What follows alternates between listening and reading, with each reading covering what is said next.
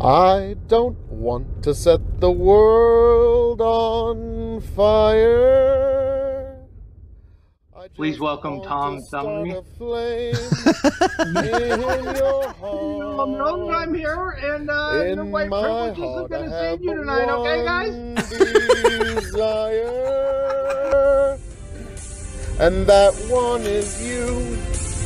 No other will do.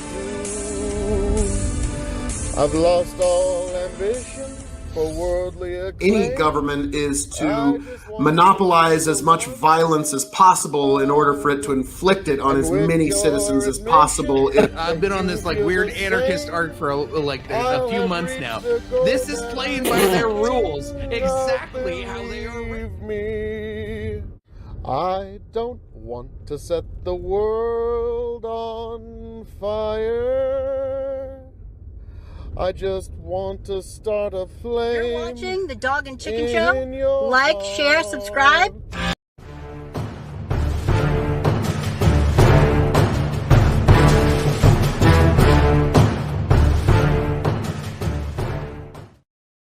Well, how are we all doing, all you beautiful people of the K.O.E. Nation? And yes, you are getting all the sweet, soft, beautiful summer sounds that are my voice.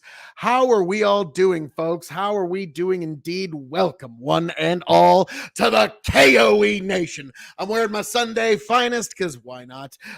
It's also laundry day. But folks, welcome one and all, folks, and I hope you are strapped in, because we've got ourselves quite a raucous ride this evening. We're going to get into a panel that I was on a few short days ago, the PrimeCayes panel. I was on with Fabian, Libery, and a bunch of other great folks. Wick was there. Real good time. But yes, your King of Extreme got Fabian Liberty to literally rage quit a panel. It was glorious. It was beautiful. It was absolutely everything that I had hoped it would be, and then more. And the thing is, I was trying my damnedest to actually be nice to him. I really was. And he just was like, he apparently woke up on the wrong side of the bed this morning. And so I decided to just, as they say in the pro wrestling world, bury him. And I did a fucking fine job. And, well, folks, beautiful people of the K.O.E. Nation, Sunday evening, bring up a beverage of your choice. Let's all just have a drink together before we get right into this, folks, because this is a interesting panel. It's extensive, and I'm going to be giving my analysis throughout, where I pretty well take a big steaming shit all over Fabian at one point, because he was just being like, it was just too confrontational. Like, you'll see very quickly, like, I even tried to extend an olive branch and he flips me off. I'm like, oh, here we go. So folks, let's get right into this. Let's get it started. Let's make sure that you're hearing all the stuff I'm hearing. Let's make sure. Alrighty. Okay. Someone continue talking. Yep. Well, it's not me. Looking. How are we doing, all you beautiful people? Doing well, thank you. Yourself? Beautiful people, the beautiful people. Prime, are you able to see me on video? It's going to be on StreamYard. Yeah, we'll get there eventually, folks. Yeah, I'm on StreamYard. I'm backstage. Yeah, we're not there. No, you're not there yet. Don't worry. Wait, can you see it? I got it. I'm going to dab. Oh my God, hold on. Get you covered. Just gonna dab. All right. So, someone continue talking while we get set up. So how are we doing, all you beautiful people out there? Of course, I would take over land, all of you gorgeous people out there. I mean, I hope if you are not subscribed to PrimeCayes on YouTube, people don't really exist in TV land because it's not the 1920s. He's trying so hard. That's not a real place. There's still like 15, 20 people who still watch TV out there, I'm sure. Yeah, there's still a few all you beautiful TV land in the 1920s. If you're not subscribed to PrimeCayes, you're missing now. You're leaving intellectual money on the table, folks. And that's right after you head to K.O.E. Nation on YouTube, TikTok, and Twitch. It's right here, folks. K.O.E. Nation on YouTube. It's the place to be for you and for me. Of course, right after you subscribe to PrimeCayes on YouTube. I'm listening to fucking like the intro to like a Legend of Korra. Well, no, because you're listening to the greatest promo work in all of internet history from the king of extreme, Phil K.O.E., the man of the hour, the man with the power, the man that makes the other podcast cower, sir. I am the prince and potentate of the political parlance and the lord of the Scottish Do they Highlands. cower One from damn your hands, man, if I do from say your- so from myself? your intros where they just go, Jesus Christ, I can't listen to this. I'm out. And then they Well, like, yeah, they if you cower. have low resolution thinking, yeah, you can't take my intros. I get it. Like if it's just too much for you, you're just too flooded with the extreme remember your brilliance. I face. get it. I've spoken with you before. Yeah, LSP. but you were on one of my first fucking panels, man. Like, what are you talking about? Like, we've never met. Like, yeah. No, like, I'm not talking about you, K.O.E. Well, no, I'm talking to LSP too. Apparently, Prime, nobody has the slightest idea who I am. Yeah, Fabian's trying really hard to dominate this and by the end of this, conversation, and they'll he's wish not they- doing they well. never knew. I shut it down No, at every but fucking turn. Wait till Doobie gets in here. It's gonna be fire. Dab on Doobie. Yeah. Someone keep talking. Lord. Oh, wow, that didn't even catch my whistling. Well, folks, I mean, I hope you're ready for the amazing topics of this evening. Fabian, you're even going to maybe get a word in edgewise or two once or twice tonight. It might happen. It might actually happen. Yeah, I'm known for being real quiet in these debates. It's actually my hallmark. It's my it's why I'm always brought on. It's like, you know, if you have too Church many mouse. people, you're always like, you know, Who's well, the you know. best placeholder that just takes up space? Yeah, exactly. Yeah. Oh, Lord Almighty. Well, also, folks, over at my YouTube channel, we just finished up our rye whiskey tournament. So the championship matchups are going to be dropping very, very like every Friday until we get to the championship match. Only 3 weeks till championship, folks. And you find out what is the rye whiskey of extreme. I think you have a drinking problem, Phil. No, I have a lack of content problem, sir. Trust me, I'm 6'3" and over 300 pounds. You cannot fucking drink me under the table. It takes a lot of liquor to fucking put me down. So I think if you drank yourself to I don't 300 feel like pounds, that's man. I don't feel like that's not the evidence metric that you for a don't drinking have a problem. drinking problem. I'm not. Well, no, it's just like it drink takes every day, like so I 2 don't have shots Okay, is like airplane. the I have same a as drinking like, problem, guys. Listen, Yeah, I'm totally. not an alcoholic. Alcoholics need alcohol. I have it. Okay. I was about to say, like the idea that it's a disease, like here it comes again. Yep. Oh. Now see, that might have looked like a choice, but no. That's supposed to be a disease that you're supposed to feel powerless against. Like, oh, here it comes. Don't be fooled. This isn't a choice. Who says that?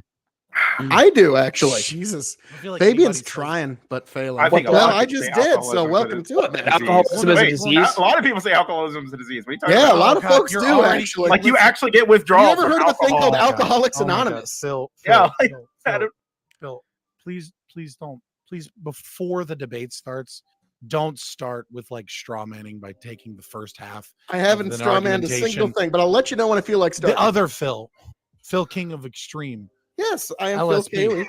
Oh my God, shut the fuck up. Lord Phil. This is gonna go swimmingly. He's talking No, about he said- he's talking about LSP here.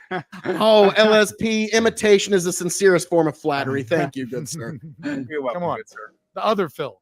The Phil nobody knows. Yeah, no, I'm not saying that. I'm saying where he said that like he doesn't have a choice and that there's nothing he can do. I'm like, I don't feel like there's too many people that are saying How are we alcoholism doing is a there, disease that Alesto? completely Good Lord gets rid of Almighty. I gotta anybody's hit pause choice. on this one for this. Alcoholics. How you been, Alesto? Good Lord Almighty. Thank you. My son and my finest. But yeah, I figured I would get into this panel where we have quite literally somebody rage quits. I make Fabian Liberty rage quit, and it's really something. Anonymous does. I mean, there are a lot of people. I mean, saying they're that. kind of What are you like talking I don't agree with I their think when whole you- everything. if but you- it's kind of like, a thing. don't Fabian, choose whether you're an get, addict. people actually or not. develop physical dependency on alcohol. Like, Yeah. No When they shit, went- Sherlock. I've seen It people changes- get the shakes. okay, so- It's pretty fucking. I mean, but it changes it's a dependency. alcoholism changes the Physically. chemistry. Alcoholism and drug addictions change the chemistry in your brain to where you become mentally and physically dependent on alcohol. Yeah, and when the Phil. chemistry Yeah, and when the yeah. chemistry of the We all- brain we is all- changed, it can we all therefore be turn considered a Here comes disease. another choice again. Fabian, you're like Robin from Teen Titans Go. I want to like you, but you make it so hard. It's like, well, I mean, like you guys are talking like you're having conversations at the level of like freshmen. I remember I buried him on that one. Alesto, how is work and the fam? Just had my daughter this weekend, so swimmingly marvelous. And hopefully they are doing swimming. Yes, they are. Work is. It's been warm. I'll tell you that. It has been fucking hot out lately. And there's been some interesting trials and tribulations, but all in all, positive. In high school, yes. like it's like you're saying something Oh my interesting. No, Sorry, I know we're it's not hard at for your you intellectual to level there, buddy. understand freshman level, reasoning and stuff, but try to keep up. We'll try to condescend a little for you Oh, and God, help you it's keep so- up a little it's- better. it's already- But Well, I let's- get let's that come you're on, at be the real. high school junior level of, oh my God, I'm just so over this and I'm just so above all this. So like, Middle school Liberty, Scott. If Am I I may, right, I fellas? think Prime selected the best people. Well, yes. You can be like literally physiologically dependent on alcohol, but the idea that like addictions and a disease, like I always like, there's a lot more choice there than anyone wants to admit. Like, it's the Doug Stanhope. It's like, oh, here it comes again. Here we go. Oh, now see, that might have looked like a choice, but no. That's a disease that you're powerless against. I'm off tomorrow, Tuesday. Please reach out. Oh, would love to. I have a proposition. Oh my. I'm afraid, Lester, you're gonna have to take that to the DMs. I'm afraid. Whoa. A proposition, sir. For this panel. I think that's pretty clear. Oh, this is gonna This be is awesome. gonna be a fun night, and by fun night, I mean I'm gonna be pulling my fucking hair I out. would say my mouth- kudos to Prime. For Half my that mouth panel. is still numb because I just got back from the dentist office. Like this whole half of my mouth is like numb. Sorry, this half of my mouth is numb. So if I sound weird, that's why. Corey, I picked the best people that would say yes. Sprouticus. I gotta give credit just for the fucking dedication there. Sprouticus came despite the fact that his mouth is all fucked up. 2 gold stars, man. 2 thumbs up. That's not- Sprouticus, say Fuddruckers. I want to hear you say Fuddruckers. I'm what, Fabian? Dedicated is what I said. Oh, Because I'd have been like, yo, fuck that. I'm not doing shit. Like, honestly, oh my God, when I said yes, I forgot I had a disappointment, and then I already felt contracted to my yes. So I appreciate the loyalty, buddy. yeah, no, not I my would have told Prime, I'd be like, yo, I got a tooth removed. Like, I'm fucking out. Like, and we see, right? If we were to rank people in terms of loyalty, all right, well, there we go. Oh, I got canceled for defending you during your sexual harassment thing when nobody else was doing it. Destiny did it after I did it. Let's be clear. I'm loyal as fuck. Whoa. Like Destiny the only was one who following reads all of shit. us. Let's be You frank. got, Destiny is following me. LSP, you got canceled for many reasons. Okay. I've been canceled for many reasons. Yeah, that's true. Give me 1 second here. Let's not put it all on Prime. Goodness gracious. We had a breakdown there, and no, you're not getting your ad on my shit. So yeah, that was okay. Yeah, I had a little bit of a problem on my end as well, but we'll get back. We will get back, folks. So as you can see, it was starting to get contentious. Oh shit. Prime. I must be way too polite because I'm like, why is everybody else getting canceled but me? What? You've got to live as close to the edge as I do, Phil. Just live Phil, as close to the edge as I do. It's because you stream once a month, and the streams you do is which alcohol is better. Well, obviously the ones that I review. Vodka's better. no. I mean, Bourbon or well, no, Scotch. the canceling tends to happen on the left because Tends to, Twitch yeah. politics is a toxic place where people believe that they're competing for views because they don't actually like work to make any legitimate content, and most of these streamers don't they don't actually like engage with the outside, and they don't like bring an audience from outside in. What they do is they just kind of like talk to other Twitch streamers and then try and cancel other Twitch streamers for the what I like to call cancel clicks, because they don't actually care if they cancel you. They just want the drama and the clicks to their stream so that they can get that boost for that day, because they're lazy and they don't actually cover politics. But if you're far enough on the right, or you're far enough like out of the Overton window, like someone like myself that's an ANCAP, they don't come after you because they know that we don't share the same audience. Dude, tell that to Lauren Southern. Did you miss the manifesto she just uploaded? I don't care about her video, and I don't care about all the lefties Okay, that well, want to there's a right-wing cancel example. Well, Scott, you and I have a lot of disagreements. I don't disagree with your assessment there. No, for sure it happens in the YouTube space and other spaces and things like that. But it's just different because Twitch politics, like you're live streaming. And so because you're live streaming, you're competing with these people. But Scott, you've done mass- streams a about mass this shooting- person and this person's a groomer. This person's a pedophile. You've done streams like that. That's been in your stream title. I don't know what the fuck you're trying to pose as. That is I'm true. above it. I've when you been- fucking I've engage been with a- it. You've I've tried been to a cancel streamer- people directly. You've tried to cancel Okay. people all the time. So you're like, I'm so All the above it. time, No, all the fucker, time. you're part of the problem. You're All one of the those time. So here we incestuous go. fucks going for those clicks, right? Here we go, Wick. Cancel click. So here we go, Wick. So let's just clear this up real quick since you want to talk shit about that. What do you mean? I've been a talk streamer shit about for that? You mean 14 months. bring it up when you talk I've shit been a about everyone streamer else, for right? 14 months, right? And in that 14 months, I have called out 2 people, Queen Alexa and MX Vivian Wolf. I called out MX Vivian Wolf when I had proof that she was doxing Brand for Liberty and encouraging physical violence. I've been told that I do a very good Vivian Wolf impression. I believe I'm going to dox this person now to stop the world from fascism. Violence against him, and I brought that up. And in the Queen Alexa story, when everyone was talking about Queen Alexa, I forwarded information to Big Papa Fascist Andrew Wilson and to other people and said that I want to stay out of it because I don't want to be a part of the drama.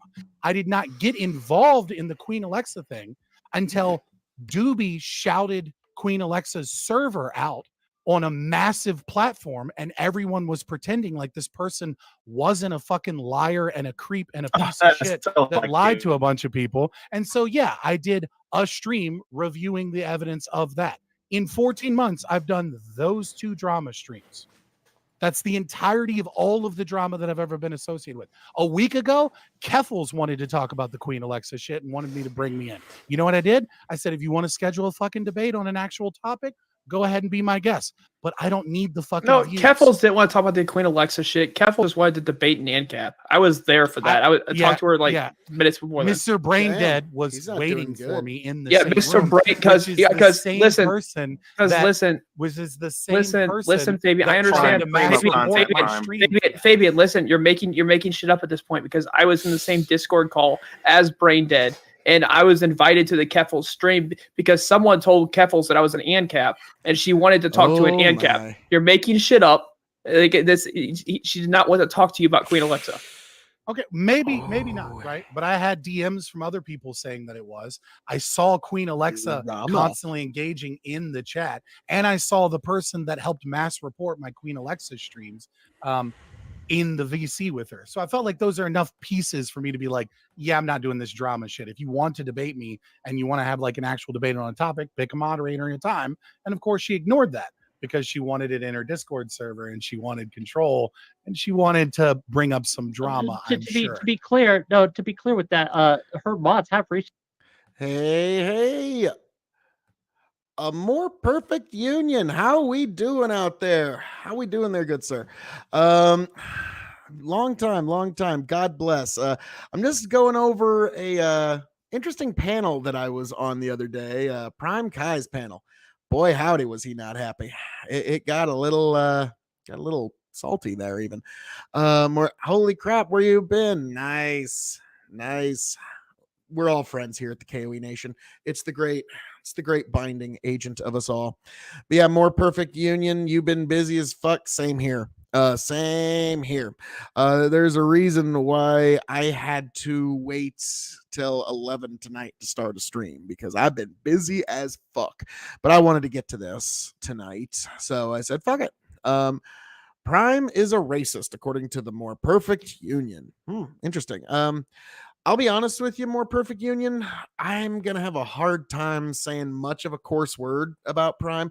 Now, actually, later in this debate, later in the post debate, we get fucking heated into some shit in debate, but I have a hard time saying much of a coarse word about Prime. The man did help raise $2,000 for my 9-year-old nephew when he was going through pediatric cancer through his community. So I guess I'm just going to be willing to let a little bit more go with the guy. It's kind of like Dylan. He also raised $600.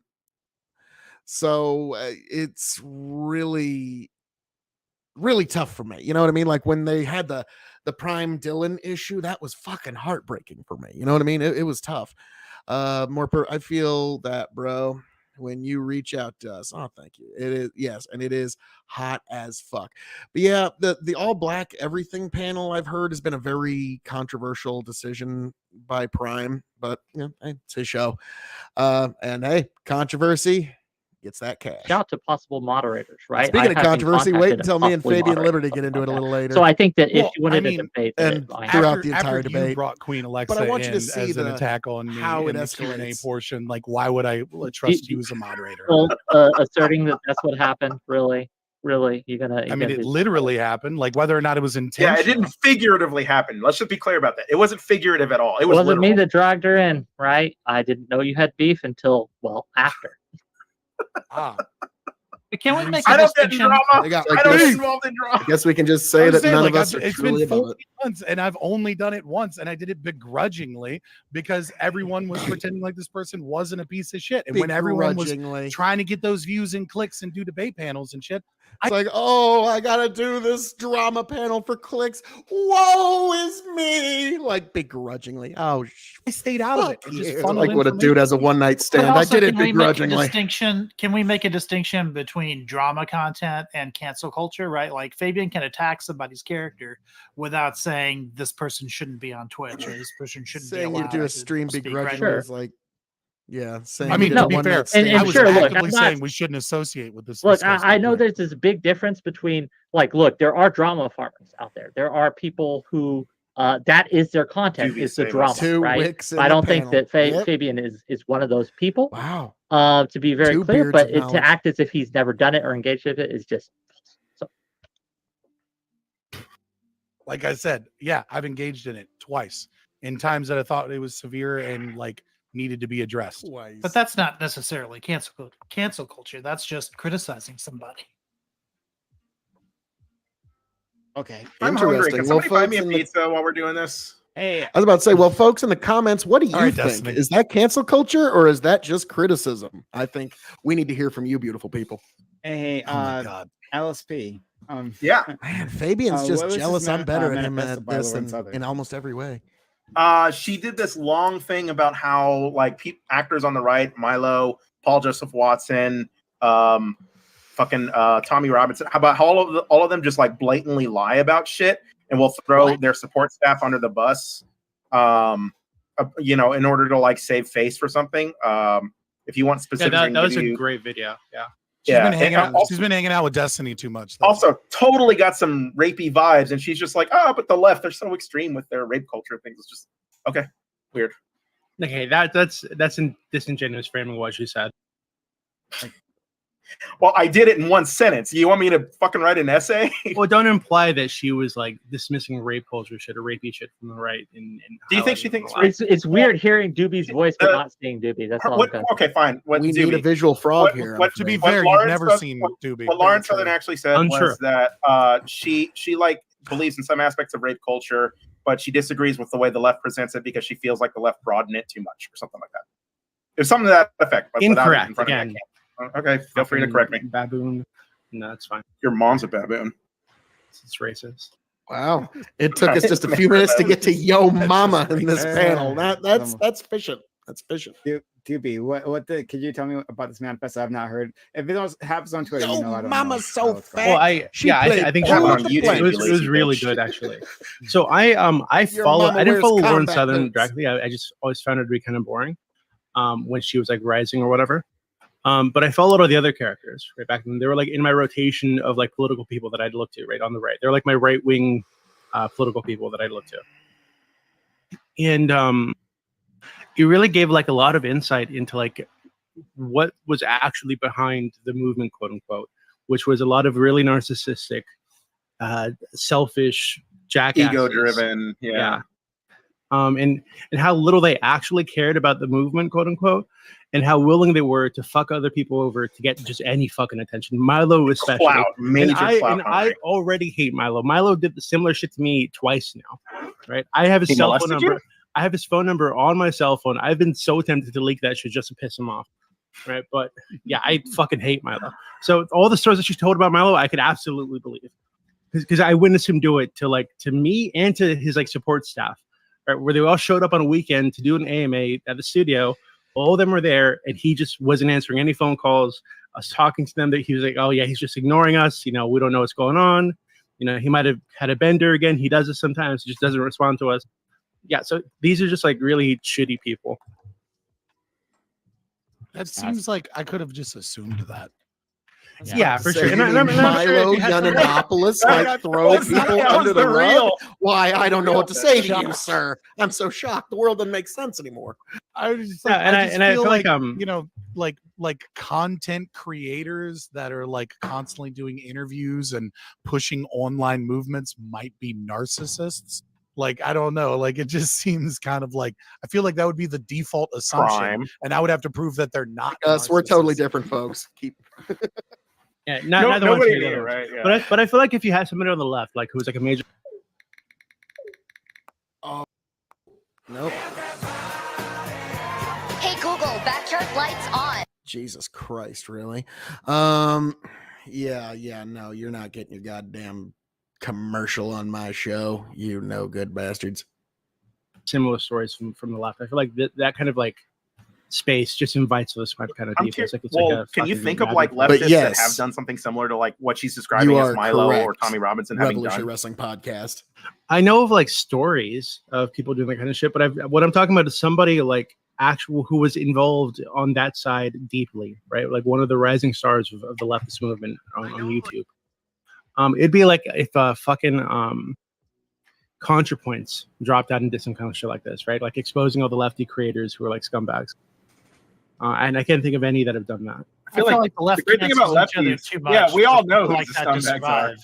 Yeah, we actually it's not even like ContraPoints. Firing squad on the left. Actually, it's not even like ContraPoints because she wasn't just like an online YouTuber person, right? Like she was an actress. Like, she made documentaries. She was like, on location. We're a simple species all over the fucking world. We're easy to market to. She's very deeply involved in this. Okay. Prime, I really suggest you watch it. It's really interesting. Okay. Throw me the link if you happen to have it. Yeah, I will. Oh, thank you so much. Okay. All right. Well, this was an interesting start to things. I'm glad we're all on the same page. And turn this back up. Everyone's being kind and generous to each other, right? All the love. Okay. So, hello all. Welcome to the Reverie Roundtable, which we have Mondays at 8 p.m. Eastern. We got a great group of individuals here. Excited to talk to them. And if you're watching us on YouTube, please like, comment, and subscribe because they're hitting that join button on YouTube. Becoming a YouTube member, supporting us that way if you're liking this content on a regular basis. All right. So we are going to start with our friend Wick. Wick is here with us. Wick is back because I can't quit him. So Wick, thank you. I know that reference. Yes, when we talk about like addiction and when we talk about lack of control and loss of control, it's not just the substances, gang. There can be real psychological addictions to personalities as well. And I think this is a great example. No matter how much we yell and scream at each other, right? We still love each other, and that's okay. We're addicted. We're addicted to each other, and that's. I'm addicted. But yeah, thank you for having me. Thanks for these topics are pretty good. I'm very excited to go over them, and so glad to be here. Thank you. Thank you. Next, we have K.O.E. My man Phil is back with us. Give me a bigger screen for this one, as he does literally every time I have him around. Phil, please. Folks, I just have one question for you all at home. I have one question for you. Are you ready? Folks, yes. I can't hear you out there. Are you ready? I am. Let's get ready to reverend. Hey folks, I am the devilishly handsome outlaw himself, your king of extreme, the man of the hour, the man with the power, the man that makes the other podcast cower, the prince and potentate of the political parlance, the lord of the Scottish Highlands, and one damn handsome man if I do say so myself, Phil, K.O.E., the king of extreme, which you can find at K.O.E. Nation on YouTube, K.O.E. Nation on Twitch, and K.O.E. Nation on TikTok. That's K as in king. Oh my God, you can find K.O.E Nation on YouTube, TikTok, and Twitch. So he is extremely happy to know. You can find K.O.E Nation on YouTube, TikTok, and Twitch, folks. This is all very on brand. Of course, right after you subscribe to PrimeCayes right here on YouTube, every minute, every second, every millisecond, you do not subscribe to both of those YouTube channels, you're leaving intellectual money on the table, folks. This is going to be an interesting topic where we get into the topics of the day with all you beautiful people and all your feedback, and I cannot wait to get into them. And folks, these lips of mine, they can speak no evil. And with that, I yield back to all you beautiful people. He's great. I love him. I know I am. I couldn't say it better myself. Like if you had gay charisma on top, it'd be unstoppable. I've been told I have like day trader coke energy. I imagine that he's gay all the time. Day trader coke energy. Okay, Hang great. on, we gotta get So, into some comments here.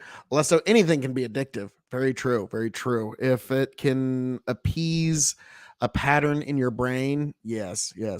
I gotta hand it to you. That is a hell of an intro. Yeah, like it's one of those things. Like you'd be shocked how many people just don't have the gift to gab, which is always like shocking to me. Where like you can, like in wrestling, they always just ask, "Can you talk? Can you talk? Are you able to talk?" And they're like, "Well, who can't talk? Like, why would you not be able to talk?" And so,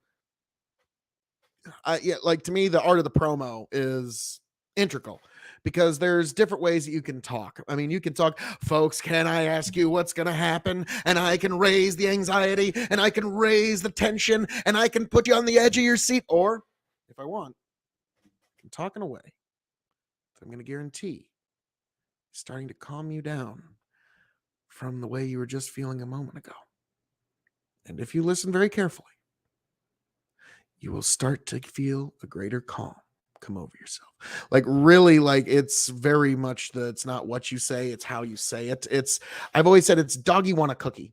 Like because you can tell a dog if he wants a cookie, but if it doesn't matter what you say, if you go, doggy want a cookie, doggy want a cookie, doggy want a cookie, they'll be all happy. But if you go, doggy want a cookie, doggy want a cookie, like the dog's not going to respond. Okay, this little gnat's been gotcha. Okay, that little gnat's been flying around my microphone for the last 3 live appearances, so it was time for him to go. Cracks me up. Well, thank you. The Wolf of Wall Street. We're not fucking going anywhere. Like, oh, that was great. Alesto. So, Phil, when are you going to release your sugar trader? Since I need something to give me an up, my sugar trader. Tonality, inflection, and cadence. Yep. You'd be shocked how much you can get from just that. Like any human being that has the capability of hearing will be affected by that. Even if you don't speak the same language, it can still very much work. I've been asked, like, do I do drugs or something to like, no. In reality, I'll take a few sips of alcohol, I'll smoke, but that's about it. The drugs would probably just make me normal. So no, nothing like that. Yep. And that's a huge part of a persuasion, which is something that I always emphasize here on this podcast is the power and the art of persuasion, because Fabian just kind of like, even though he just kind of had the body language and the disposition of not someone that was defeated, but like just a guy having a bad day. And so there was just no way, like he could have made every argument properly, which he didn't. And he probably wouldn't have won this debate. But when I got him to rage quit, that was precious. That was just marvelous. Ran Sprouticus. I need you to keep up the energy. I know. Putting out, all right. Yeah, I'm glad I don't have to follow that. I mean, mine's gonna go the exact opposite way, but I'm actually gonna forego my introduction. Just in remembrance of there was a mass shooting 20 minutes away from me, so I'm gonna forego my introduction in remembrance of that. Oh, okay. Well, I was just like, well, and we were all like, I forego my introduction. Go ahead. Okay, fair enough. Okay, all right. Check out Sprouticus on all platforms. I hope everyone is well. Thank you, B. Dander, Alesto TV, the military for the program kind, donation. Holy crap! And some college Dander, they told much us to influx our voice. $20. If you sent the message.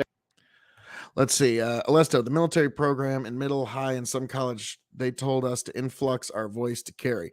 Oh, yeah. Like that's the thing. Like if you can really carry your voice, verbal commands are huge. Like I'm going to turn the gain down on my mic for a second, because if you just stop, like that will get a lot of people to stop dead in their tracks. Let's see what. I want to hear that. I want to see if it actually. Hey, it actually did it, and it didn't peak out for once. Nice. Okay, but yeah. If you just shout a verbal command, sometimes that's all you need to do. Like they'll just stop dead in their tracks. We're a social species, and so long as we have the ability to hear, that's going to affect. I gotta hold on, look it up. If he sent the message, I'm not sure if he did. But while I do that, we will hit up our friend Corey Campbell. Corey is back with us. Nice to have you there in your soft purple bisexual lighting, I guess. Bisexual. Spread the word. Yeah. Ambiguously gay. Ambiguously gay. The ambiguously Duo. gay. Where's my duo? But yeah, thank you so much. I wanted to sing that song, but I never had a chance. Much appreciated. Never taken for granted. And yeah, I echo Wick's sentiment. I think, as always, great topics, and I look forward to discussing these. I'm Corey Campbell, PhD candidate in biochemistry. You can find me twitch.tv, Corey Campbell 84, and on Twitter and Instagram, literally, it's Corey Campbell. I'm looking forward to it. Okay. Being Dander, you just sent me some emotes, but I appreciate it. Emotes. I was gonna wait till Corey got his intro done, but done it. Lesto says, done it so long my voice is, quote, naturally like basic people's yelling. I've even been told, like, when I'd like whisper an X or something, like she'd say, like, shh, like, what? I'm whispering. She's like, your voice carries. It's like, oh, okay. Sorry. Lesto, my family yells at me all the time that I am yelling. And I was like, well, I'm not yelling. I just have a lot of opinions I want to get out before anybody else has a chance to, challenge. The best kind of emotes. No, thank you. But nothing wrong with that. Thank you for support. Okay. Next, we will go Great Bill Burr bit. Aiko, hey, is new to any of our closed panels, right? I've chatted with Aiko once. You've seen him on open panels. He was just with us on Saturday. And he's been with us for past 2 nights, and I really enjoyed talking to him. So I had to hit him up, and I was very, very happy when he agreed. So Aiko, please tell the world about yourself. Yeah.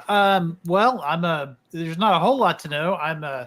Used to be a network engineer back in the day, quit to do for a living what I used to do as a hobby, which is high school debate coach. And I found myself I've been doing that for 35 years. So, debate is usually strictly about like playing logic games, which, you can get tired of pretty fast. I found that debates here or on the Twitch space, generally speaking, are very different. And I'm very new to that format, and I just kind of want to sort of dip my toes in it and see if I can, learn a few new skills myself. You hear that, everyone? All right, to the rest of the panel, this is a real debater. Not like you fucking posers. No, not a third of a debate. Are you going to coach me debate, Daddy? Are you going to coach me debate, Daddy? I can. All right. Okay. So back to the posers. LSP, thank you for being around, for coming through. LSP is a good friend of the channel, friend of me, really. But thanks for being around, buddy. You're welcome. Okay. All right. Moving on. Scott. Now he's Milo, Minneapolis. Fabian Libery Scott is here. Man, he's down below there with the rest of the. I just gotta say, very low energy intros. I like, as much as I'd say, I think my intro was so good it just kind of sucked the fucking energy out of the room from there. With the rest of the non-loyals, right? So, Scott, thank you for so true. stopping Revolutionary by. Wrestling Podcast. Yeah, I'm super non-loyal. I'd totally never show up to these. So I'm a Scott from Fabian Liberty. We're an anarcho-capitalist duo stream. We do news, reactions. We do some debates. Look into some stories. We do some philosophy readings from time to time. Thursday, we will be doing our once a month serial killer night. Who's the killer? Took too long. We're gonna keep going. Sorry, but you got to come over and follow the channel and be on the Discord, I guess, to figure out who it is. We've been doing a lot of interviews lately. Yes, because there's so many super famous black serial killers. So we we've been doing a lot of interviews lately. Tuesday we'll be interviewing John Cochran of no relation, running for the LP, running on the LP ticket in Alabama. But next Wednesday, they'll get a lot done. But next Wednesday, we will be speaking to Yaron Brook. chairman of the Ayn Rand Institute, famous individualist, capitalist, and super famous in terms of objectivist. Probably the second most famous objectivist in the world, second probably only to Leonard Peikoff. So I'm super excited about that interview. I was like, next Wednesday, not this Wednesday. Come check it out. Thank you. Everyone, please check out his channel. And then, oh my God, we've got fellow panelist actually. Aiko here. How are we doing there, sir? The only other good intro from this whole panel. Wick did good, then I kind of sucked the energy out of the room. Then Aiko did, well, how you doing, good sir? You should rage. Well, then yes, you would be featured on the K.O.E Nation. But no, Aiko, like, to be honest, Fabian's rage quit. It was a team effort. Wick, me, a little bit of Sprouticus, and a little bit of you. It was all a team effort to get this rage quit. But I'll be honest, I was definitely leading the charge on this one, and it was that fun. But Aiko, God bless. I'm glad you're here. And this was a hell of a panel, and it did start to get a little heated at one point. Now, Aiko, I would never goat somebody that's getting heated. I would never do such a thing. I mean, you were there. You would definitely back up such an assertion, correct, sir? I mean, cool, level-headed Phil K.O.E. What the fuck? All right, whatever. Our Dark Lord and Savior. Tell us how you really feel there, kiddo. Hi, I'm Doobie. Okay, all right, really inspired. See, this is K.O.E. Damn it, again. I don't want that. Like, the music is more what I'm worried about. I don't care about the visual, but the music I am worried about. Correct me if I'm wrong, but isn't Jordan Peterson an objectivist? I don't know that, actually. He's a Canadian, and like he's like right wing by Canadian standards, but by American standards, he'd be like, you know, kind of a moderate lefty with an idiosyncratic moderate support for Trump. So I don't know about that. Aiko, Fabian has a bit of tunnel vision, I think, but I haven't seen just a whole that time we talked was the most I'd ever seen of him. There we go. I know. Maybe if you wouldn't call us posers, we'd actually give you some shit, Prime. Dick. No one to blame but yourself. Don't get me wrong. Whenever you for an anarcho-capitalist duo stream, we do news, reactions, we do I'll some let that debates, get in. look into some stories. We do some philosophy readings from time to time. Thursday, we will be doing our once a month serial killer night. Who's the killer? Took too long. We're gonna keep going. Sorry, but you got to come over and follow the channel and be on the Discord, I guess, to figure out who it is. We've been doing a lot of interviews lately. Yes, because there's so many super famous black serial killers. Yeah, so we is that part of the problem here? Can we find out the solution? So we'll start with a man Wick. Oh, last but honestly one of the best. We have our What the fuck? All right, whatever. I wanted to hear what our Dark Lord and Savior, Doobie. Hi, I'm Doobie. Okay, all right, really inspired. See, this K.O.E. This is why you literally do have to go last, right? Like these. I know. Maybe if you wouldn't call us posers, we'd actually give you some shit, Prime. Dick. No one to blame but yourself. Don't get me wrong. Whenever you say Prime's like, God, you are so hard to follow, I'm like, well, I just think that. I don't say that last part out loud. I know. Damn it, I'm good. Let's see. Alesta, American standard, he would be more libertarian. Maybe, but like, I don't know if I would say Jordan Peterson's an objectivist, say. That one would be kind of, because I've read Ayn Rand's Atlas Shrugged and found it to be a very fulfilling book. So like, yeah, I'm well aware of the Ayn Rand objectivist sphere. And I don't know if Jordan Peterson would even count himself amongst them. I need to learn how to get as succinct as Doobie. Okay, let's get started. A lot of cocaine. Cocaine for Doobie? All right. Choose your land, choose your land. Like he's like the most, he's one of the chillest people here. Oh, I'm sorry. A lot of heroin. That's what I meant. Okay. Choose your land, choose your land. Topic 1.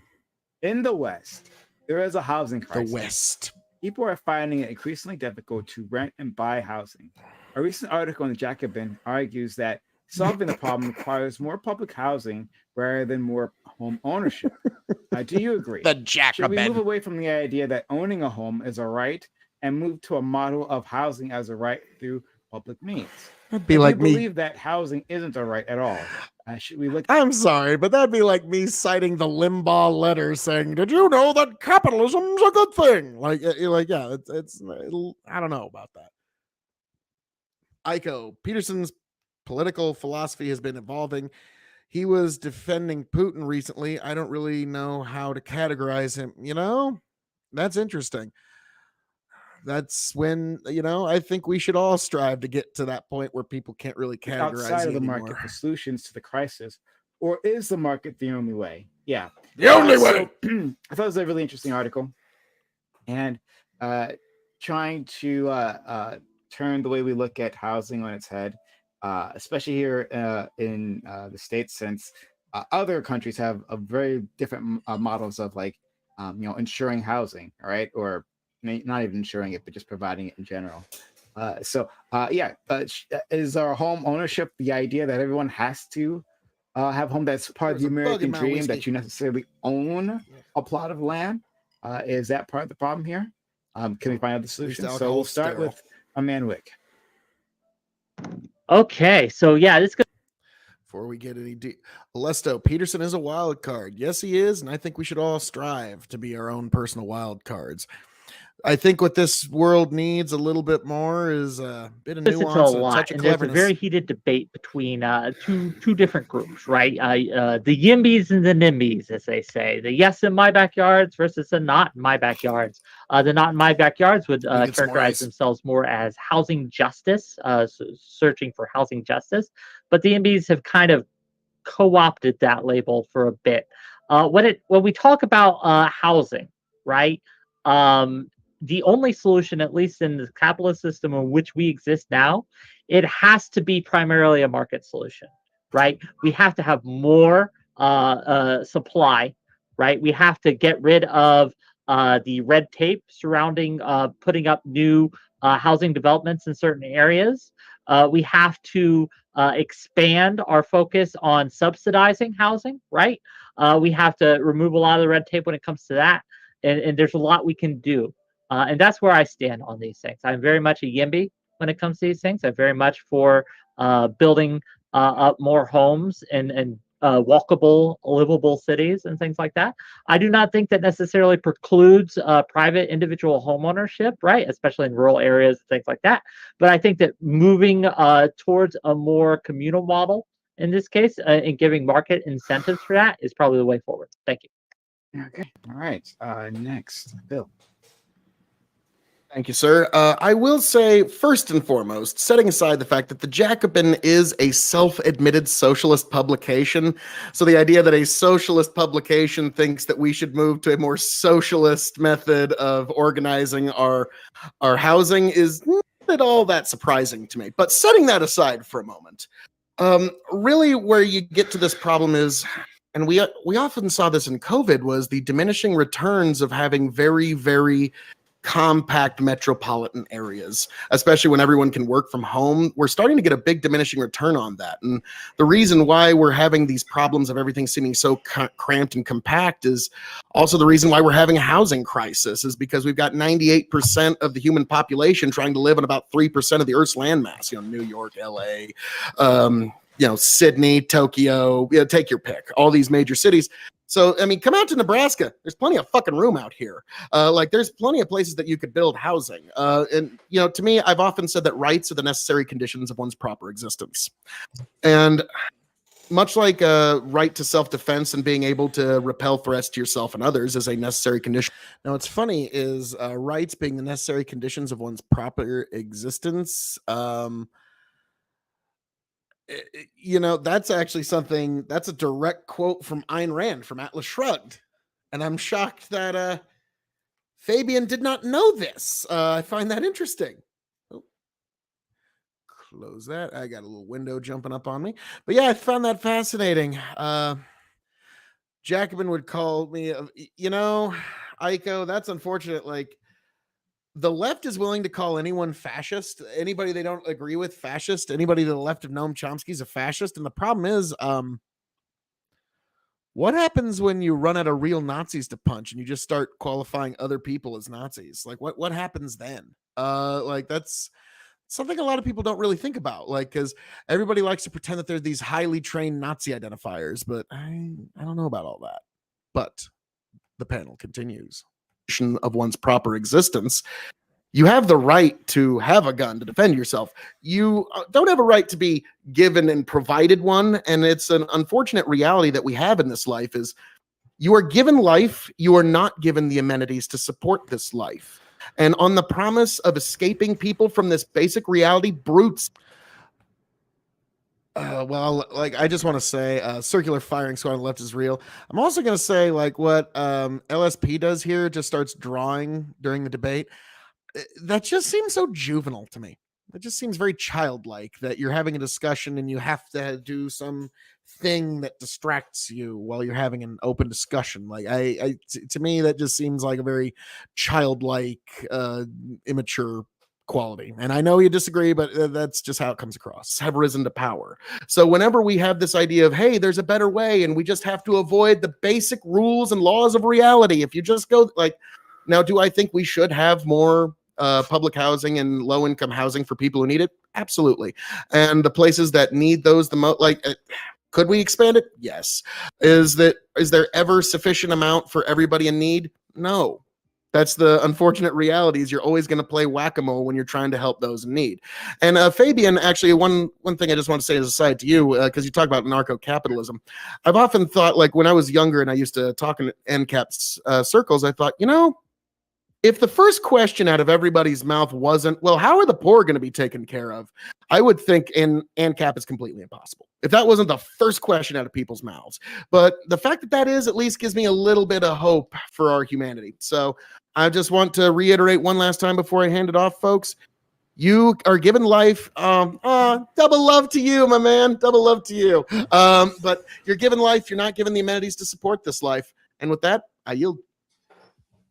Thank you so much. All right. Next, Sprouters. Ow. Yeah, so I think I think that I'm not against public housing on the small part. I'm against public housing being the way that we develop housing in general. I'm against that. I think that homeownership should still be where we should like strive to be.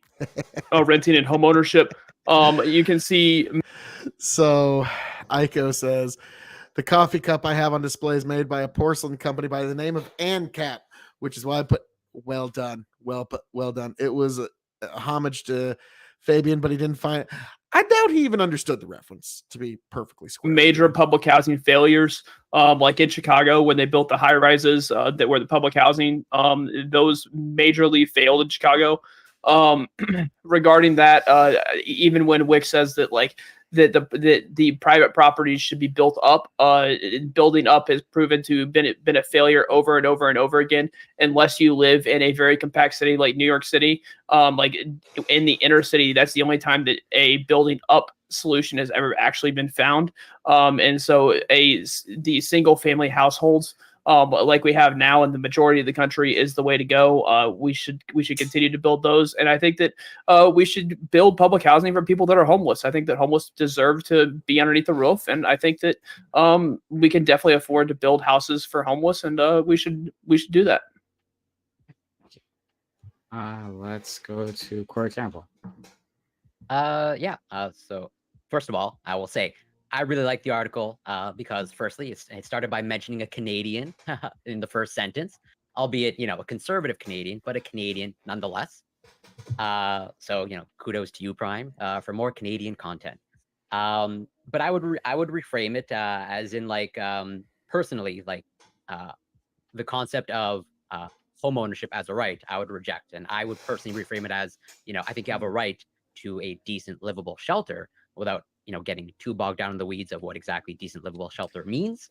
But I do think there's, like what exactly is not an unimportant thing. A mansion, et cetera, and yeah, when it comes to things that I would characterize as fairly critical to survival, I'm generally in favor of policies or things that minimize market forces or just markets in general. because at least in my opinion, I don't think markets are the best way at distributing things that are crucial and essential for survival. And I consider shelter as part of that. And I'm sure there'll be a strong disagreement when it comes to that. And also to sort of address something that K.O.E. brought up, talking about rights and sort of the logic that they put forth of, well, yes, you have a right to own a gun, but you don't have a right for that gun to be provided with you. I would reject that logic because this is Soggies. Son What happened to my of breakfast? a biscuit. Prime, your first hour and a half of shit is like, I've noticed it's the worst for the first like hour and a bit, so we're getting past it. But he asked me like what my thoughts on ownership and such were, which is just perfect.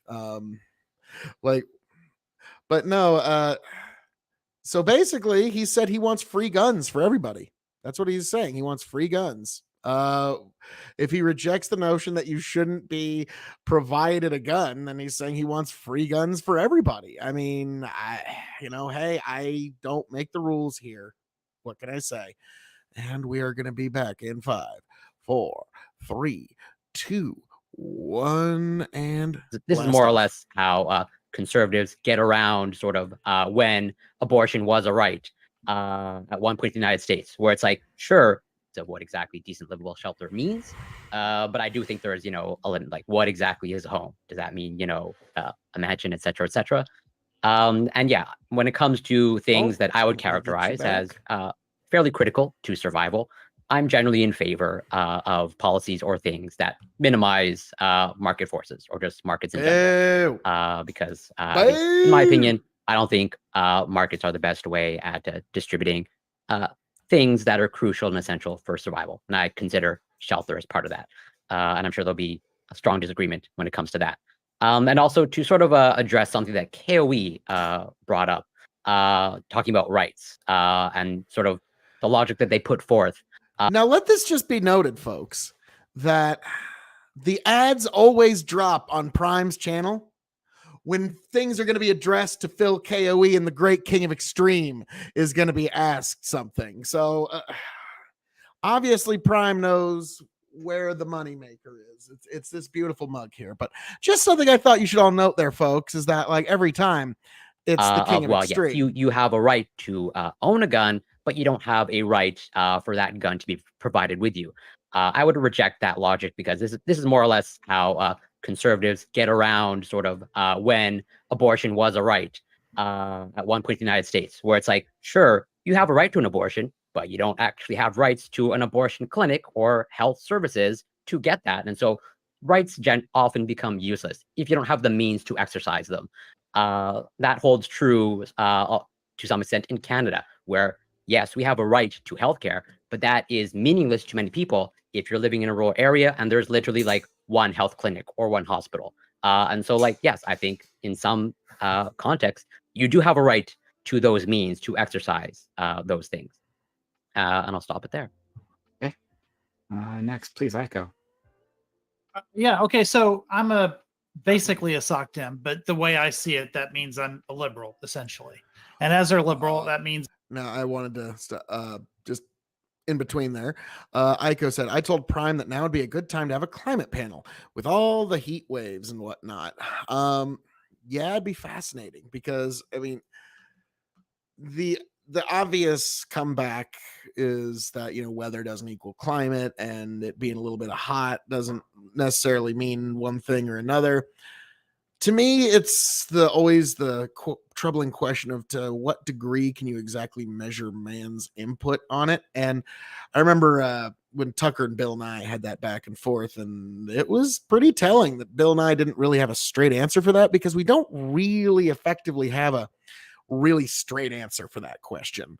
And so the problem is that you got one side that's just saying, well, we know everything and we need to start taxing folks and shutting down aspects of the economy over it.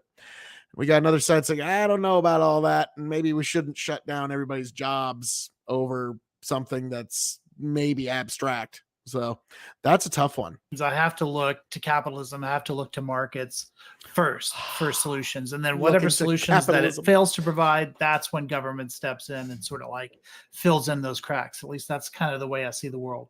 But when I look at housing, I see two things that are unusual. Like everybody remembers from economics class, right? You have the supply curve and the demand curve, and where they meet in the middle, you have this sort of ideal price, right? Where the equilibrium, supply equilibrium, yeah. yeah, where the equilibrium has been reached, right? But sometimes you have problems. You have problems when the demand curve is inelastic and when the supply curve is inelastic, which basically means it doesn't respond to market pressures, at least not as easily as maybe in a lot of other markets. And I think in housing, what we're seeing is relatively inelastic supply curve, right? That is to say, as more and more property gets bought up, things get more expensive, and it's more and more difficult to then sort of find that ideal price if that line isn't moving. But also you have a demand curve that I would argue is even more inelastic, right? Everybody needs housing. You can't just decide rationally, well, I'm not going to have a place to live, right? You need that. So you have two lines that are less elastic than we would like them to be. Now there are some, potential solutions to that. Like for instance, with skyscrapers, you sort of invent real estate as you go up, right? That was one way of mitigating. I wouldn't say it solves the problem, but mitigating that problem. You've got countries now that are starting to like build sort of floating islands that they can, add more real estate onto. You have like here in the Dallas area where I live, we started learning how to take highways that are moving through towns and sort of like put real estate on top of those highways by burying those highways. That creates a little bit more real estate. Those are all if we can solve the population problem, which in the first world, you seem to be having some shrinking population, or at least pressures that are pushing that down, then your ratio of demand to supply sort of favorably changes. So there are some opportunities in the markets to sort of mitigate these problems. I'm sure Fabian especially is going to point to more obvious solutions that markets can solve with. But I don't think any of the stuff that I've just mentioned is enough to solve for the elasticity problem in these markets.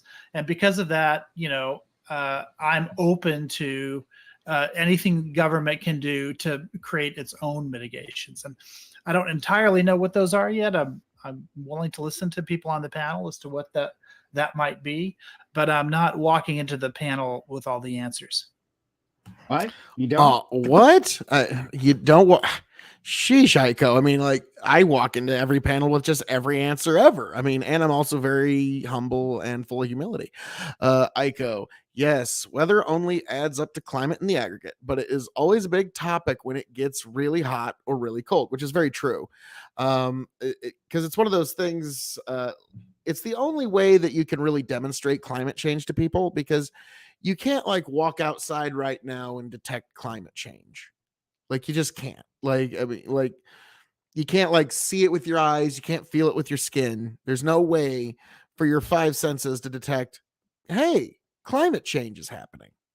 So it's not self-evident. So it's one of those things that the folks who do want to do something about the climate do have to admit that they're pushing something that is not actually self-evident. Until they can actually get there, it's not really going to help them push anything or advance anything. And that includes, well, that's very much why you talk about, like, when it's really hot, really cold, it's a good time to talk about climate change, because that's when people are, and the Aiko with one of the truest sentences ever: people aren't really persuaded by data. Very true. But they do seem persuaded by anecdote, especially if personally experienced. Yes, sir. Because here's the thing, like, we've all had the www.imright.com debates where somebody runs to, well, according to www.imright.com, it says you're wrong and I'm actually right. So data's not, because we've all seen how data can be fudged, and we know how data can be manipulated and massaged. And so the fuck out of here. It Then. doesn't seem to land as much as sorry. real experience. Invite rescinded. Don't worry, sorry, I did. I apologize, everyone. Someone here doesn't think they have all the answers. Okay, all right. LSP's making an arts and crafts project. That's really nice. Yeah. I like to draw. It's a house blueprint. He's gonna solve the housing crisis. I'm doing it right now. That makes sense. All right, LSP, please, lift your beautiful hands. I pretty much agree with what Rick said. I do want to tag on to I kind of like to idealize that there's both a market solution and a public solution that you can simultaneously tackle on two fronts. A market solution to expand the supply of housing. Iko, you're absolutely right. It's what drives me crazy when people dismiss anecdote, or to me, it's just like what I always say is, lived experience doesn't invalidate statistics, but statistics also don't invalidate lived experience. So that's that is the problem. Is though what you've got data which doesn't really reflect lived experience, or you've got lived experience, but I've had the argument, and it was from Hans, like, well, which one do you legislate on? It's like, well, there's many a times where we legislate based on lived experience as well. So let's not pretend like that's not a thing. But I do understand, like, the data can seem more persuasive to like the wonky nerd, or it's like Dwight Eisenhower said it really well. Farming seems easy when your plow is a pencil and you're 1,000 miles away from the field. So it's like, yeah, the real world seems easy and just crunch the numbers to its easiest extent. But like, if you want to get to that point, like, if you want to go to like data, like shit, there's people that are hogging organs that they should be donating because those 5 organs could save 5 lives. And according to just punching the raw numbers, that should be the proper decision. But no. When you get in the real world, like, no, fuck that. No. We're not just chopping this person up just so we can, in the abstract, maybe save these other 5 people. We're not doing that. So like, when you get into those kinds of data versus real world experience, you always got to be careful. And a public solution for addressing people's needs who can't afford housing. I don't think these are mutually compatible. That said, I want to comment on Phil's logic for something, because it's just like the most triggering thing, because I hear it all the time. This idea that like, oh, you have a right to something, but you don't have to be provided that to have the right to it. Phil, imagine if the government just banned all gun sales, right? They're not, you don't have a right to be provided for it. So, what could you bitch about? If you got a gun, great, but you don't have a right to be provided a gun. So they just banned all gun sales. Like, would you like want to live in that world? 3D like printers. No. If you have a right to something, you should have access to it, and reasonable access. If you don't have reasonable access to a certain right, then you don't really have that right. This applies to healthcare. This applies to housing. This applies to a lawyer. This applies to police. This applies to schools. Okay, that's it. That's all I got. Thank you. Having access to it does not imply being automatically provided, but thank you. Just had to shut that down we're quick. gonna go to Scott and look Scott. We already know. Data catches up to us all eventually. Right? Our friend Scott is I'm just God so triggered. Oh, Fabian's so triggered. But Iko, data catches up to us all eventually, but it's not just rhetorically powerful. But yeah, like, well, it was a great line from the movie Fight Club. Over a long enough distance of time, everyone's survivability rate eventually reaches 0. It's like, damn, powerful shit. I can see why that movie's aged so well. Public investments, he loves it. Right. And so we already know what your answer is going to be, but still, I want to be fair to everyone. So I don't think you know where I'm going to take this. So first of all, positive rights are bullshit.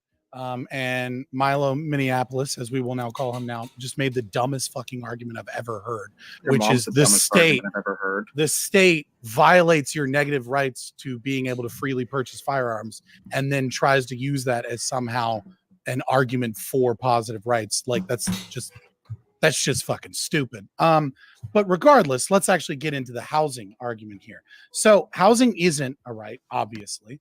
Because it's a positive right. California's been trying to solve this with public, housing programs since 1982. hasn't really worked out for them in the last 40 years. The problem's only gotten worse. For example, we saw in 2021 the unintended consequences of state intervention.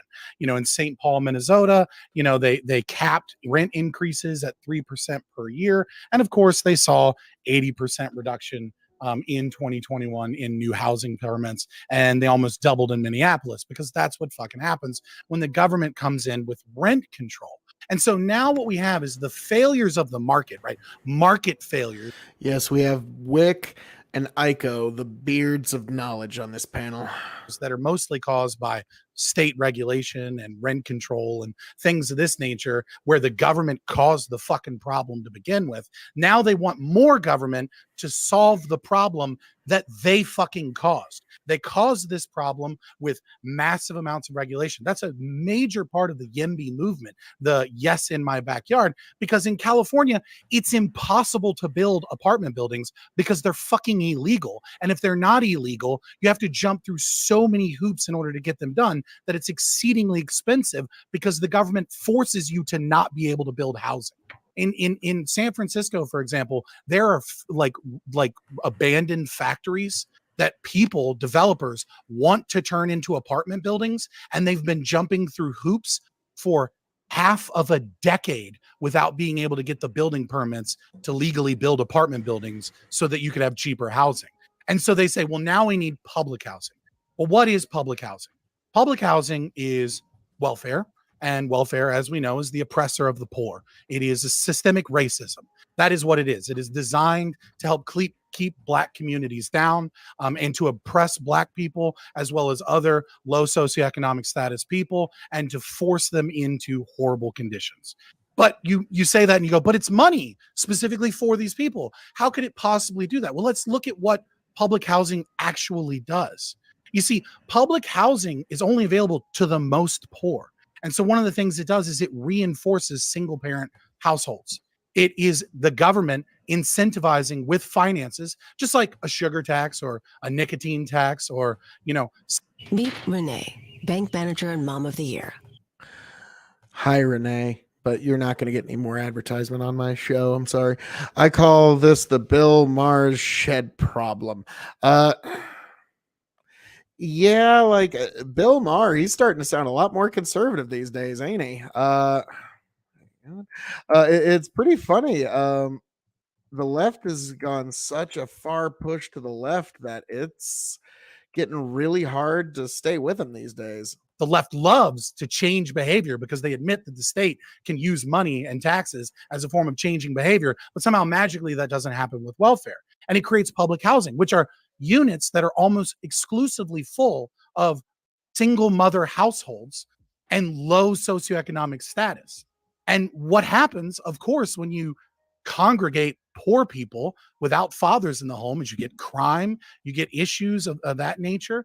They hate commerce, right? So in places like New York, for example, large apartment complexes that aren't public housing, they often have businesses at the bottom, and they have communities that work together to protect those business, and the business and the attraction and the other people that it brings in creates a symbiotic relationship that reduces crime and helps everyone and allows the apartments to be cheaper. But public housing doesn't do that. And so when you start incentivizing single mother household income, you start engaging in rent control, you start engaging in public housing, and you don't get rid of the regulations, what you end up with is a housing crisis. That is that the government caused this, and now they want to sell you the solution.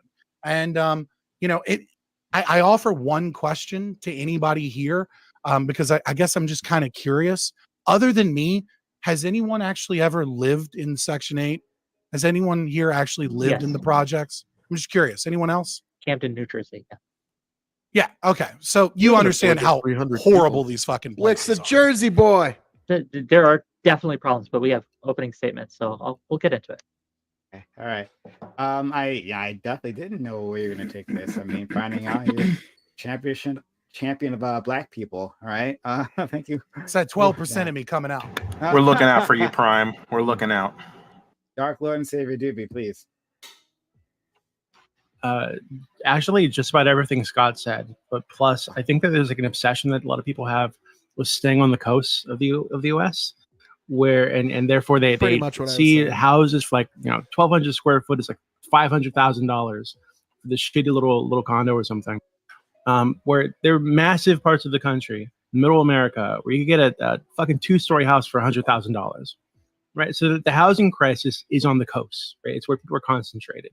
If we had people, if people came to the understanding that the rest of America is America too, and they can also live there and find work, right, and have a family, and not need to pay fucking $500,000 for a shitty 1-bedroom house, where they're surrounded by smog and traffic all day, then I think this wouldn't be as big of a deal. I don't think that public housing is the right solution for every reason Scott just laid out. I think he did it beautifully. But I also think that we need to kind of tackle that obsession that people have with living on the coast. Hey, Doobie, don't you live on the West Coast? I do, but he's trying. This is an accident of birth. Okay, I live in California. But you are. That's the vast majority of people. Hold on. Here's the issue, though. Here's the issue. The issue is Doobie's rich. So it doesn't bother. Part of the reason I've stayed in California for the time being, I do plan to move out eventually. You get moved to Texas? It's because I own homes here, multiple homes that I'm renting out to people, and I'm charging them away. I'm charging them to pay for my mortgage while I take off some from off the top. Okay, that's why I stay here. Okay, it's very lucrative for me. Chad, to be part of the problem as a landlord. Okay. All right, so open up to the panel. I got some thoughts, right? Like we talk about these problems with public housing, right? And they are problems. Again, there are some serious issues with how those are handled, with how those are run. And one of the issues is how destitute you have to be in order to get access to them. But the solution to that isn't to eliminate public housing. It's to reinvigorate it, reform it, and to expand access and who qualifies for this type of subsidy. And I think that also another issue that we're kind of leaving that Fabian touched on briefly was the exclusionary zones, or what they're called, right? Like you can't have certain types of housing in certain types of areas. That's how they used to stop people building apartment buildings and other student housing and a whole host of other issues, right? And that needs to be government reformed. regulation. Yeah, that needs to be reformed 100%. There is no reason not to have apartment buildings and other things being able to grow up in these areas where there is demand for it, right? And where it is a residential zone, right? Like if it's safe and people want it, why the fuck can't we build it? Like that's just like if it's safe, right? Like I understand that I'm like the there's ANCAP problems with that though. but there's still problems with that. Chicago tried that when they built the high rises on the south side of the city. Chicago tried that. And the people still wanted it, but what you ended up with was a lot of mothers that were at the top because, believe it or not, rent went down if the father didn't live there. So the government encouraged single motherhood when the high rises were first built. But no, what I'm saying is the government tried that, but then you're arguing something else. Then go ahead, tell me what I was gonna say. No, you're saying like you're talking about government intervention. What I'm saying is if a building like a shop, a fucking car rental agency, an apartment building, whatever the fuck it is, if it's safe and it's not going to harm anybody, why can you not get the building permit to build it? If you have the money to build it and you own the land and people want to buy it, what is the argument? Zoning laws. Well, the argument would come from gentrification, right? The argument is from the. Hey there, Revolt Rise. Yes, Fabian aggro. I don't believe it. Yes, but yes, your King of Extreme made Fabian rage quit. Other side, from the NIMBY side, is that it increases gentrification, that it prices out the most poor among us. There are concerns with it. Yeah, but I disagree with it. Yeah, gentrification is a good thing. I'll defend gentrification. Yeah, gentrification is great. Brings in better jobs. Brings in better jobs, improves schools, improves property values. It tends to be better overall for the community living there. Well, yeah. Well, I mean, for the people that have been able to cross that barrier. Hang on, I already know this is going to happen. Corey, there's not a lot of data to suggest people are displaced by gentrification. There's just not. This is a common talking point, but there's just not a lot of data to What do you mean? There's not a lot of data. Well, I mean, well, you just so- look as closely as Chicago. Chicago gentrification happened, and people were misplaced from where they lived, majorly because the high rises were knocked down. But after it was gentrified, they were misplaced, and there was like not a lot of places to go because you knocked out. Wait, give me a second. You knocked down buildings that was hosting like many families, like, and all these people need to go find somewhere. And then gentrification happened, and now they're starting to push the people out. And no, they are, because the price of housing goes up. The problem was they knocked down the high rises. They knocked down the. I understand they knocked down the high rises. Can I just point something out real quick? But they did it. They did it to create neighborhoods, right? Sprouticus, the high rises you're talking about, Cabrini Green, these kinds of Chicago high rises, these were gentrification projects themselves. Like, this was a section of the city cordoned off for black people. It was public housing. Okay, that might be the case, but like, it was to force black people out of a certain neighborhood so they could develop elsewhere. Public. It was This is again the high rises problem built. with this is the problem with public housing, right? Is well, one of many problems, and maybe government could try again and it wouldn't be as bad. I don't, you know what I mean? Whatever. But it's always going to be an issue as far as I'm concerned from a rights-based perspective, of course. But also, you know, I think it's inefficacious. But the thing is that they have this really weird thing where they hate commerce when they do public housing projects. And so what ends up happening is you put a fuck ton of people into an area and you don't actually put business area in there, and you create zoning restrictions. And what you have is large buildings with a ton of single moms in it and a ton of like kids that don't have fathers at home. And then there's no businesses, and there's all these other things that are zoned out. Iko says, gentrification is unavoidable. What are we supposed to keep every neighborhood purposely shitty? Like, that's a great fucking point. Like, you would think that would be considered a good thing, but like, there's some folks that will argue against such a thing. And also, I'm just, you know, because I'm never above shameless self-promotion, you know, K.O.E Nation on YouTube, K.O.E Nation on Twitch. I'm also dropping a little promotion for Big Buck and Empire on YouTube. It's a weekly show I appear on, so give them a sub if you never heard of them. They're fucking funny as shit. It's where we have kind of a variety show and just have fun with it. And it is a recipe. It is a perfect recipe for high crime and for all sorts of problems, the way that the government comes in and fixes these. And of course it causes problems, and then they try and refix it and rebuild and redo it, and then they use the same solutions over and over again. Fabian, I grant everything Fabian's saying is true, by the by. Absolutely everything he's saying is true right here. But I'm wondering, like, what the alternative is. Fabian, like, let's just say we nix the public housing because you're looking at it from a rights perspective, right? Mm-hmm. What does a poor person do who doesn't have the money to rent? Move. Where? They don't have the money to rent. Where are they going to move? Right, but see, here's the problem: is that your argument is based off of an assumption that the poor people are helped by the housing project, right? Which they're helped in that they get housing. That, like, some of their problems help. But except the problem is that they put people in hotels, they put people in public housing. They don't stay there. They end up back on fucking streets. They end up homeless again. Like, that just means there's not resources and investment into those people. Like we have to fix the root cause of the problem alone. Sure. Fabian, you didn't housing answer my alone question, doesn't. What does a poor person do who can't afford to rent? Okay, so we get rid of all public housing, right? Yeah. So and the poor person can't afford to rent. So what? And we get rid of. Are we getting rid of all of the tax? Iko, I feel like we all granted Fabian like 80% of his argument, and he didn't. Iko, I'm gonna be honest with you. That's one of the things that I always like. As much sympathy as I wanted to give him, that was the thing that I always found kind of frustrating about anarcho-capitalist circles, is like sometimes they were like as bad as the left, and they're like never-ending purity test where they'll just purity test themselves to death. And it kind of, for some reason, I have a picture in my mind of a snake eating its own tail. Revolt, rise, get rid of all public housing. That will help. You know, if we got rid of all public housing, if there was just at least some sort of low cost housing that was like, because that is what we actually need, is low cost housing. Because like when people say, there's a homeless problem, I remember George Carlin always talked about, like, we don't have a homeless problem. We have a houseless problem. Home is more of a state of mind. What these folks need is just like a place to shack up. Like, that's a home. They can make a home maybe a little later. That are associated with it. Whatever are we getting with? right? You literally move to someone. You literally move to someone that's cheaper. Assuming you don't have a family, assuming that you just can't afford to rent, making these assumptions that you just said that someone can't afford to rent. I'm assuming they don't have a family. But what I'm saying is, you literally move to someone that's got a cheaper. Can I follow up then, Spartacus? Okay, but I keep getting interrupted. Okay, it's cool. But you don't have to move. Like if you live in New York City and you can't afford to you can't afford to rent in New York City, maybe you should live in New York City.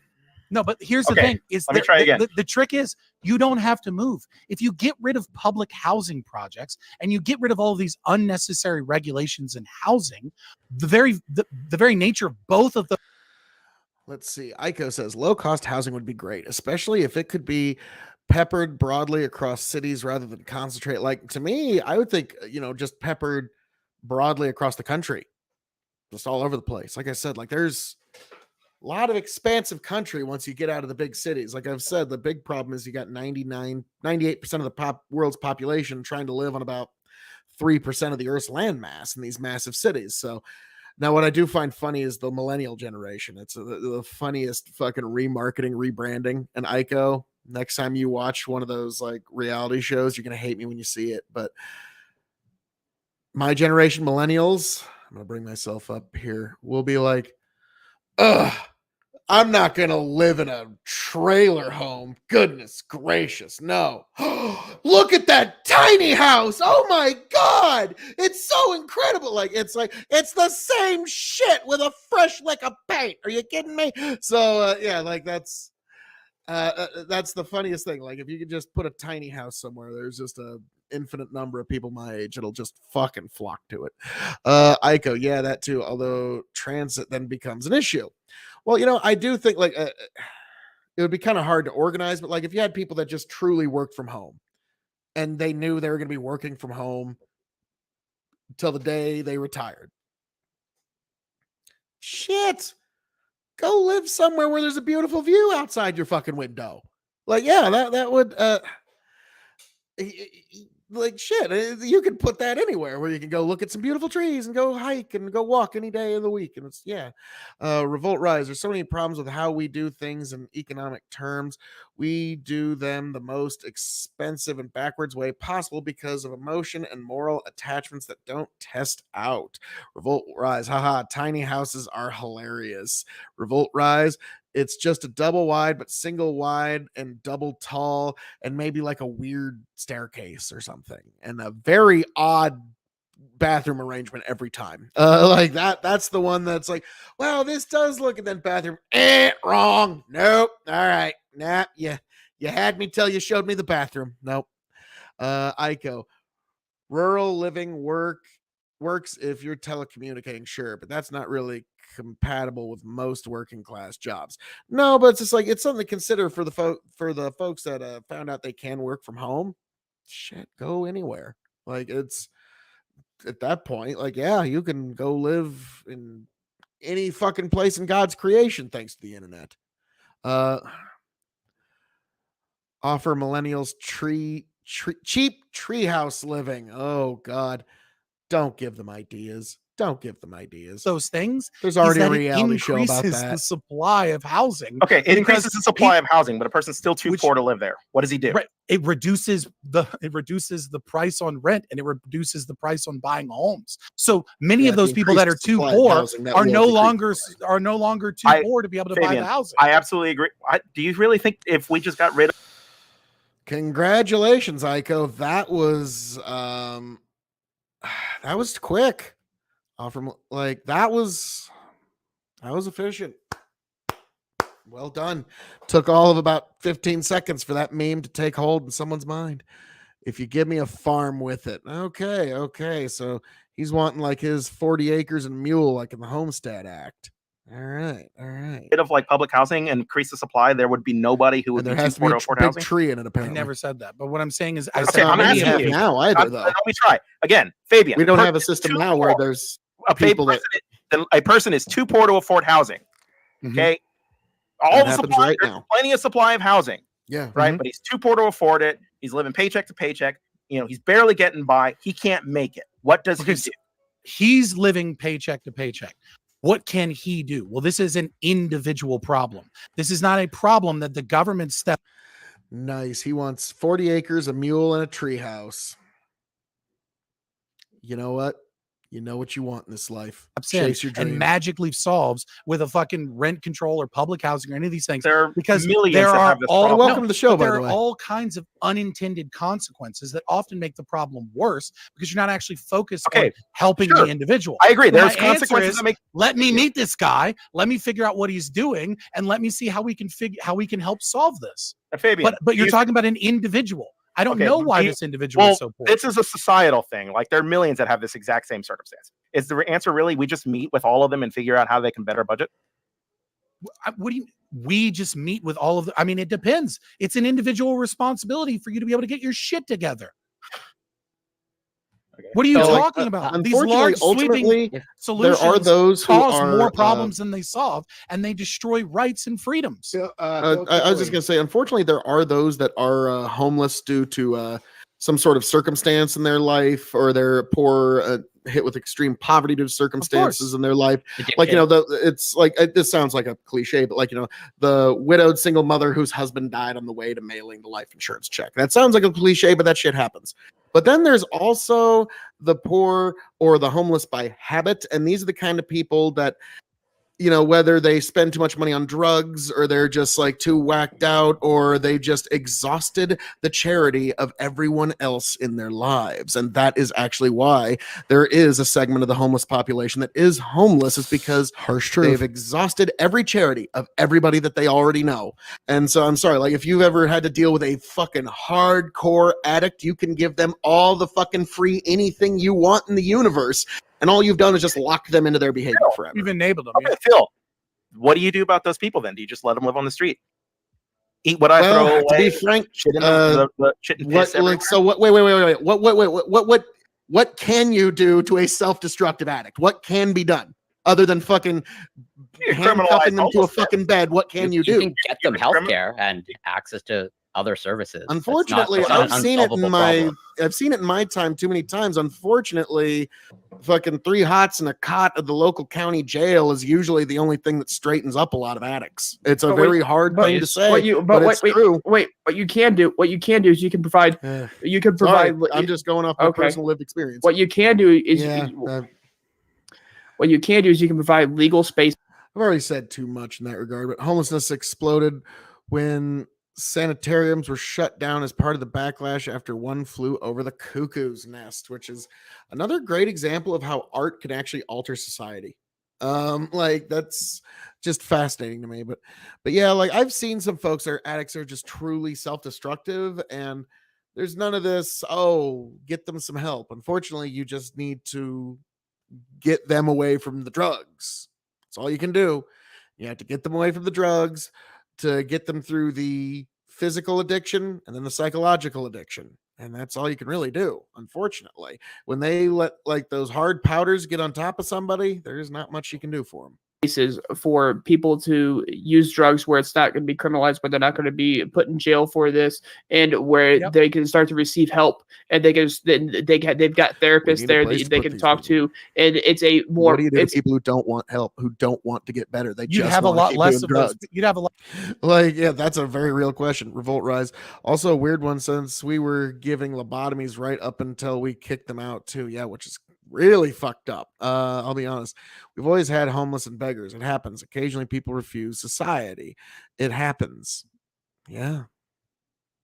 A lot less of people on drugs. Like, there's no solution. I feel like we have to invent like the fictitious, like, self-destructive person. There are people that just trust don't. Me, I know fucking plenty of them. Okay, don't like this fictitious self-destructive person. You have not fucking met enough addicts in your life, my friend. I'm sorry. I've met 2. Met 2. Oh, well, let us all talk about jokes. Okay, don't get your panties in a twist. Okay, I'm sorry. Let us all just let me elaborate. The prophet from Minneapolis. The people from the cheap seats need help. No, what I mean is that not every homeless person. I'm trying to move up for you, buddy.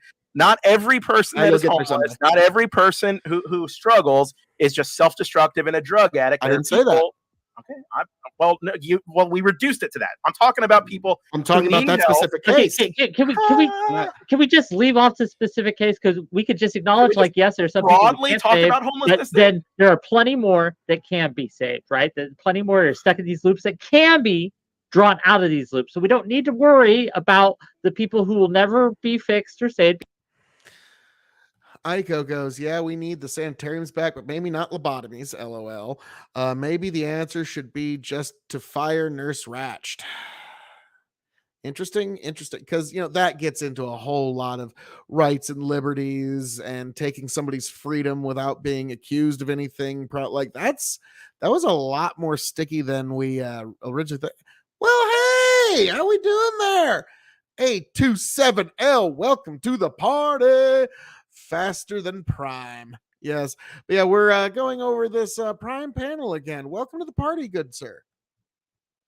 Because by definition, they're never fixable, they're never savable. But that's Darwinism. So let's just So talk. what's the issue with just telling these people to move, right? So if you're being pressed out of the can't. area When that you're you're living in, destitute, you absolutely when you're can. destitute, you What are you talking cannot, about? like, Oh, hey, you lack resources thought it to do was with things the that logo, we take but I for wasn't granted. sure. Like, Welcome to the Wait, hold on. Are you talking about like actual there's a homeless problem people? with- like full on, you're on the street? LSP, I'm going to be honest with you. I mentioned this earlier, and so I'll say it to your face since you're here, because you're a good kid. You're a good kid. I'll be honest. This drawing thing, I didn't really like it. It seemed like it's kind of like, checking underneath your nails. It's like I don't know. Something just kind of seemed off with it. First of all, it's never been said, oh, that guy that we couldn't see their face during the debate totally won that. Whether we like that or not, or agree with it or not, that just seems to be a thing with debating. But it was not my favorite thing. To me, it's like, I get it. You're making something very beautiful, but like, I don't know. Like, if I was in a business meeting and somebody started doodling in the middle of the meeting, if they weren't integral to the decision being made, or I wasn't relying on them writing a check in the next 20 minutes, it's like, all right, out. So like, it's just something to keep in mind. Aiko, you need a capacity for free will in order to exercise it.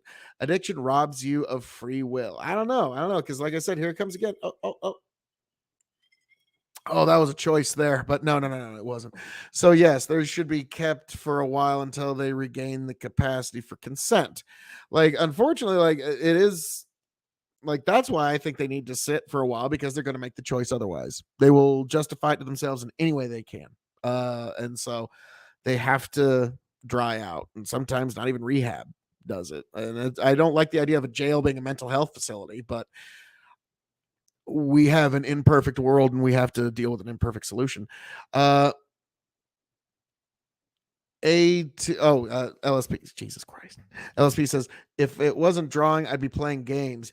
You try dealing with unmedicated ADHD. Oh Lord, that's a whole rabbit hole. LSP is one of the smartest people on Twitch. Drawing is weird. Yeah, and also I'm just gonna say it looks kind of juvenile. Okay, like it really does. Like I can't even concentrate on this conversation that I'm having here. Like that's like, that's why I brought up the business meeting, because like, but like, other than that, like, dude, I'm not beating up on you. It's just like the drawing thing I just didn't like. I'll be honest. There's a laundry list of these reasons. And what do we do about a person that doesn't have the money to move? Let's give Aiko a trying to trend. isolate variables. Listen, there's a laundry list of reasons. Hey, I said Aiko. There's a laundry. LSP, we got folks wondering what your handle on Twitch is. If you're still here and I didn't insult you out of the comments, I'm sorry. Yeah, you feel free to drop your Twitch handle. Here at the K.O.E Nation, we are never above shameless self-promotion. Okay, that's what makes America beautiful. Your list of reasons why you can't just tell somebody to move. For one, you're telling them to move away from whatever support system they might have. Yeah. So, okay, that person has to move. Okay, what if their support system is their nuclear family, like brother, sister, mother, father? Okay, that whole family has to move, right? But those families have families too. So then they've got to move. No, that's ridiculous. LSP, don't sell yourself short, sir. It's like you're telling me that, like, Phil, you have amazing hair. Why'd you shave it? Well, I had my reasons, but like, no, don't sell yourself short, good sir. Good Lord. And there you go, LSPYT. I believe that is his Twitch handle there, folks. And Ico, I think that's his Twitch handle right there, Ico Rich. So yes, definitely check out those two beautiful people as well. No, that's a straw man. That's a straw man right there. Rich, have you ever heard of that's a straw man of straw? Am I just going to be interrupted every single time I talk by Fabian Liberty's League? Is this how it's going to go the entire night? Also by Wick. All right, I go. That's a straw man in and of itself.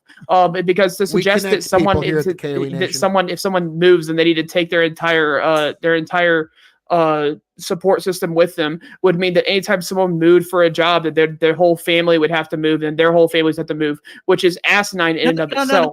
They make individual decisions, right? And they factor in all of those complicated things when they make their decision.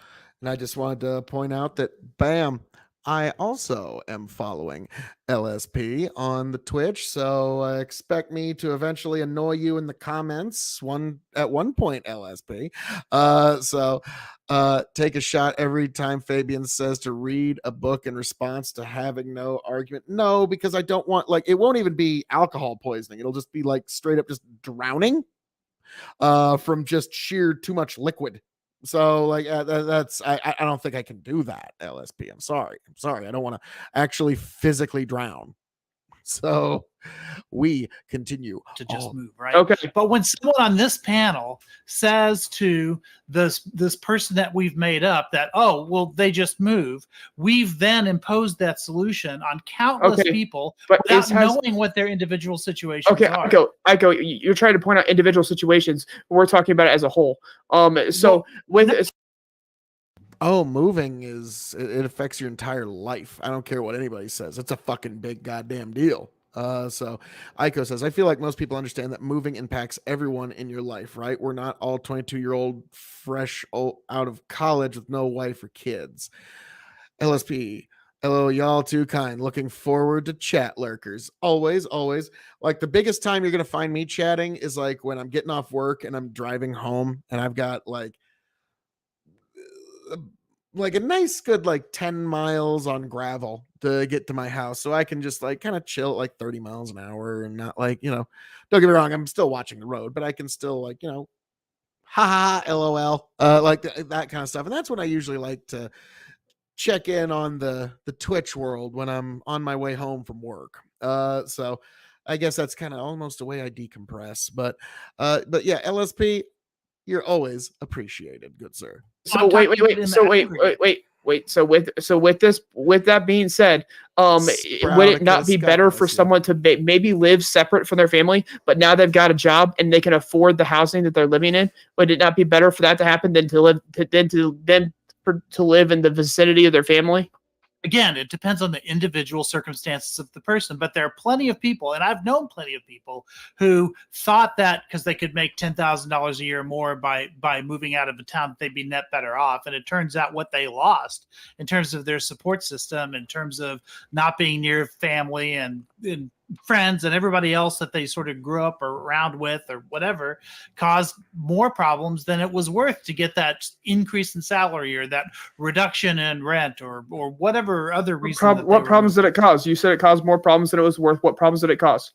Yeah, well, for one, they didn't have the support system that they would normally have. So when they ran in, like if they relapsed on a drug issue, or if they lost their job, or if they needed economic help, there was nobody there to help them, right? Because they left all of that behind. You don't make phone calls. You can't transfer money electronically anymore. No, you can't go crash on your sister's couch. That's 5 cents. But you have housing you can afford. So you have housing to where you can crash on your own damn couch. This is a dumb point, right? Two economic philosophy. I agree, it's a dumb point. Yes. No. Scott made that dumb point for us. So thank you, Scott, for that. You can't Venmo anymore, right? But no, Ico makes a good point, but I do understand what systems. There's a lot more than just like getting cash. Like one thing. Is that it's another one of those data versus lived experience people moments. Use their family as childcare. According to the data, you're saving money. That's a valid point. That's a valid point. it's a huge burden, right? Now, see, now a person like me, a filthy socialist like me, what I would do is I would provide a free child care for everyone, right? I'd make sure that we'd have high quality child care across the nation, so that wouldn't be a problem. Crazy talk. But yeah, we can't. Yeah, I know, right? So, We Prime. have to look for the market for solutions. So I'm sure the market any day now will lower the prices any day. Prime. But in the world there's that a we new live point. in, and the world that we live in, how people deal with that is by using that support system that Iko was talking about, right? The support system a lot more than just like helping people who happen to have like a drug issue, right? We got like locked in on that, but it's a huge expanse of all the things that having those people. I love my new home. I always wanted a house with historic Son of a architecture, but biscuit. it might be too You Victorian. can't have a home with that architecture, at least not on my show, God damn it. But yes, y'all too kind. But yes, we are a place of shameless self-promotion here at the K.O.E Nation, but not promotion of other people's shit unless they want to pay me for it. Like, don't get me wrong, if these weird insurance people wanted to pay me money, I'd be fucking okay. LSP, this triggers me so much. I feel like conservative land massively simplifies solutions to problems. Oh, okay. Conservative land, like the place where conservatives live, massively simplifies solutions to problems. Our problems are still another advertisement. Our problems are obvious and our solutions are simple. It's the government and just move. Like, yeah, whenever like 2-word solutions, always be very skeptical of it. Now gives you, right, where you don't have to look to the market, you look to the people close to you to provide you with the help that you need. Okay, beyond that, another point. My bad. Let's see. Iko, this is unfair to Fabian too, because I was asked to list the support you lose when you move. Prime was just providing that list, and yes, it's a long list, but that's the point. Which again, Iko, like I was saying a little earlier, that's another great time where it's data versus lived experience. According to the data, you're making $12,000 a year extra, but say you got 4 kids and childcare and blah, like, yeah, this is a big fucking deal. Like, moving's always a big deal. Let's not pretend otherwise. Housing, right? So public housing it doesn't mean you should never move for any reason. But bringing up how public housing in the U.S., I think it's fair, right? Like how it's been historically in the U.S. is fair, but like we have to understand why it's like that, right? We've had a disinvestment in those public housing. That public housing has always, usually been racialized here in the U.S., right? And so, in the moment it's racialized, at the moment when we decide, we need to put money into this, right? I think who was it? Maybe it was LSP, right? Talking about like how the housing was in Chicago. Was used as a gentrification scheme, right? To get black people out of one area, so to get white people in that area, right? That better area. Like, and then we have the real estate industry. But the real, that's not necessarily true. That's not necessarily true. One second. The real estate industry, right? There was some filibusters during this. Lobbying again to make sure that we don't invest in these properties, right? All of that means that these projects are shitty. It's very clear, very fair to say these are shitty projects and shitty environments. And I believe you, Scott. Also, Iko, I hope you're here for the next section of the debate, and it was because really that's absolutely the case. Brave right? New World point was the fucking case in other nations, on. Right? I want to Other address that nations when it do have high quality public housing where we actually invest. So when I'm talking about public housing, right, and I'm all for this plan that Jackman was talking about, but again, I'm not surprised. I'm a dirty socialist, right? But like when I'm talking about public housing, I'm talking about something that's high quality that people literally fight to get into because it's that good. Iko, I never know what will make Prime go off and what won't. None of us do. Right? We can do that. We can just decide to do that as a nation, as a people. Decide that homeless individuals, that the homelessness in itself is a shame to our nation, and we'll just fucking end it. Right? We'll put that investment to end it, and then it has knock-on effects. Now, will just providing public housing and all the homelessness? No, I actually won't do that. Right? Because there's some people like Phil K.O.E was talking about who are tough cases. But those are a different problem that we can handle individually. But on the macro sense, there's so many individuals who just Guess I was right. Van, right? Oh, or shit. People who don't want to be in that market housing trap with continuously rising rents. We can make a smart policy, and I'll even there wasn't an take ad right there reach talking out, about Phil K.O.E. Scott, again. You're talking about zoning policy, yeah, shit like that needs to go, right? I think there's some room for us to find common ground, but we can also have there's more room. There's more room. If you stop dish galloping, let me say this. So real quick, PrimeCayes, right? There's something. I promise. I'll give you the space.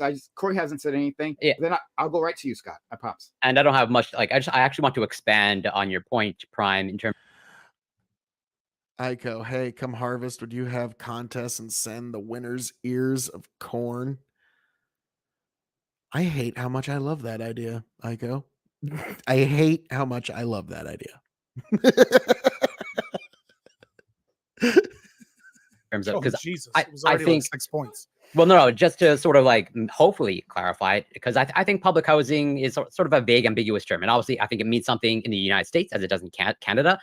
And so I think the way you frame it, at least the way you frame it, Scott, of the government is somehow controlling housing, but like the situation in Canada and our housing crisis, there's multiple factors, but a lot of the times our public housing, which I would agree overall that it's poorly implemented, and I would say it's poorly implemented because it's usually a government and private sort of cooperation, where it's like, yes, the government is subsidizing it, but due to the involvement of a corporation or a private entity, it becomes a convoluted contract, as in order to get this public housing built by a private entity, a lot of strings are tied to it, and therefore the government doesn't have control over it. And the private entity finds a loophole in the complicated contract, and it's still able to increase rent, et cetera, and do all the other shady, I would say, business practices associated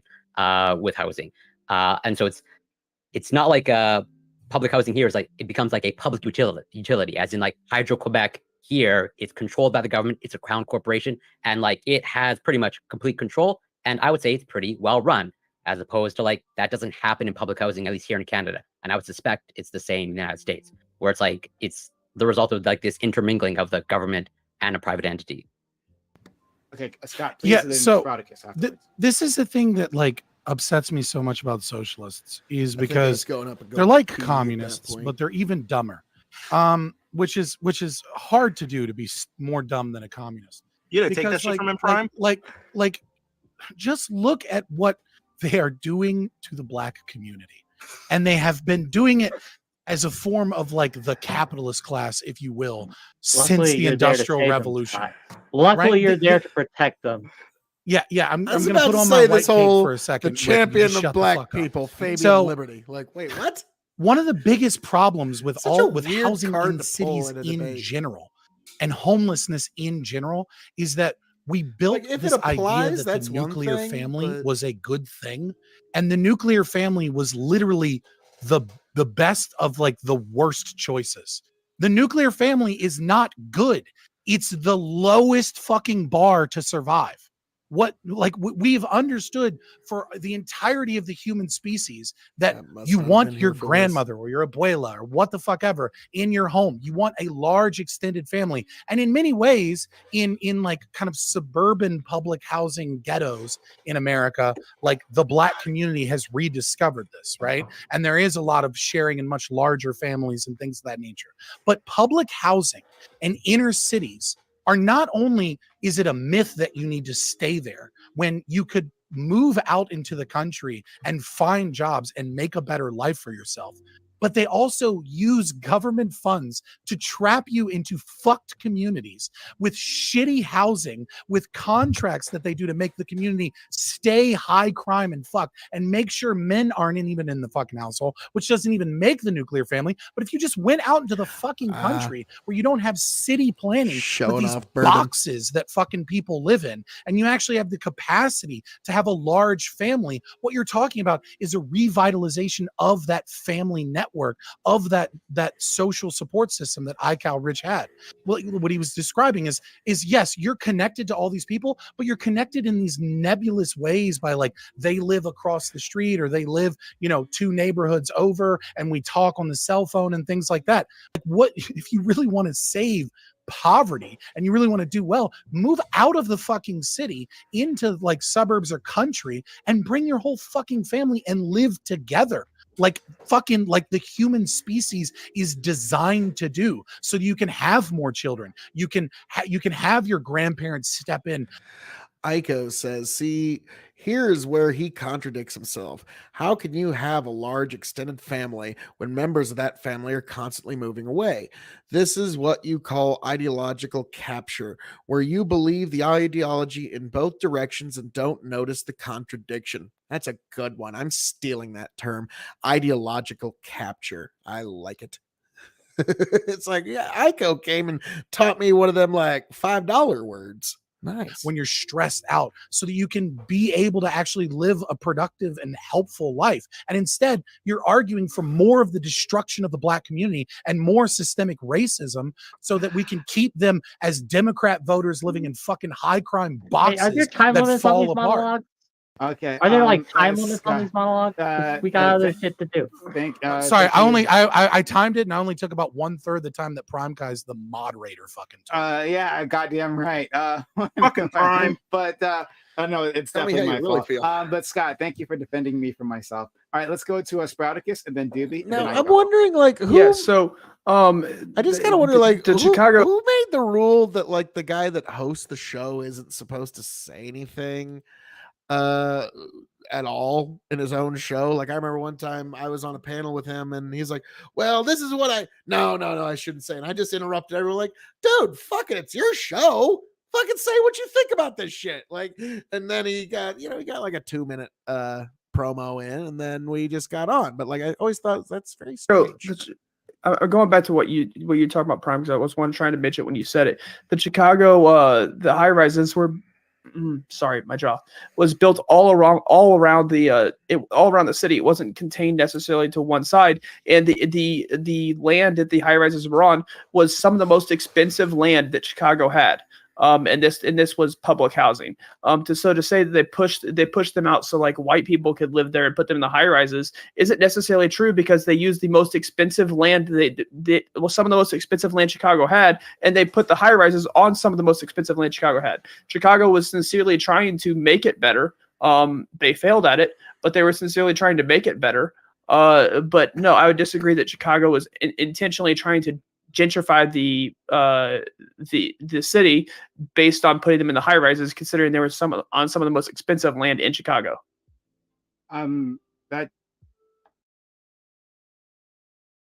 Aiko says move the whole family, but families are webs that are continually connected to other webs. If your paternal grandparents are moving to one place, but your maternal ones are moving somewhere else, what do you do? Little Timmy loses grandparents either way. That's a lot of people's story, unfortunately, and there's a multitude of reasons why people move. But just move is still like, it's kind of like saying learn to code, or I remember at one point somebody talked about how like some tech people needed to like get like coal mining jobs, and it's like, okay, that's kind of like saying learn to code to a coal miner, though. Well, if you're moving them from other desirable land, right? It was less desirable land into more desirable land. I'm saying, okay, well, we can get a debate on specifically like the okay on what happened on that particular thing in another time. Okay. But fair enough. Okay, thank you. We'll go to our friend Doobie, then I go. So, a few things. So, while you guys have been going on about this nonsense, I, being the generous person I am, have put together a whole plan to move the fuck out of California for a homeless person, if you like. Okay, the average homeless person in California, drop it in the chat. It'll probably take you a minute to type out, but I'll definitely read it. Son of a biscuit. Nice try. But yeah, definitely type it out. It'll take, guess it'll take you a minute to get it all laid out, but I'll definitely read it in the chat once you drop it. but it probably too involved. No, shit, man. No. If it's a fucking parrot, like, no, Aiko, you're cool as shit. You're one of those few people that you're like in that like group of like a couple dozen people where it doesn't really matter what the fuck your comment is. I'm going to read it. Just, you're an interesting person. And I find myself the greater prophet for having met you, to use true capitalist language. Yes. I find myself to be the greater prophet having met you. So yeah, you're just one of them cool folks that like, yeah, if you type something out, I'm going to generally trust that there's not going to be anything TOS violating in there. Generally begging, good shit. 8 hours a day, right? In about a week, they'll have saved up about $100, right? And if you subtract a couple $100 on the generous end for food, and like if they're not staying at a homeless shelter, maybe subtract another couple hundred for like staying at a cheap motel or something a couple days out of the week. They'll have enough money to get either a plane ticket or a Greyhound bus ride to Iowa from Los Angeles with just what they've made panhandling, right? And then once they get there, they get a job at McDonald's. I looked this up. $14 an hour to start. It's a normal ass McDonald's job that anybody can fucking get, right? The rent is $500 a month for a 1-bedroom house, right? Not even an apartment, a fucking house with a yard, right? $500 a month. If you have a kid, $2.75 an hour for that kid for childcare. So yeah, you're subtracting $600 a month out of that $14 an hour McDonald's job. Still leaves you with like $1,100 a month for everything else you want to do. Rent paid, daycare provided for, right? So you can absolutely do this, right? So I think that just telling people, hey, now what if you're homeless? What if you have a kid? What if you did this and that? Well, what if you have to leave your support system behind? The support system is left you in a position where you can't afford fucking housing, right? And you're having to like surfing couch to couch, right? Well, yeah, maybe you need to grow up. Maybe if you can't compete in the place that you're in, move the fuck out, go somewhere else where it's more reasonable, where you can compete. I think it's totally ridiculous to reinforce this obsession with staying in these like fucking population hubs. Sometimes illegal it's just not a immigrants good do place this for you. every day. Illegal immigrants do this every day. Doobie, in America. does homelessness exist outside? They still do it to this day. Does homelessness exist in the middle of the country? No, it's too cold. Wait, hold on. Not the same level. Not to the same level not to the same level, but I'm going to agree with you that a lot of that is because some of those states ship homeless people to California. Yeah. They don't want That was the point I was just about to make. But that's a perfect transition. But if you're homeless in Nebraska, if you're homeless in a place where you can, if you're homeless in a place where you can very easily find rent for like $200 a month, something else is going on. You're probably a drug addict or something. Where are you getting a room for $200? Maybe go to literally look it up on Zillow. It's not that hard. The place that I found, which was me being generous, right? Me saying, hey, if you want a fucking house, that's 1-bedroom house for $495 a month, right? And you can find a lot. And that took me like 10 minutes to look up. Give me a Iowa. state. Okay. Aiko says he has a solution, folks. So I want to see it like so. Aiko says, I have a solution for West Virginia coal miners. I'm more than just a little curious, so let's take a moment out of our day to have a little chat about this to see if there is a solution. Aiko says, well, okay, there's this pumped hydro storage station on the West Virginia border. It's the largest battery in the world, storing 24,000 megawatts of hydroelectric potential energy. It was designed in the 1970s and was intended to kick in when the coal plants went down for maintenance. He continues, but of course, pumped hydro is dispatchable energy. So having a massive natural battery right there means you don't have to worry about renewables in intermittency. This means you can pepper the Appalachian Mountains with wind and solar farms and probably supply reliable power to the 5-state area. Okay. Interesting. Now, when you said solution, a part of me was also wondering about like, well, what do we do about all them coal miners who are losing their jobs? I mean, these are real people, and whether we like it or not, like I'm gonna be honest with you, it's one of the problems that we have with renewables, and I'm glad that there's a big battery, but still battery technology is not as good as it could be. Let's be frank. The problem is that the sun does not always shine and the wind does not always blow, but our need for energy remains constant and flat. In fact, most of the inflation that we're having right now is actually basically like price push inflation, where just the cost of getting shit to and fro because of high gas prices, high energy, high fuel prices, a lot of it is actually because of parts of our economy being forced to switch to this green new energy. And so now we're actually paying the high price for it. ICO put the manufacturing plant in West Virginia too. That's a lot of jobs, both making the wind towers, turbines, and blades, but also building, running those wind farms. Because, like I've often said, and not to be construed, it's actual investment advice, Tesla is actually a battery play. If you're investing in Tesla stock, you believe in the idea of a battery play into the future. And we've got a real problem with storing power. Batteries, like you were saying here, it's a great idea. I love the idea that we've got this massive battery, but it's also kind of strange that the solution is something that was there for the coal mines. It's kind of ironic that the thing now, eventually every mine does run empty. Eventually every well runs dry. Unless you got like a big aquifer underneath you. So it eventually the coal will run out. But the thing is, like I always say, the sun does not always shine, the wind does not always blow, but our need for energy remains constant because the conversion of fuel to energy is fundamentally what determines the totality of life on this planet. Not only human life, but all life, because humans are the steward of this planet now. And so if we have a problem converting fuel to energy, everything else on this planet now has a problem. Because don't think that we aren't playing a major part in also species sustainment as well. So this is going to be a very, very interesting point. So if our conversion of fuel to energy is interrupted in any way at any time, at the bottom economic rungs of our planet, millions will die. Millions. They won't get the medicine they would have gotten otherwise. They won't get the development they would have gotten otherwise. They won't get the foods delivered that they would have gotten otherwise. So this is why this Green New Deal and this green energy stuff and this electric stuff, like it's interesting, and I'm really hoping for great stuff. But man, we are currently at the stores paying the prices for this basically cost push inflation, to be frank. Let's see. Oh, missed one. ICO, by battery, I mean big ass lake. Pumped hydro energy is just like regular hydroelectric, except you pump the water up when power is in excess and run it down. Oh, okay, so like dam power. Okay. Now I get what you're saying.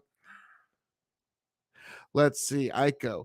Nothing is going to save those coal jobs. Trump tried. He neutered the EPA, tried to mandate coal stockpiles, tried to ban converting coal plants to natural gas. He wanted military bases to use coal, but none of it worked.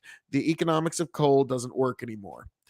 It's one of those, I look at it like kind of like keeping an engine that can run on like kerosene, diesel, and ethanol. Like, it's good to have in moments of need, because guess what? There will be sometime in the next 50 years a very cold winter where it would be handy to have some old coal fire plants to fire up for at least a couple weeks. Trust me, it'll happen eventually. Huck Finn says, this next year, millions will starve to death. We unfortunately are looking at a very, very big global famine potentially. We'll see if that actually hits, but I hope not. To me, the only possible salvation is the Adams rule of slow moving disasters. If a disaster is happening slow enough, the people in charge and the people that make their money fixing this kind of shit will find a way to fix it. Huck, World Economic Forum is exposed. Many nations are rebelling, but replaced by other shills that work for the same top-tier influencers who fund them. ICO, I'm actually in favor of coal mining. It's just there's no demand. ICO, but one of the reasons I want to debate Prime on this is because I think he's pissed that I support coal, oil, and gas on the supply line. Yeah, we got to have them, but like to me, it's like my grandpa or great grandpa used to, excuse me.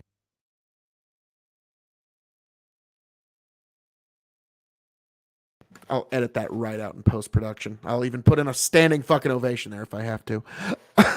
My grandpa used to have a, I think it was called a hit and miss motor. Yep, that's what it's called. And you could run that thing on diesel or kerosene if you had to. So it's good to have multiple fuel sources for things, because there will come a day when we're going to need to fire up old plants. But I want to collapse demand for fossil fuels, but not supply. Now, Aiko, then you should be with me in like, I don't think, like, to me personally, putting money towards green energy is almost going to be viewed as like a waste of time for our species, because we're so close to fusion energy. If we can actually, because the very smart people involved in this that I've been reading, they're like, okay, we're past the science problem of fusion energy. Now we're just to the engineering problem of fusion energy. And if you give the engineers long enough, they're gonna find the answer. So I think maybe not within our lifetime, maybe though, like we might be getting old ass fucks, but we might be looking at fusion energy at one point. And then at that point, green energy is like a nice to have, not a need to have, because fusion is the energy that we can use to explore the stars at that point. Like it's in essence infinite energy. Revolt, demand for coal is what dried up. Coal is actually more expensive than natty gas. Oh yeah, I'm totally with you there. Like natural gas is great. Like there's places where they just burn that shit off. Are you kidding me? Like yeah, like we need to utilize as much natural gas as we possibly can. Aiko, revolt rise, Russian supply dried up, but also the pandemic recession ended, which caused faster than normal GDP growth. Interesting. But that is our word on Virginia and coal for the moment. Now, let's get right back into the panel here, folks. Iowa. Okay. Yeah. But we got to get the meltdowns. You can look to Oklahoma, Illinois. There are places in this country where you can find really, really cheap housing, really, really cheap rent. Illinois. Okay. Yeah. What did you use to come up with this plan? Yeah. Literally Zillow. Yeah. Okay, so and then Wick. Aiko, I'm probably going to clip that out into its own little side video, upload it in maybe on Tuesday or maybe next Tuesday. So thank you much, sir. So Doobie gave just a perfect segue to what I wanted to talk about, because he's talking about homeless people in California need to move to places where they're cheaper to live. Now, I agree that if if that works for you individually, if there's a host of qualifications that have to be made, but I think it can be a great decision for people to do that. But in fact, the opposite is happening. You've got these states usually they're red states that are sending their homeless people to California in order to get rid of them so they can improve their stats and make California stats worse. We know that happens. And I just want to respond a little bit to Scott's point about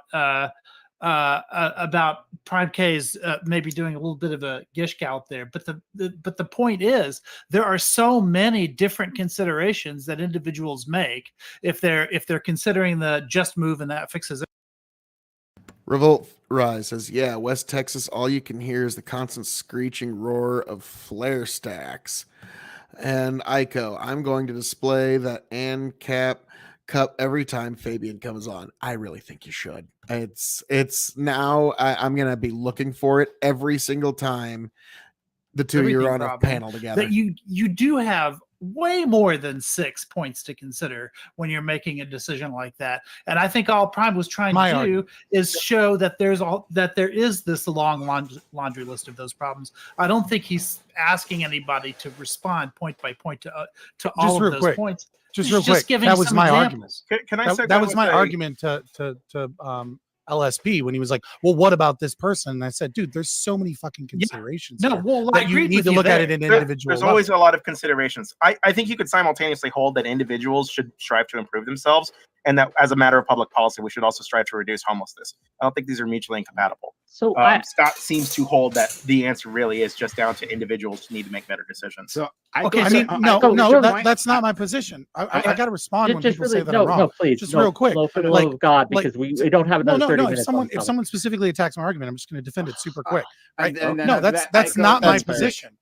my position is one that when the government enforces get the state out of the way. When the government enforces Can I finish? there's Can I tons of finish? solutions that we quote unquote Okay, can do as a society Like, that was all I the was market thinking can during do, this part. but the market can't because of government regulation. For example, there's I'm massive Philip amounts from of South Park. regulation on predatory loans, and yet if banks were allowed to make loans to homeless people that was contingent upon them getting a job and would then give them a large loan that had interest rates that said the moment you get a job, we give you what is called a homelessness loan, and then they can immediately get a place that they can live, and they can immediately get hot showers, and they can immediately buy clothing and things like that to make sure that they stay in that job and then pay off that loan. Like, that would be great. But the left will just be like, that's predatory. What we need is the government to step in and cause more fucking problems.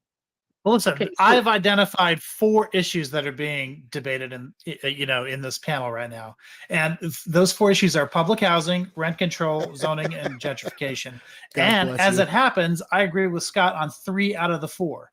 Rent control backfires all the time. I think zoning has created just terrible problems in terms of it's actually there to protect it. Zoning has the effect of helping the people who have the most resources and hurting the people who have the least. And zoning needs to be reformed heavily for that reason. And I agree that gentrification, if done well, is not a bad thing. It's a good thing, so long as you keep gentrifying. Like, once you're done gentrifying one area, you then go to the next, to the next, to the next, so that people don't get left behind, right? All 3 of those things, I find Scott very persuasive about. All right, so I'm not against him on this, but this the sticking Still point being for me very is generous. on the just move argument. Is that Scott's talking about? I think we agree that you have to have that safety net of the extended family, not just the nuclear family, but the extended family too. But therein lies the problem, because when you move, and Scott said, "Okay, Exactly." You're like, the abuelo and abuela trying with to be you, so that's generous. okay." But when you do that, that abuelo and abuela have relationships you're being with so generous maybe to his 5 argument. That other wasn't nuclear good enough. families who are in that area. So when they're moving with you, they're moving away from those 5 families, right? So, okay, take those 5 families with you. Well, those 5 families themselves have extended families. And you see how it's not, all I'm saying is it's not a simple solution.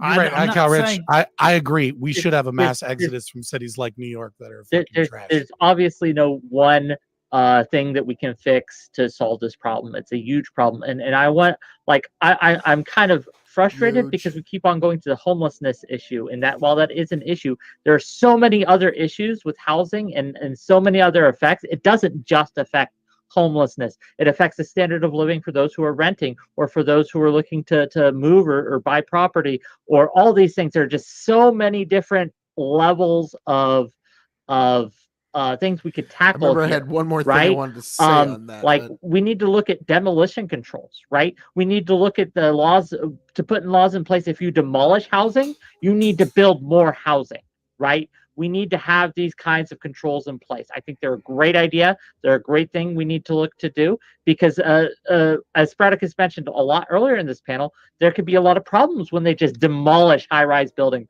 or demolish apartment buildings and things and have no replacements for it, right? So we That's need gonna to have cause some more sort of problems. controls in these things. Like, look, exclusionary zoning is a problem. There are a lot of regulations on getting permits to build in cities and other industrial and other residential areas that are tightly packed that we need to get rid of. But I think that the government does have the ability to successfully regulate in certain areas. You just need to do it right. It's not something that will be applicable in every situation, but there are plenty of situations where it can be. And demolition controls is one of those areas. You gave one policy prescription that you said is a positive, and I can already imaginatively find ways that's going to fuck up, right? Like, sure, so you can let's say imagine you have, anything. I can imagine why a dragon can come and destroy America, Right, but or this is the Independence Day. problem. Aliens This is- come and invade us, and oh That my God, wasn't what a are we gonna do? very We can good imagine comeback from a lot of Wick. things, right? okay, I'm gonna be honest, that's wonderful. That was not the best. Like, I like Wick, but that was not the best comeback. Here's the thing about zoning. I always wanted to live in an apartment above a coffee shop. Why can't I? Friends gave us all a very unrealistic expectation of life. Really did. hurtful that you attack that word specifically because you don't have an argument. But That regardless, was your argument. I can imagine things that are problems with it. That was your argument. You done? Because you latched onto a word like a fucking midwit. Let me actually make the argument as to Oh why my you're God, wrong. You brought up one. Okay, You brought up. Huck Finn goes, let's address the real problem is addictive behavior that stops productivity. Drugs. Cannot hold a job when you are screwed up in the head. Many born into it. Well, that's like, I was actually thinking about that just today when people say, I have a history of alcohol in my family. Everybody's family does. You can't find me a family that doesn't have one or two alkies somewhere in that family tree. Okay. Like that's just like, yeah, that's just a thing. You just have to be able to acknowledge and conquer such things. But born into it, like, yeah, it's just about in everybody. Like I don't know if you could like if you find me a family that doesn't have one alky in it, I'm gonna be looking at them a little suspect. Iko, wait, was the coffee shop and friends in their building? And I don't know. I think it was like I think it either was in their building or like catty corner to their building. I forget which one it was, but I actually got my nephew the Friends coffee shop Lego set because he loves Legos. So I got him that, and he just had a great time. And I don't know why. I just thought that was too damn funny. So let's see. Huck Finn, right on. We got less people setting a good example. Yeah, that is the unfortunate reality is that you got to really look hard for good examples. Like the one person I'm so glad that I got a chance to, spend time with in just an interpersonal sense was my both of my grandfathers, but for two very different reasons. My fraternal grandfather, my dad's dad, he was very shrewd businessman and taught me a lot of great lessons on like how to deal with bankers and all that kind of good. Like, God bless. My mom's dad, my maternal grandfather, he was just a really nice, jolly, big round guy with white hair. He looked like Santa Claus without a beard. Like literally that's the easiest way to describe him. And he was always so nice, never yelled at my grandmother, never like made any kind of scene, was always really nice, was always singing to her and all that kind of stuff. Like, and that was like he would, once in a while, yeah, he'd have his thing was vodka. My grandma's thing was bourbon. She loved bourbon. And well, I guess you can see which one had a bit bigger impact on me, my grandma. She liked Maker's Mark if it was on sale. That was the thing. She would hate the fact that I spend a lot of money on these big bottles. But so those were very good examples. And so to me, that's like those kind of examples are really, really hard to come by. Like I was giving my daughter some good advice that my grandpa gave. In a relationship, don't do anything you can't take back. That includes like cheating, hitting, calling her like a bitch or like, a whore or some shit like that. You can't take that shit back. You always did that after you did it. So that was his advice is don't do anything you can't take back. And that was a great fucking piece of advice. Revolt, LOL, it was the bottom floor. Iko, there is absolutely no reason every part of toe can't have retail on the first floor with apartments above them. That used to be standard. Okay. Like, yeah, I kind of agree. I think that's kind of peculiar that there isn't retail stores at the bottom floor of an apartment building. Like that's just, well, I guess I don't build the cities. You brought up one policy that you said is something positive in which the state could intervene in order to fix this problem. And what you son of a biscuit. Nice try, you rotten ad bastards. I'll play your shit if you start paying me money, but no, if you're not paying me no money, nah. Nice try. But yeah, like I gosh, I guess you'll have to let me know in the comments, folks. Was the Friends coffee shop in the same building or was it catty corner? Or was it like 3 blocks down? But yeah, I gotta remember when I went to Chicago, I just thought it's fascinating that like there was one office building and I was thinking, my entire county could fit in that building with some room to spare. Like Jesus Christ. Like there's counties in Nebraska that have populations like 26,000 people, 10,000 people, 5,000 people.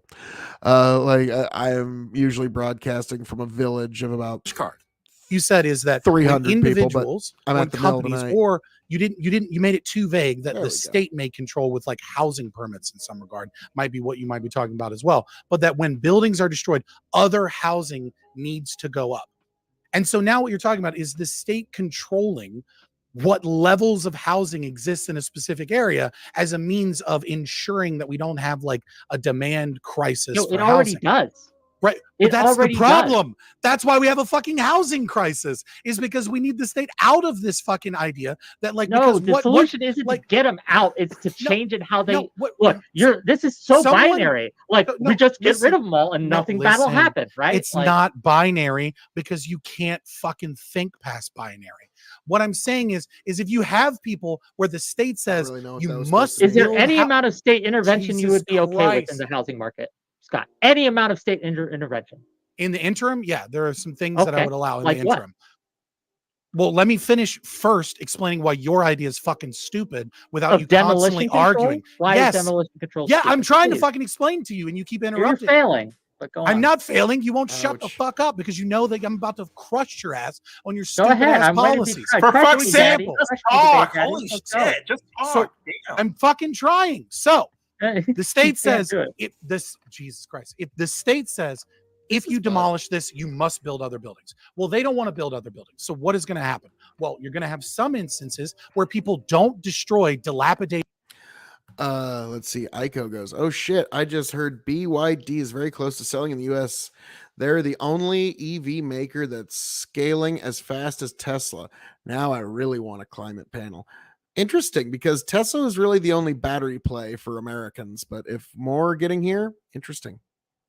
Structures that are unsafe because they're going to be forced to build other things. You're also going to have other instances where the reason that they want to destroy housing is because, believe it or not, in some areas you can have too much housing and not enough business to bring people in to actually grow housing later. And so what you're going to do is you're going to stifle your economic growth. You're going to stifle that gentrification because you're going to be forced to build more and more housing, but there isn't jobs to support the housing for the people that exist. And so when the state starts interjecting with what amounts of housing needs to exist in a specific area, it's going to be ineffective and unable to actually control that. And what you're going to have is unintended consequences like dangerous housing and areas that have slow growth because they build housing when they don't need housing, when what they really need is businesses that bring jobs so that they can build housing later. Okay, so one of the reasons that states need to have a lot of, well, maybe not a lot's the wrong word. I apologize. I'll take that. But a level of control in these things is because companies will engage in predatory practices where they'll buy up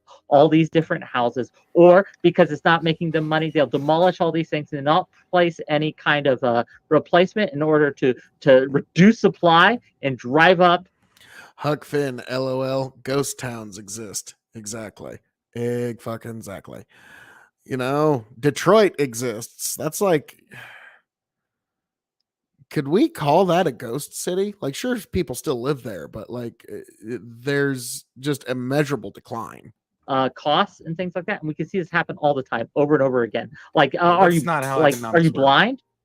No, it's just not how economics works. Like businesses, it's how it's been working. That It's how destroy it's been their own working. There are property plenty of as a means examples of of this. trying. Of Well, companies if I may, this is one of those instances where if you've ever driven through Texas, the fact that Texas has very minimal building permits is actually a huge fucking advantage. If you've ever driven through it, you'll find on the side of every highway is basically an endless supply of fucking Cracker Barrels, Whataburgers, fucking Motel 8s, fucking every gas station, Buc-ee's. You have to stop at Buc-ee's. It's an American institution. But basically wherever there is a demand for a building in Texas, that fucker is going up before too terribly long. Now, I'm not saying it's, Texas is some perfect utopia, but just one thing that I think other states could use as an example. Also, I got to say, Wick, you're absolutely correct. This topic is much more expansive than just homelessness, but here I am. I'm going to go back to homelessness again because there's just one other point I had to make. But no, and it's in regard to something Doobie said about California.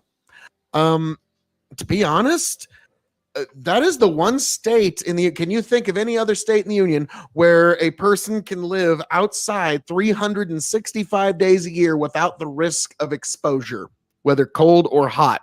I can't really think of any other place. So if you're a homeless person, there is not a single homeless person that is leaving California willingly.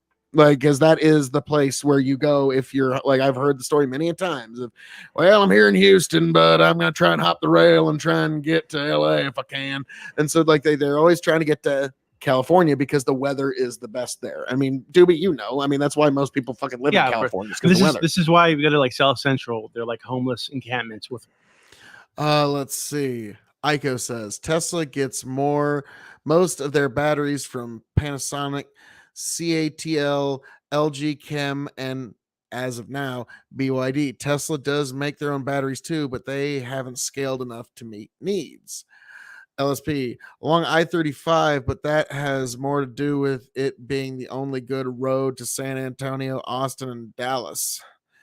Yeah, I-35 goes all the way down to fucking Mexico. I-35 connects with Highway 80, 81 actually, which then connects to Interstate 80, which is here in Nebraska. So literally that's the intersection that connects New York, LA, and Mexico. Yeah, little bit of drugs and human trafficking passes through this area, unfortunately. Ico, LA gets hot. The ideal place is San Francisco. I got some kinfolk around them parts. I've actually been halibut fishing in the San Francisco Bay. Beautiful fucking place. It's like fucking cardboard all over the street, in little plywood houses on the fucking sidewalk. Yeah, like of course. California, super good to the homeless. Yes, it's unfortunate, but it's true, folks. And so, yeah, like if you're a homeless person, like you are not leaving willingly from California. They will have to drag you out forcibly and supplant you somewhere else. So California, I don't know what to tell you. This is one of the... And other states are shipping homeless people there constantly, too. Well, yeah, I mean, so there's a portion of this is they don't really have is the it shipping or they just hop in the rails? Or the will to... Yes. Huck Finn says the homeless mecca is Southern California. Nothing has changed. How many homeless hippies hitched a ride there looking for fame and fortune and ended up failing? Like LA chews people up and spits them out. It's a rough fucking town. Like you could think you got it all and you're the next big thing, and it's a rough place to deal with these people, right? Well, so again, if you're gonna be homeless in a place, if you're gonna be homeless in a place where you can get rent for like $400 or $500 a month, right? So that this implies that you can't hold down a job. Some other issue is happening. Either you're a drug addict, you have mental health issues. So they just want to get rid of you because when wintertime comes and you're there, you're probably going to fucking freeze outside, right? Can I talk about something? Or it doesn't have anything to do with that. It could be that you have faced some sort of financial crisis, which happens oftentimes in this country, right? Again, because socialists like file bankruptcy charge. We have things like medical bankruptcy, right? People. I remember there was a guy called Kittle Infin online or something like that. He put such good content out like in 2009, shit like that. He's been long since banned. You'll never find any of his shit, unfortunately. But he did have a really good, like kind of dark poetry where he talked about how, congressmen and LA producers chewing up brand new 18-year-old teenagers from Anguish, Alabama for their own sick, twisted needs, their fingers like octopus fucking, like it was like just so good dark poetry. And it's like, oh God, like it's every parent's nightmare basically. Because we leave ourselves to the tender mercies of the market, people get hit with bills that they can't afford to pay. And then all of a sudden they have to choose. And what exactly is going to go? Sometimes it's food. Sometimes it's food. Oh, sure. Yeah, just Yeah, just file bankruptcy, and that solves everything, folks. Guys, no issues just with file that. Bankruptcies. You know, Of course there are issues, but if you're in it's either you support be people homeless, filing. live on Hang on, this is gonna be sweet. or try to pay. Fabian, you support people filing for bankruptcy? You mean you support state-sanctioned theft of rightful debts? Why, I don't know what to say to you, sir. You better hand in your ANCAP card. I'm afraid that concession cannot be allowed. You lover of taxation, you state lover, you. Hey, Phil.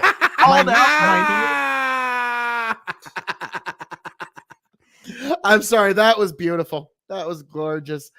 Like Fabian and I had been going back and forth all night, and I just had to finally dunk on him.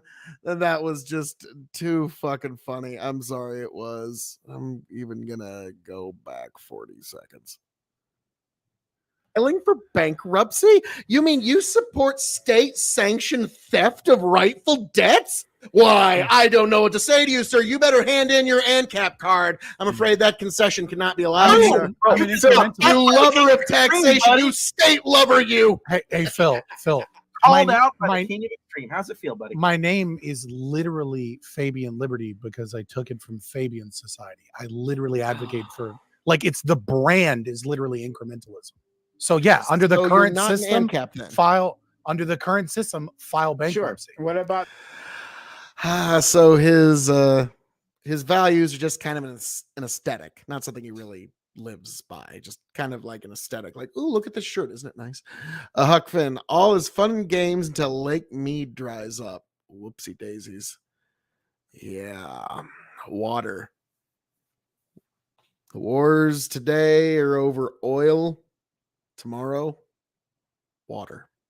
I actually have a video about that called The Future of Water and Water Politics, I believe. But where I get into basically where water is going to be going in the next 50 years. And it's not good.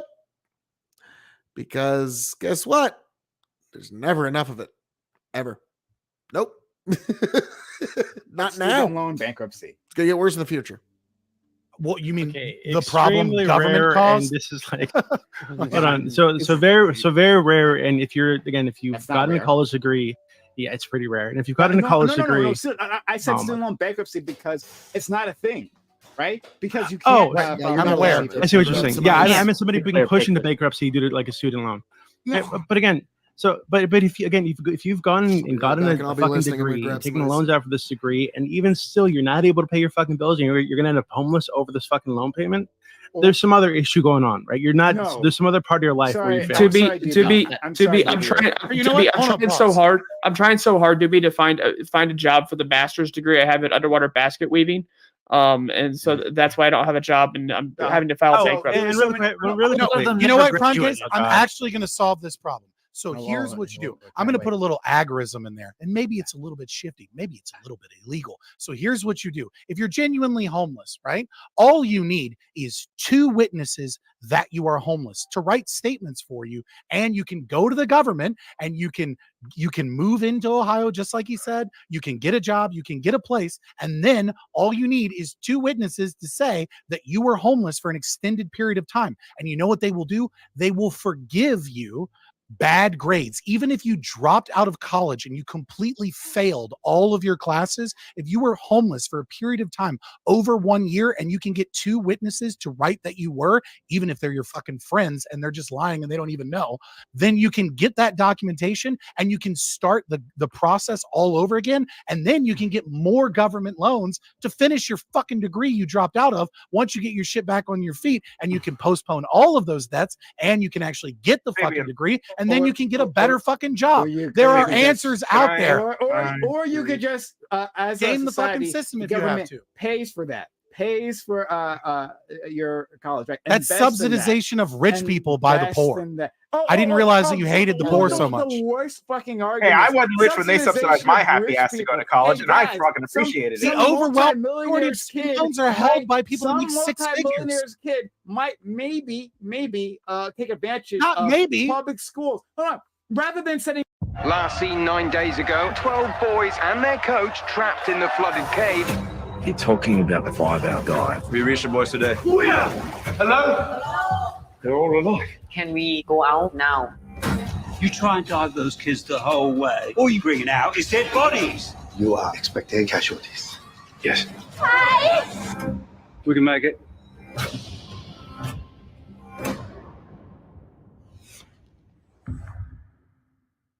Their kid off to like some private school, right? Some private institution, right? They'll send them kids to public schools. Okay, great. And then some. That's okay, right?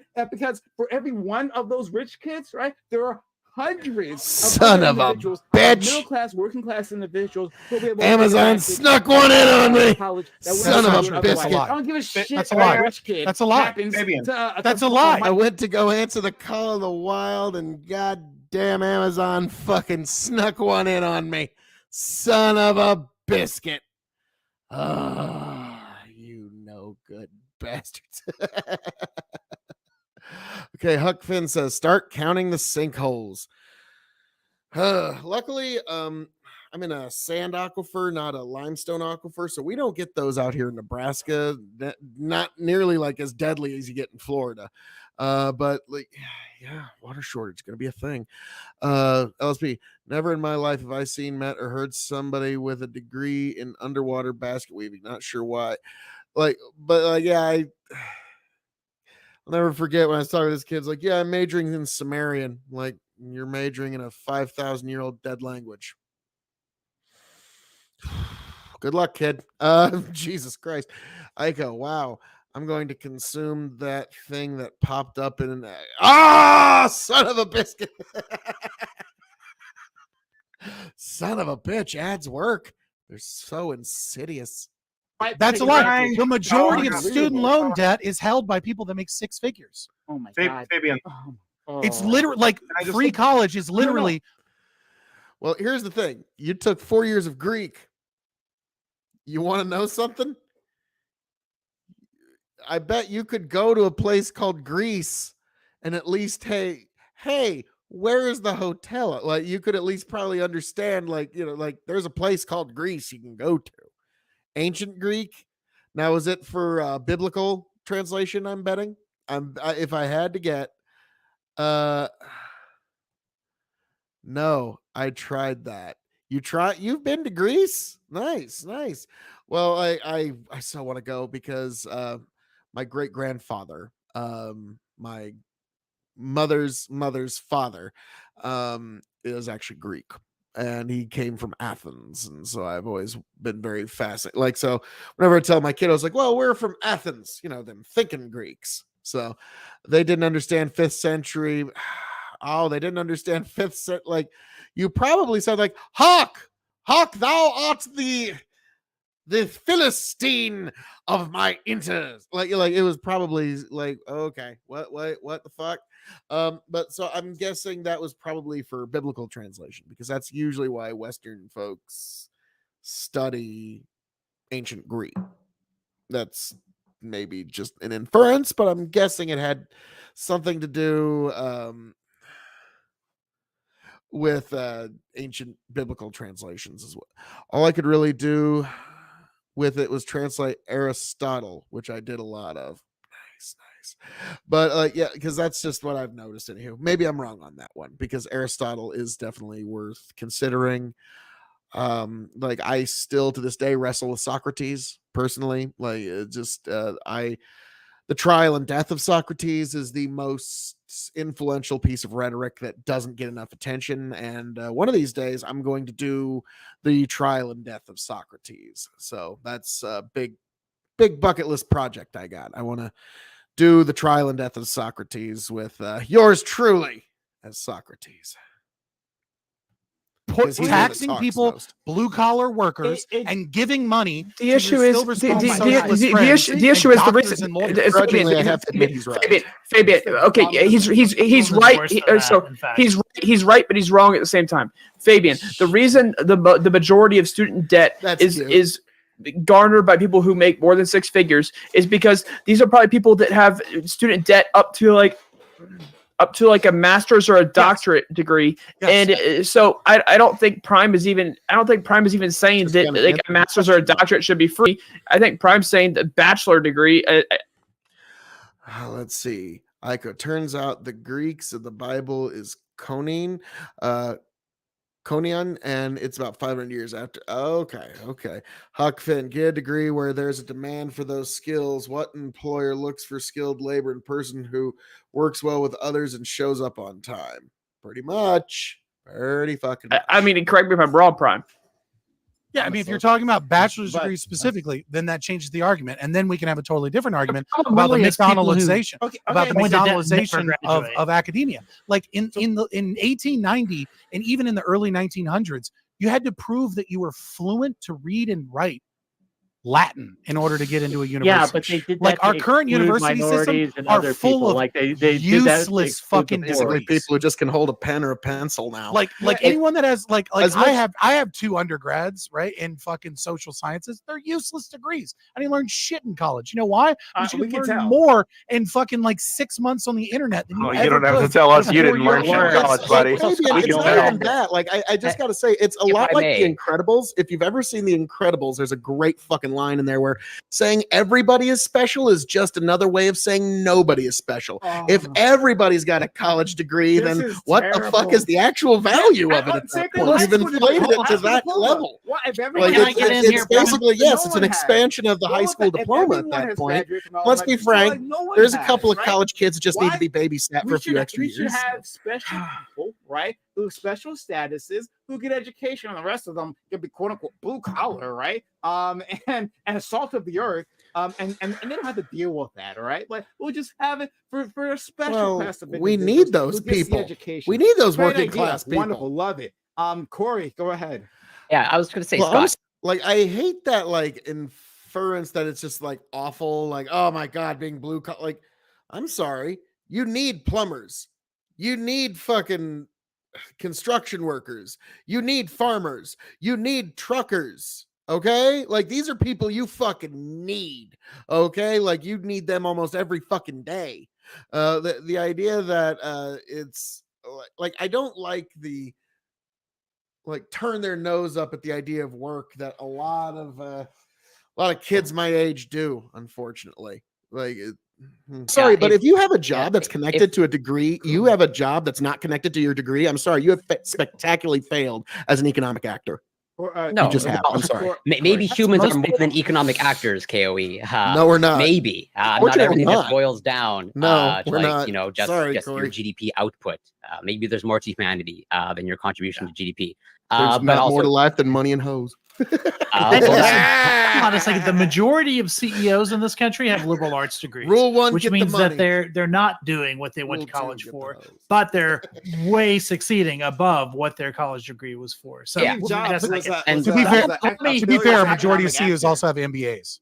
and Scott, Yeah. also, Yeah. I was just Yeah, about that's- to say, that's like, the best their combination. degree is still connected to what Steve they do Jobs for a was a living. But you failure don't as do you don't do In fact, your minor in something graduate else is school not. is about business. Your undergraduate is about broader education. Theater, or Sorry, like for whatever. the and person. what I Well, would listen, say, Scott, Corey, if I just can Corey. get my point out. And there, I was even quickly, I'll agreeing try to with be as brief as Fabian. possible. Still, we Like, could get along. So if it's very interesting to me that you say Aw, you have thank two you, undergraduate degrees Aiko. and you characterize them as useless. And Ico says, next time we're on a panel, I'm going to call you the salt of the earth. Well, thank you. Thank you. I actually take that. That is a tremendous compliment to me. Thank you. Huck Finn, the greatest thing to learn is the art of persuasion. Huck, I actually had a talk with my daughter, and I told her the one thing I want you to learn from me, if you learn nothing else from me, is that persuasion, if utilized properly, is more powerful than gravity. Okay, gravity is the most powerful force in our universe. And if you can utilize persuasion well enough, it is more powerful than gravity. You can persuade a bunch of motherfuckers to build you a goddamn rocket to fucking fly right off of this goddamn gravity well of this earth if you persuade them well enough. So yes, persuasion is more powerful than gravity. So persuasion is the alternative to violence. Like Oliver Cromwell once said, when men stop talking, swords come out next. And yeah, it's sad but true. that's sort of an argument you put forth as sort of the problems of academia And there's certain aspects of academia that are maybe useless. I would Persuasion say that's to more, get you to me, your a own testament ass that out of you don't know bed how to even. take Yes. advantage of an education.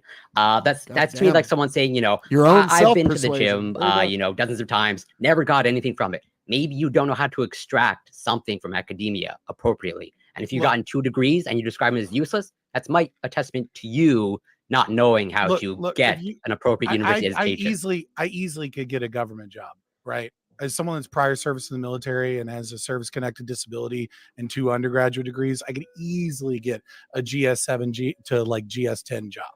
I'd be like, so long as I qualify, I'd be first on the list. It would not be difficult. I chose to be a Twitch streamer.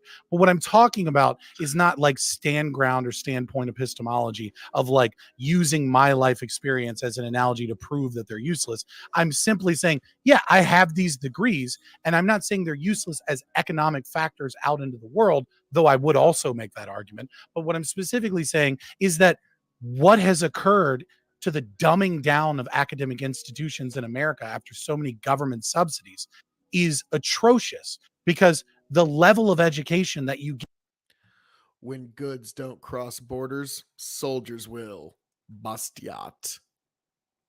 Thank you, Aiko. Get in undergrad in humanities in America today is useless. It is not, that doesn't teach you how to think. It barely, most people, when I was in my capstone class at Virginia Commonwealth University, right, for psychology, history of psychology, we were asked, who here has heard of Plato's allegory in the cave? Of the cave, yeah. Out of 85 roughly people, somewhere around there, it was me and one other person. If that doesn't tell you how fucking useless that degree is, that like basic philosophy, that tells me nothing. That tells me that the students who are learning. I guess what do you want them? What do you want taught in college? That's a pretty big aggregate of the entire university there. Wait, fuck. Let me talk, Scott. What do you want? I can't see you, so it's hard to. Since you think these are useless, what do you want? To get your face on camera. I'm drawing beautiful cities for y'all, Scott. Since what do you want taught in college if you think these are useless? What needs to be taught specifically that you want taught? Like if I was building my own university? You're saying they're useless. And what they teach you now is useless. What do you want them to teach? What are they teaching now that's useless? And what do you want them to teach? People should learn marketable skills they can use to producing an income for themselves and their families. Right? That's very simple. I mean, that would be part of it. That'd be good. I think you would have to learn writing far, like the standards would have to be raised. I think for the most part, I think a lot of the ideas of the curriculum. Actually, Aiko, high school kids study I didn't study the allegory of the cave in high school.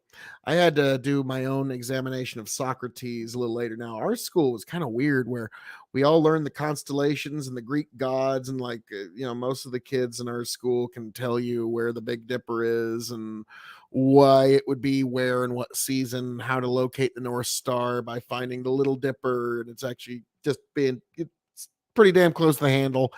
And so, excuse me. So our school taught us some pretty interesting stuff that when I got out into the rest of the world, it's like, oh, well, remember when you read Animal Farm in 1984 by George Orwell? And they just look at me like I had a turd hanging out of my mouth. Aiko, but also, I don't know why people expect any one specific thing to be universally known by kids. Well, that's what's kind of worked in the past, as our society's had a lot of commonality and we've lost a lot of commonality, like Garfield. It's a great example. Like that used to be something that everybody knew. Now it's just kind of a thing that aren't that far. It's another niche content, but the standards are so fucking low. It's atrocious. Yeah, I think if you're like a millionaire, you can afford to like learn for learning's sake, right? And get really deep into philosophy and waste $50,000 a year learning about basketball or whatever. Go for it, right? But don't do that when you just get in, when you're building your life. Like do that later. It's the hardest part of an Ivy League education. Finish your point, but then you did interrupt Corey, so I want to go back to Corey after that, and then Aiko, and then Wick. Okay, when he describes them as useless, he says that they don't teach you how to think. Now all they will know is in what specific context. Like, what is it you specifically want them to think about?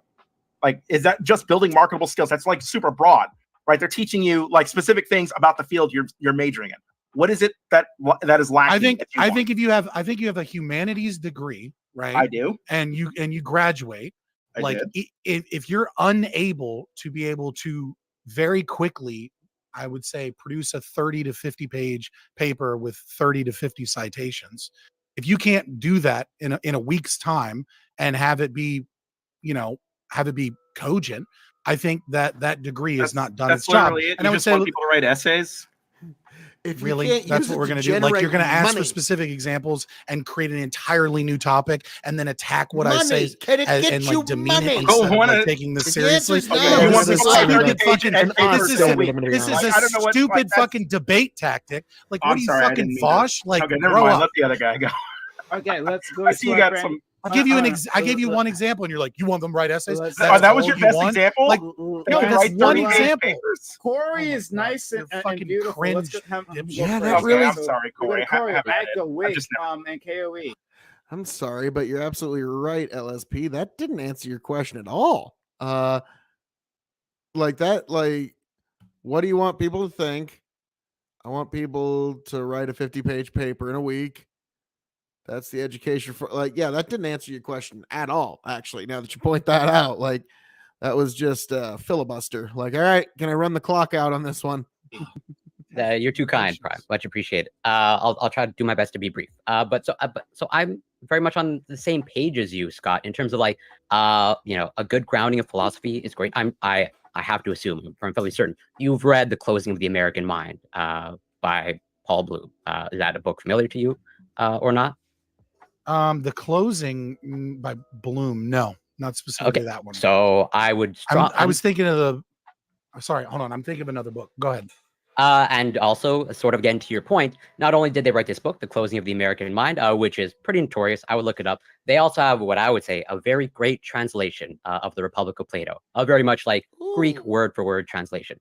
And like, yes, they very much make the argument actually in favor of education, of like a good grounding in the Plato's Republic. classical liberal arts. Is good. That's a testament to education. So grandpa like, saw that. He's if like, you "Yeah, if there you might want be to some more or hope less for you reframe it yet, as son." like certain fundamentals should be taught, and everyone should have access to these fundamentals to a classical liberal education, I'm all in favor of that. But then just say sort of like, it seems like you just want to abolish it all, or like, that it should only be reduced to economic output, I think is not the greatest. Okay, that's Newbies. That's Newbies. Okay, so I want to get back to what Scott was talking about before. I serve because I love where I live. Son of a biscuit. You ain't getting it this time. Ha! Oh, it's military. Uh-oh. They're running ads on this show. They must be needing fucking... Oh, God. We must be getting ready for World War III. Huck Finn tried doing all that with a typewriter without connection type, and it all had to be done in 3 days. Oh, yeah. Yeah. My farm is 5th generation. We used to do all of our fucking bookkeeping long form. So, yeah, I definitely know what those days looked like. Scott points out is that when we're putting looking at my great grandpa's books is whole, fucking crazy. It's his handwriting and everything. Everybody's special, then nobody's special, sort of thing.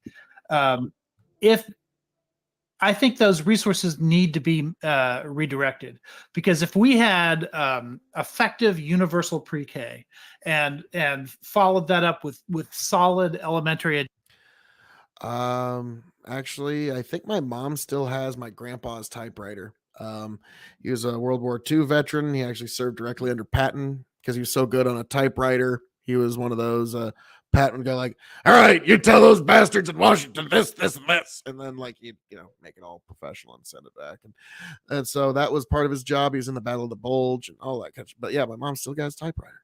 Education in a way that every child in America had equal access to that kind of education, they would be able to compete more universally for those spots in colleges. They would be more prepared for college when they were going in, and you wouldn't have to lower standards at those levels. Like, for instance, if you're universal looking at pre-K is bad. Like most of the research points out. But hold on, let me finish making my point before you attack it, because what I'm talking about, I mean, you can come up with a different way of solving that problem. That's fine. I mean, I'm open to that. But all I'm saying is that when you look at, say, affirmative action at the college level and at the high school level, and maybe even a little bit younger than that, it backfires, because then what you end up doing is you end up taking a group of people and putting them, mixing them with a group of people who have advantage. Huck Finn, my great grandma owned a schoolhouse, and the math books for 4th grade were tougher than high school standards today. Oh yeah, when you look back at some of those fucking math problems those kids were doing in them schoolhouses, you could tell the parents are like, you will get a good education or else you'll get the switch. And yeah, those kids learned some shit or they got the switch. Over them, and then you're setting them up to fail, right? But at the pre-K level and at the elementary level, when you give them the resources that all of those other people that they're supposed to be able to compete with, then you're doing the opposite, because you're raising them up to a level where they then can compete at, they can get into those prep schools that prepare you for college. They can get into those colleges because they've been given the resources that they lack at the early level. When you give them nothing until they're 18 years old, and then you suddenly put them into a college program that their test scores don't show that they're ready for, it backfires entirely. So all I'm saying is, you might not like universal pre-K, but all I'm saying is that there needs to be some sort of focus on early childhood education that tries to fix the problems at that level, rather than waiting until they're 18 before implementing solutions. Universal pre-K, like the data, like I'll just like I respond said, quickly. we just have very little amount of time left, so I need to hit universal pre-K. Universal pre-K is not good. The studies show that it doesn't work that well. Okay. And I'll just quote the end of the Hayek quote to answer all of those, which is that the socialists, when we tell the socialists that we don't want the government to produce grain, it is as if we think that we want people to starve. Like, I don't want the government involved. Doesn't magically mean that like we shouldn't focus on things. Beautiful. Okay. Except you say that housing shouldn't be a right. All right. Let's go to our friend Wick, please. And then K.O.E. and then I'll speak. This has gone far, far away from the initial topic at hand. I'll use my closing to address the initial topic at hand. When it comes to education, when it comes to college education, yes, there are problems with academia right now. One of the major issues is men are fleeing the field, right? Men specifically are just leaving academia. They're not getting degrees. They're not getting that level of education. Is going to create a severe wealth gap in the coming future, because again, we can see that college educated individuals and things do tend to have more earnings, more spending power over the long term and things like that. So we're going to have to deal with that at some point. I think that at the end of the day, education should not be just about an economic consideration. I haven't done anything with my degree, but I don't regret getting it. I don't think it was a silly thing to invest in or a silly thing to do. It did teach me a lot about how to learn, how to think, what to go, like how to examine certain topics in a way that's nuanced and interesting. And now, obviously, that wasn't the only thing that taught me that, but now, when he's saying all this, I'm going to go next. I'm thinking, God, why do I always say things that end up being so mean to Wick? Really because I help. like Wick. I think but expanding I back fucking bury him fucking 5 feet. K.O.E. I hate myself a little bit, but it was all true. Well, first of all, Prime, I've been wanting to say this all night. In blackest day, in brightest night, beware your fears made into light. Let those who try to stop what's right burn like my power, Sinestro's might. Sorry, I've been waiting for a good segue into that. So, was that a good segue? Yeah, I was gonna say, like, your definition of good segues pretty loose. Hey, what can I say? But anywho, your definition of a camera is pretty loose too. Yeah. Oh, sorry. Oh, damn. But I was gonna say it was something I got in a little earlier, but unfortunately, these days the hardest part of attaining an Ivy League education is the admittance process. It's not what you know, it's who you know, in that kind of instance, and it really does kind of call into question the overall value of that. And there was also the idea of. I'm sorry, I'm going to stick with this because there's so much training involved, so much time, so much effort, so much energy, so much money that goes into getting a degree that it like, and I'm not saying this is like an attack on you. I'm just saying this is kind of general statement that like, if you are out there and you have a degree and it has nothing to do with how you make a living and how you make your money, I view that as being a spectacular failure as an economic actor, just because of all the time, the effort, the energy, the money, the early life that you had to put into it. So like that's one thing that you got to keep in mind. Like I've talked to dudes who they majored in fucking Sumerian. They majored in a 6,000-year-old dead fucking language, and they're shocked that they're waiting tables. Okay, like that's the kind of thing that I'm talking about when you're trying to get to a degree that maybe doesn't have the value that you're going to be putting your time, effort, energy, and money into. And the last thing that I would say, and this is to Aiko's point, talking about how important pre-K is, pretty much any paper on early psychiatry that I've seen is the best and the most important indicator to indicate that your child's not going to fall into some sort of criminality is to make sure that they are agreeable with their own peers by the time they're 5. If you can do that, you've basically done like 80% of your job. After that, you just got to kind of get them to 18, make sure they're fed and all that stuff. And all, like after that, you're basically after that, you're a fat landlord. But or at least in my case, like, yeah, my kid's already a better person than me. So I'm just a fat landlord at this point. But yeah, so that's the one last thing I want to talk about, just the utter importance of that early education. That's the biggest predictor of criminality. And with that, I yield. Let's go to LSP, and then. All right, now got a comment here from Huck Finn. My grandfather worked for FMC Link Belt as a draftsman with a high school diploma. He designed modern hydraulics based upon what he learned about the heart and arteries. Neato, dude, that's fucking awesome. Like, I'm sorry, that's just fucking awesome. Like, that's the thing, just that whole generation of old timers. They're like, their stories seemed like just so ho hum to them, but they're fucking awesome when you actually like, dude, you did what?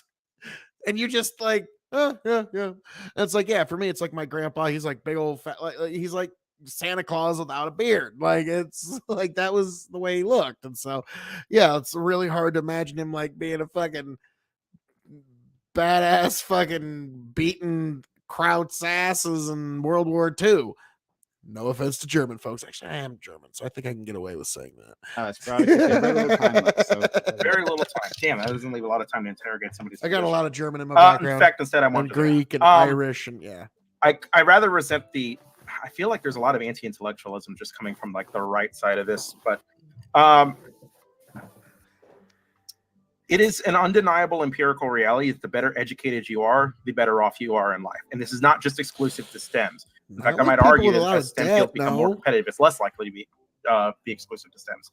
It's less likely to be such a profitable career. Rather, if you drop out of school, you don't get a lot of money. If you are a high school graduate, you'll earn more than a dropout. You get a college graduate, you'll earn more than a high school graduate. Typically, this is true. Broad strokes. Now, of course, Phil can always find the odd person who majored in Sumerian and is waiting tables for a living. That's the case with anybody. You a lot of Phil majors. You can find a lot of brilliant people who've squandered their potential. And that might just be because of they've made some bad decisions, and that's just unfortunate. But what you want to do with society is structure it so that people are best capable of fulfilling their entire potential. So when I look at Scott's idea for the world, and I'm fast forwarding, not transitioning period, what does Scott actually want if he had the power to create the world as he wanted? I'm picturing a world where there is no public education. I'm done drinking alcohol, and a person cannot afford to go to school, and a person is basically condemned for the rest of their life waiting tables because the admittance for college is so expensive. The cost to go into school is too expensive that you've created like a permanent underclass that is perpetually defeated by a lack of resources. That's my issue. If you want to say I'm strawmanning or attack it, knock yourself out. You're obviously strawmanning it. And before then, we gotta make sure our friends product is, and then we'll transition to our next topic. So Wick, so you said that men are leaving academia. And you said this is a bad thing. It's going to create this giant wealth gap. I don't see that. You can leave academia to go become a welder. You can leave academia to go That's not learn. happening, though. I'm sorry, it's not happening. Yeah, that's kind of like learning. Yeah, it's not like Wick is correct. Yeah, look, on average, right? Like in the aggregate, having a college degree opens a lot of doors to you socially and financially, right? It does, but if you just say you don't want a college degree and you want to become a welder, you want to become a mechanic, these days don't require college degrees, and it'd be quite limitless. Transition to these. Hang on. Huck Finn says, I got a daughter who dropped out of school because she hated the woke shit. Then got a job starting at $18 an hour working in a factory making furniture. Well, good for her. Good for her. LSP, like clockwork. Yep, like clockwork. But yeah, like no, good for her, Huck. You know, God bless. I'm sure like that's someone that knows the true value of a dollar. And that's a lesson that folks can never learn enough, unfortunately. Alesto, college grads always shit on blue collar jobs. So I always hate that because it's like, guess what? You need farmers, you need truckers, you need plumbers. I've never needed a gender studies major. Not once. I've gone my whole life and never needed one. And like, it's like, there's never been like, oh my God, how are we going to survive this situation? Thank God we got this gender studies major here. Like, you know, like that's like, I don't know how many people have ever said that. Huck Finn then got her GED taking business class online. Well, good for her. Good for her. Like, I just gotta say, like, you know, hey, toast to one's own betterment. And that is like, that's like, man, that's like the definitional pulling yourself up by the bootstraps. Well done. Alesto, guess who has a job right out of college? This guy. Well done, Alesto. Well done. Well done. God bless. Well, I mean, yeah, in your particular field, there's no such thing as there's ever enough people. It just doesn't exist. LSP, Phil, nobody in that entire convo was shitting on blue collar. However, you were shitting on Actually, Prime kind of was in the first hour. He kind of did, oh, you know, be salt of the earth and all that kind of stuff. But like, and I was like, I don't know about all that. So like, unfortunately, like, yeah, Prime actually kind of was at the very beginning. Blue collar, by the way, good for you, Lesto. Good for you. Then fine, but again, we're not seeing this happen. We're not seeing them leave academia for bountiful jobs in. But yeah, no, like no, I don't mean to be harsh about this LSP, but no, like it's just because of all the time you have to put into it. Like if you have a degree and it's not connected to your income, that is a failure as an economic actor. Like I don't know how else to put that. And like, no, a degree is something that's so valuable that we shouldn't be inflating it by making the fucking admittance to college be, can you hold a fucking pencil or pen? Okay, like that's what I'm trying to get is like, I want like degrees to really fucking mean something, so you really know who you're hiring here. Like that's what I actually want. Huck Finn, no, some graduate work works out well, others not so well, depending on work ethic. Exactly. So like I know like it sounds like like you're saying anti-intellectualism. No, that's not what I'm saying here. I'm saying like the idea of having a degree used to be something so valuable and should be something so valuable that you can, it's kind of like getting a black belt from a certain school, you know, like, oh shit, that guy is a fucking Hicks and Gracie black belt. You know not to fuck with him. But it's gone well beyond that. The LSP, the admittance to college is not if you can hold a pencil or pen. You need a diploma at minimum, and to pass a placer entrance exam. Okay, I get what like I was like, what is it? But yeah, I understand what you said, but like no, the admittance has been lowered and lowered and lowered. Now, I really like community colleges. I love community colleges. I think those like that I could understand maybe moving a little bit more funding to, because you can get, you know, your basic reading, writing, arithmetic done. If you're going to university, you can get them done there way fucking cheaper. So yeah, like, so community college I think is fucking great. And like I remember when I was in college, like one of my teachers was like really happy because she was happy that George W. Bush actually mentioned the word community college. So yeah, nothing wrong with that. Construction or bountiful jobs in these other fields, we're seeing them leave academia. And then we got the deaths of despair, the opioid crisis, and all these other issues that are just slamming them, right? Non-college educated men and women in the United States are just getting slammed by these problems, right? And it's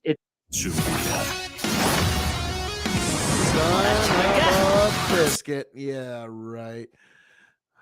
Anime stuff. God, how did anime get so popular? Let's see. Huckfin, lower student to teacher ratios helps return on. Well, yeah, the ROI. That's the big question. Because like I say, if you have a degree and it's not connected to your job, the ROI is 0. And that's not good. That's the opposite of fucking good.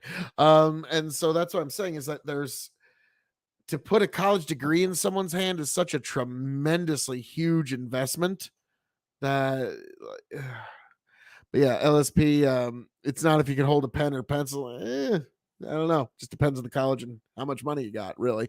Because yeah, that's the other issue is like to get an Ivy League education, you know what the hardest part is? Getting admitted. Yeah. That's the definition of not what you know, but who you know. I didn't know. There's I a didn't book know that. called Deaths of Despair and the Future of Capitalism. When was it written? When was it written? By 2 Stanford professors. It's Okay. a wonderful read. Okay, so I might read it sometime, but it's not on this panel. I'll let you're not going to read it on the panel. Oh, that's no, I'm not going to. I'll let my man Doobie have the last word. Go ahead, Doobie. Yeah, I just wanted to, because I feel like people really hit on the fact that men are getting degrees, right, in like lower rates over the year. But if you actually look at like non-degree credentials, right, like whether they're it's like a plumber's license, you know, a fucking contractor's license, etc. I mean, yeah, Alesto, you're right. It goes all the way down from like the rich, vaunted high above us, like the Hunter Bidens, all the way, you know, to everybody else. Like, yeah. Sorry, I had to get my little crack in there. Oh shit, Hunter walks in. Did somebody say crack? Oh, Alesto. Also, just because there are books about topics and they gone to school for said topic, that like, well, yeah, like it.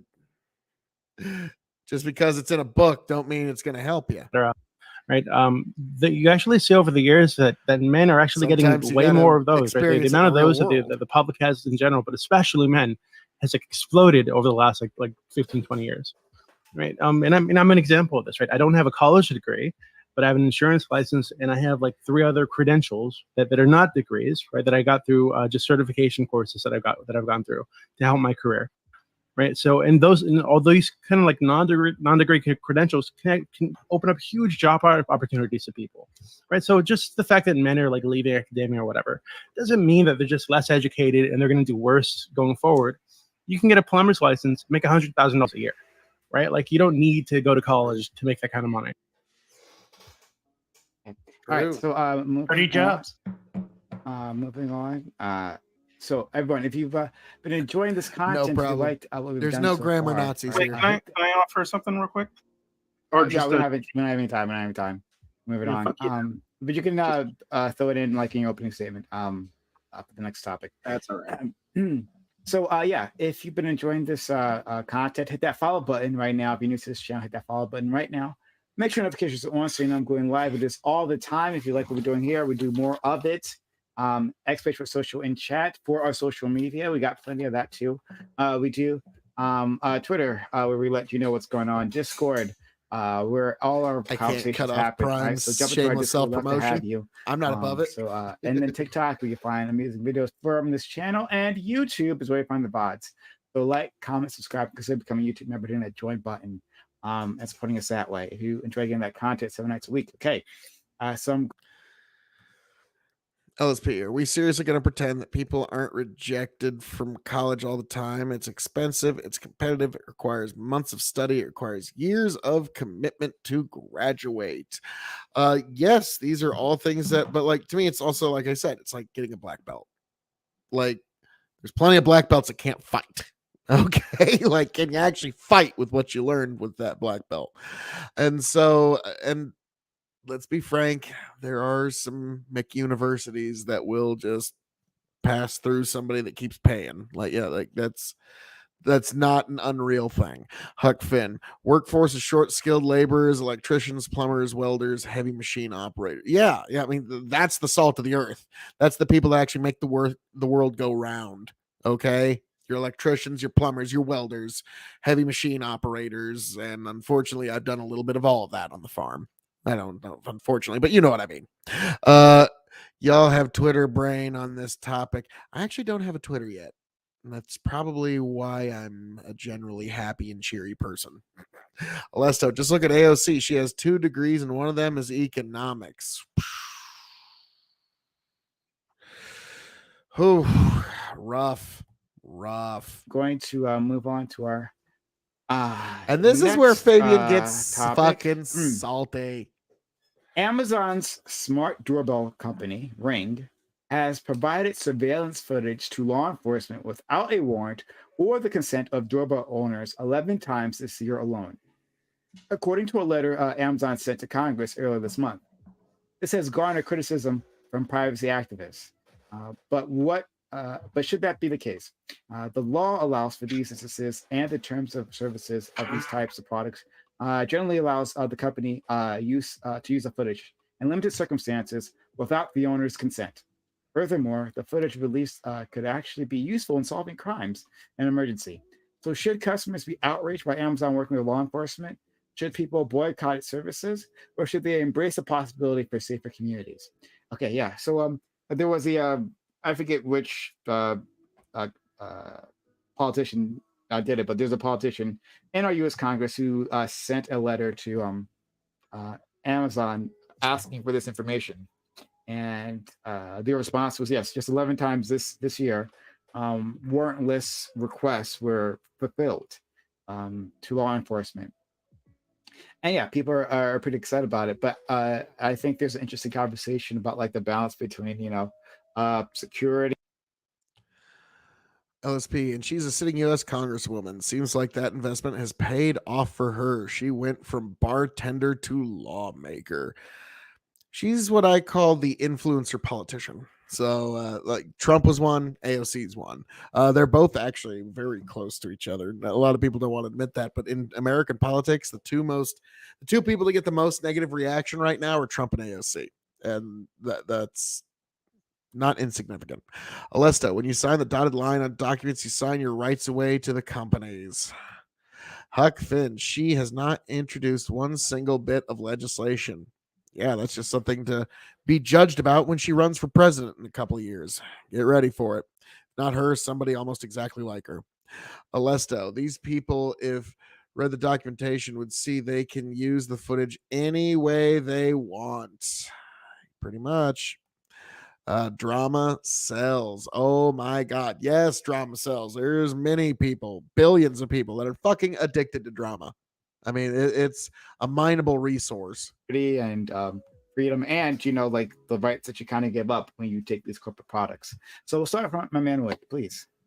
Yeah, well, that's the thing, right? Like, this isn't just something that's done randomly or at a whim. It's for people who have agreed to have this product installed. Now, they may have not understood what they were agreeing to. It may not be in the EULA or end user license agreement. If so, that needs to change immediately. But as I understand it, it kind of is. They are upfront about it. It's just buried in that thing that no one reads when they agreed to install these things. So yeah, this is something you can opt out of. You don't have to have this product in your home. So I think that there is no inherent harm, right? And someone who does want that kind of extra security or safety agreeing to have this installed, like for some that's a feature, not a bug.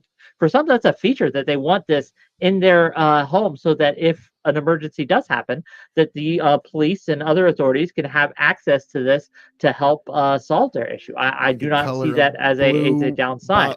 Now, if this was happening across the board, if this was something citywide or mandated, 100% against it. Throw a but pretty it's not. face. It really isn't in You this have case. So that's my someone stance. that has deceived people. Great. And guys, let's keep our opening short. You were fine, Wick, but just keep our opening short so we can get to the K.O.E, please. Well, I'm just gonna keep my opening pithy here in that who the fuck told any of you it was a good idea to hook up cameras that were hooked up to the internet all over your house? Who told you that was a fucking good idea? Some of y'all motherfuckers never read 1984 in high school, and it fucking shows. Like, oh my God. Like, yeah, obviously it should, in theory, be all private, but no, the state's going to use whatever it can, whenever it can. There is no door that a warrant cannot open. That is the pretty basic Send us a legal thumbs up if principle. you're And so actually if you've alright, got Lesto. footage that they have, they're going to fucking try and get it from you. However, they're going to try to fucking get it from you.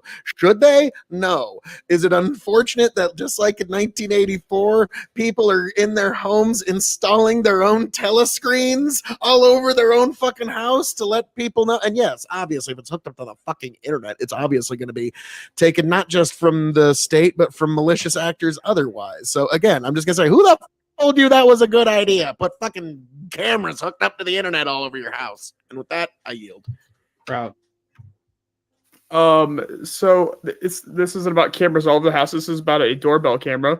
And you know what? If hackers want to watch me walk around with what God gave me, then they can feel free to do so. But no, I think that Amazon should have to have a warrant to give this stuff out. There's the quote unquote that they're upfront with it, and the way they're upfront with it is they bury it in legal paperwork and hope you never read it. So no, I think that Amazon would have to have your consent. In which, if a crime did happen, I would give my consent for Amazon to use my doorbell. But I think that they should require the consent, or they should require a warrant. Thank you. Let's go to Corey. Yeah, so I echo many of the same things that Wick brought up in terms of like, you know, if in fact it's in the end user license agreement or in the terms of service or whatever, and they're agreeing to it, then like, you know, well, you get what you signed up for. But so at the end of the day, I think this also poses some other interesting questions that I'm going to attempt to bring up later on, where like, so I have mixed feelings and thoughts about this and I'm not sure I have a firm position, but you know, the sentiment of like privacy at all costs, I tend to be kind of against that when it comes to other circumstances that I will attempt to bring up later on, especially when it comes to, you know, without getting too far down into the weeds of what do we do in terms of like child sexual abuse images and, you know, phone, etc., privacy, all that stuff. But in this instance, it seems like the users are agreeing to it. And so it's like, there's nothing really going wrong as far as I can tell. Thank you. Okay. Aiko?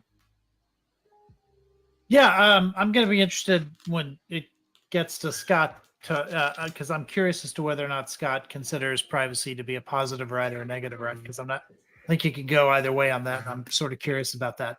But as I understand these cases to be, there are two instances in which these things happened without the consent of the owner of the doorbell, and that is subpoenas and emergency requests. And so the 11, I'm guessing, are emergency requests, since they said that they didn't have warrants. So I think that that's a problem, and I think that's a problem that needs to get fixed one way or another. We've got to maybe even change the terms of service to acknowledge the rights of the owner of the doorbell. However, I'm largely agree with David Brin, who talks about privacy issues a lot as a thing of like as an outdated issue. He basically argues that privacy is over. Like we can fight it as much as we want, but we're not going to win that battle. For most of us, we don't have privacy. He argues that what we should do instead is make sure that the rich and powerful don't have exclusive rights to privacy. They already do. Rather than unfortunately demanding privacy that we'll never ever be able to achieve, we instead should be fighting for universal transparency of information, so that government has to be transparent, and the rich and powerful and the corporations have to be transparent, because getting that old privacy back. The City Custom Cash Card automatically adjusts to your spending. Son of a biscuit. Like because I suddenly want to consume these things. Oh God. But let's see, Alesto. Is this New World Order conspiracy? Oh shit, it's already back. I don't think this is 1984 because in 1984 all of this was imposed like directly and obviously. I think this is Brave New World where we're doing this to ourselves, right? That carrying our the telescreen. idea that everything is a choice is actually sort of boxing us into a world that we don't really choose. It just gives us the illusion of choice. I mean, yeah, we're carrying our telescreens, so you have a good point there. That talks about that transparency. Well, I can tell you, David Brin, he's a famous sort of science fiction author. He's won a lot of Hugo Awards and Nebula Awards and stuff. And he makes that argument, not necessarily in a book. He makes that argument in his own sort of social media posts a lot. He posts on all the normal places, Facebook and Twitter and things like that. Okay. But this is just an argument that David Brin makes about privacy. But I can try to look up maybe an article that he's written or something like that, try to post it in chat. Yeah. He wrote The Postman, I believe, right? Is that correct? Yes, he did. Yeah, and he wrote like a series of books called the Uplift series, which is about like different animals being given intelligence. Sure. But that sounds like an interesting argument. All right, thank you so much. Let's Sure. go to. I'll go find it. Oh my God. Let's go to LSP. LSP, please. Yeah, I mean, I look at privacy as a pretty fundamental right. Law enforcement, as far as I'm concerned, if ever there's a reason to violate your privacy, they can get a fucking warrant for it. As for like when corporations hand over or break your right to privacy to hand over information to law enforcement, on your behalf, the only two circumstances where I could see this being a thing is one, when you're doing something like super illegal and it's in law enforcement's best interest to know, or two, it's when something's happening to you that might be super illegal or your life might be in danger and it's in law enforcement's best interest to know. I would hope that the companies which, they have such an intimate relationship with my life would understand and respect my privacy. In much the same way I would expect the government to. There are certain boundaries you don't cross, and the few times you can cross it, these are very limited circumstances. Get a fucking warrant. Unless you're like the corporation, in which case I guess you're not bound by a warrant, but like, I don't know, maybe we need to update our laws. Scott. Yeah, so I'm hearing references to 1984. I'm hearing references to Brave New World. Shut up and take your soma. But what I'm not hearing references to, which I just find kind of funny, is like Citizen 4. Like, did nobody watch that? Like, is nobody aware of like what Edward Snowden did? God. And like no one went to jail. Like, Dude, like we're talking about the great literary classics of fucking all time. He's like, wait, what? Some internet documentary defines super illegal, such a loose. Yeah.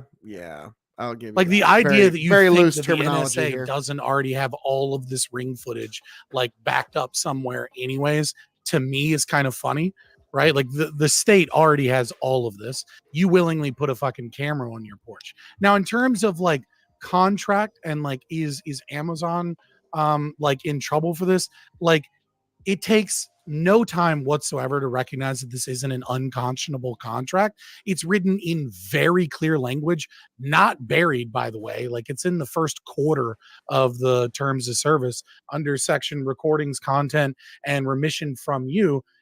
Section D, that like if there's imminent threat or that there is some form of danger, as these 11 cases said, that they'll willingly give this information over to the authorities. You signed that agreement. It's not buried. It took me like 30 seconds of just Control F police, Control F shared, Control F data, and like looking around and being like, oh, there it is. Like, you're allowed to share all, like they're going to share this even without a warrant under these specific circumstances. You have 11 times that this was done out of 1.4 million users. I'd have to look at the 11 individual cases, but I'm willing to bet that these 11 individual cases probably met like a legal definition of that contract. It's not written in like confusing legalese. It's very, very clear. Like, if you're literate, you can read it and understand what's going on there. So, I mean, I would say that the state already has all of this shit. They'll steal it and take it whenever the fuck they want. There's a reason I don't have one. There's a reason I don't have a fucking Echo in my house. And there's a reason when I go to bed at night, I fucking move my webcam camera like fucking up so you can't see what the fuck I'm doing, because they're hacked into all your shit. And it's not a crazy conspiracy theory. Just fucking watch fucking Citizen 4. If you haven't watched it and then you watch that and then you realize, nobody went to prison, and multiple people that lied to Congress now work for CNN, then you'll realize that it's a fucking moot point that you're fighting here. You don't have privacy. The government has already stolen that. So yeah, like in terms of contract, I think it's a pretty solid contract, and you should read your fucking agreements if you're going to agree to put cameras into a cloud-based system managed by private corporations. I think it's probably a good thing. The real issue here is not Amazon. It's not the contract. It's not whether or not the contract is unconscionable or permission. The real issue here, and the real reason we're scared, is because the state has a monopoly on power and violence and police. Oh, bingo. And the police bingo. fucking suck. Okay, I don't know who you bingoed. You didn't tell us about it, but There's like an ANCAP bingo card, buddy. Oh, okay, Roger. referencing. Yeah, like it almost might be like I promulgate my fucking ideas during my opening statement because I believe in them. But yeah, like the real issue, the real reason we're terrified of this, the real reason that we're scared of this is because we know that the police abuse their authority regularly and harm us, and that the state does the same, and we don't trust that institution. And so looking to Amazon as the problem here is really just kind of like, it doesn't work. You agreed to it, and you're not addressing the real problem, which is the police. Thank you so much. Doobie, please. Basically everything Scott said, but minus the government stole your freedom thing or your privacy thing. I think it's totally fine for the government to have access to this. I think it's so long as they're using it to protect the public, catch potential threats, to terrorists, pedophiles, whatever the fuck it is, murder suspects. Like this reminds me of the 23andMe case where like, oh Lord, Iko, Fabian's saying the same thing I said here, but he's acting. Yeah, that happened a lot, didn't it? Iko, I'm heartily glad that most ANCAPs don't vote. Yeah, that's the problem. They don't go to the polls because they feel like it's a contradiction. People were really upset. Hey, if you give your fucking DNA to 23andMe, the government might get their hands on it. Well, sure, who cares? Like they've sealed or they've solved multiple cold cases through 23andMe. Right, like this. It seems like this is working to our benefit. I really don't have an issue with it. The panel. Look, I see.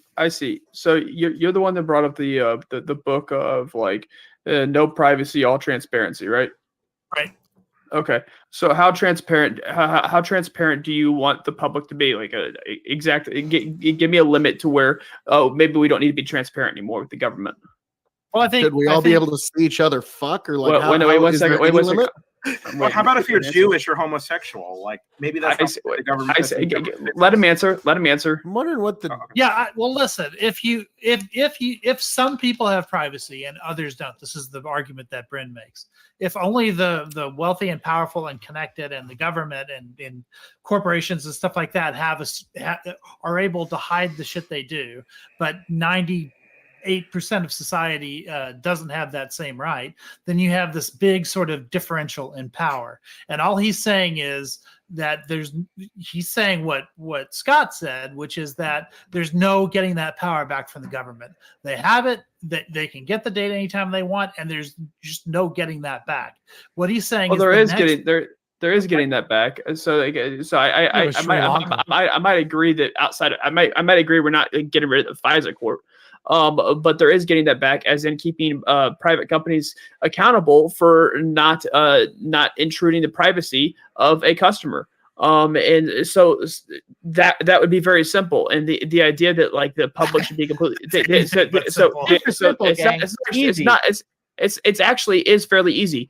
But companies don't give information to police officers unless they're given warrants, or given consent by the owner of whatever this is. So to ask you directly, Sprout, is signing an EULA or a terms of service consent in this case? Yes or no? When it's hidden underneath so much, no, stop. Yes, it is.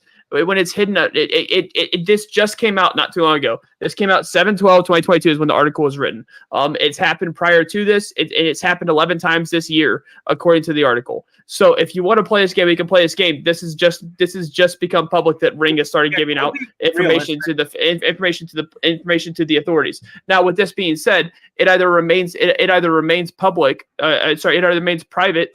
or we need to keep these companies accountable for intruding privacy of the people that they support.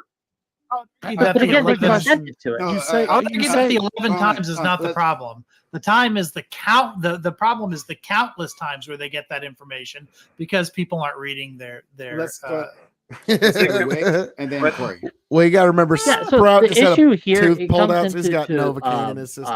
I'll let him education go. and consent. I'm giving and him yes, a if there's wide berth. predatory.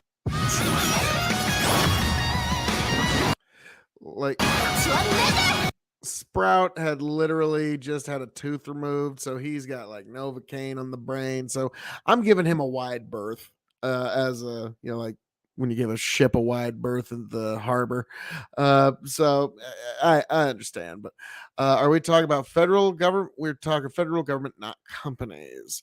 That's called an ANCAP sip. Nice, Ico. Nice, Ico. I'm just drinking soda now. I love Sprout, but still but come on, stay on topic. Well, like him, I'm just giving him credit that he was just, soldiering Pertinent through information that the customer should need to know. That's a conversation we can have. But when we look at this specific case with the Amazon Ring, I do not think it meets that standard. And again, I think there's a value in having, if this is something you want, right, to be able to opt in, like Amazon Ring owners are, to be able to opt in and say, yes, I want my information shared if I'm in imminent danger, if there's an imminent threat, if there's something going on. This is one of the selling points of the product to me. Yeah, So you're okay with private citizens. You're okay with private citizens losing their right to privacy because we obviously have a right to privacy. Well, have you heard of the Apple lockdown protocol? Okay, yeah, so, it's protecting just government officials and high-level elites. So it's exactly the thing that you want to avoid, and we're already implementing it. So yeah, Sproutcus, based off what you said, sorry, correct me if I'm wrong, but it seems like you Apple's seem to be of the the sentiment of cover like for the privacy at elites. all costs, as in like you'd be sort of in favor of like currently Facebook Fuck sort all of like of us, scans right? images and messages, along with Google does that as well, and there's reasons for that. Like so you don't want that occurring. If they scan images or anything like that, that's fine, but it shouldn't be given to the government. That's an invasion of privacy when you give it to it. Okay, well, it's being if it's for an internal source, something else that Google does, right? Like Google scans my pictures looking for my face. That way, I've got a nice little neat picture, neat little folder with the pictures of me in it. That's fine. But when they hand it off to a third party, I disagree with it. I think it's an invasion of privacy. I just want to finish my point, just because I asked that question for a reason, because that is currently happening, as in the context of like child sexual abuse. Facebook, it's mandatory for them to report it. They scan it, they report it, and here's where I think the interesting contrast is, as in 2020, Facebook reported 20 million instances of child sexual abuse imagery to the appropriate authorities because they have to by law. How many of those were acted upon? Sorry. How many of those were acted upon? How many of those did the FBI? Because that's who Facebook reports this shit to. How much these images did the FBI act upon?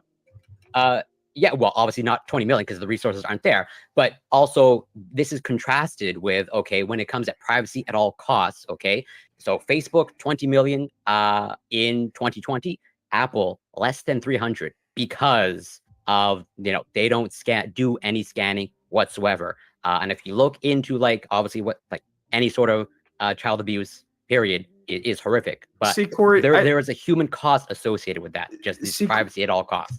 Corey, I guess it's not privacy at all costs, but what I am for is privacy of the citizen.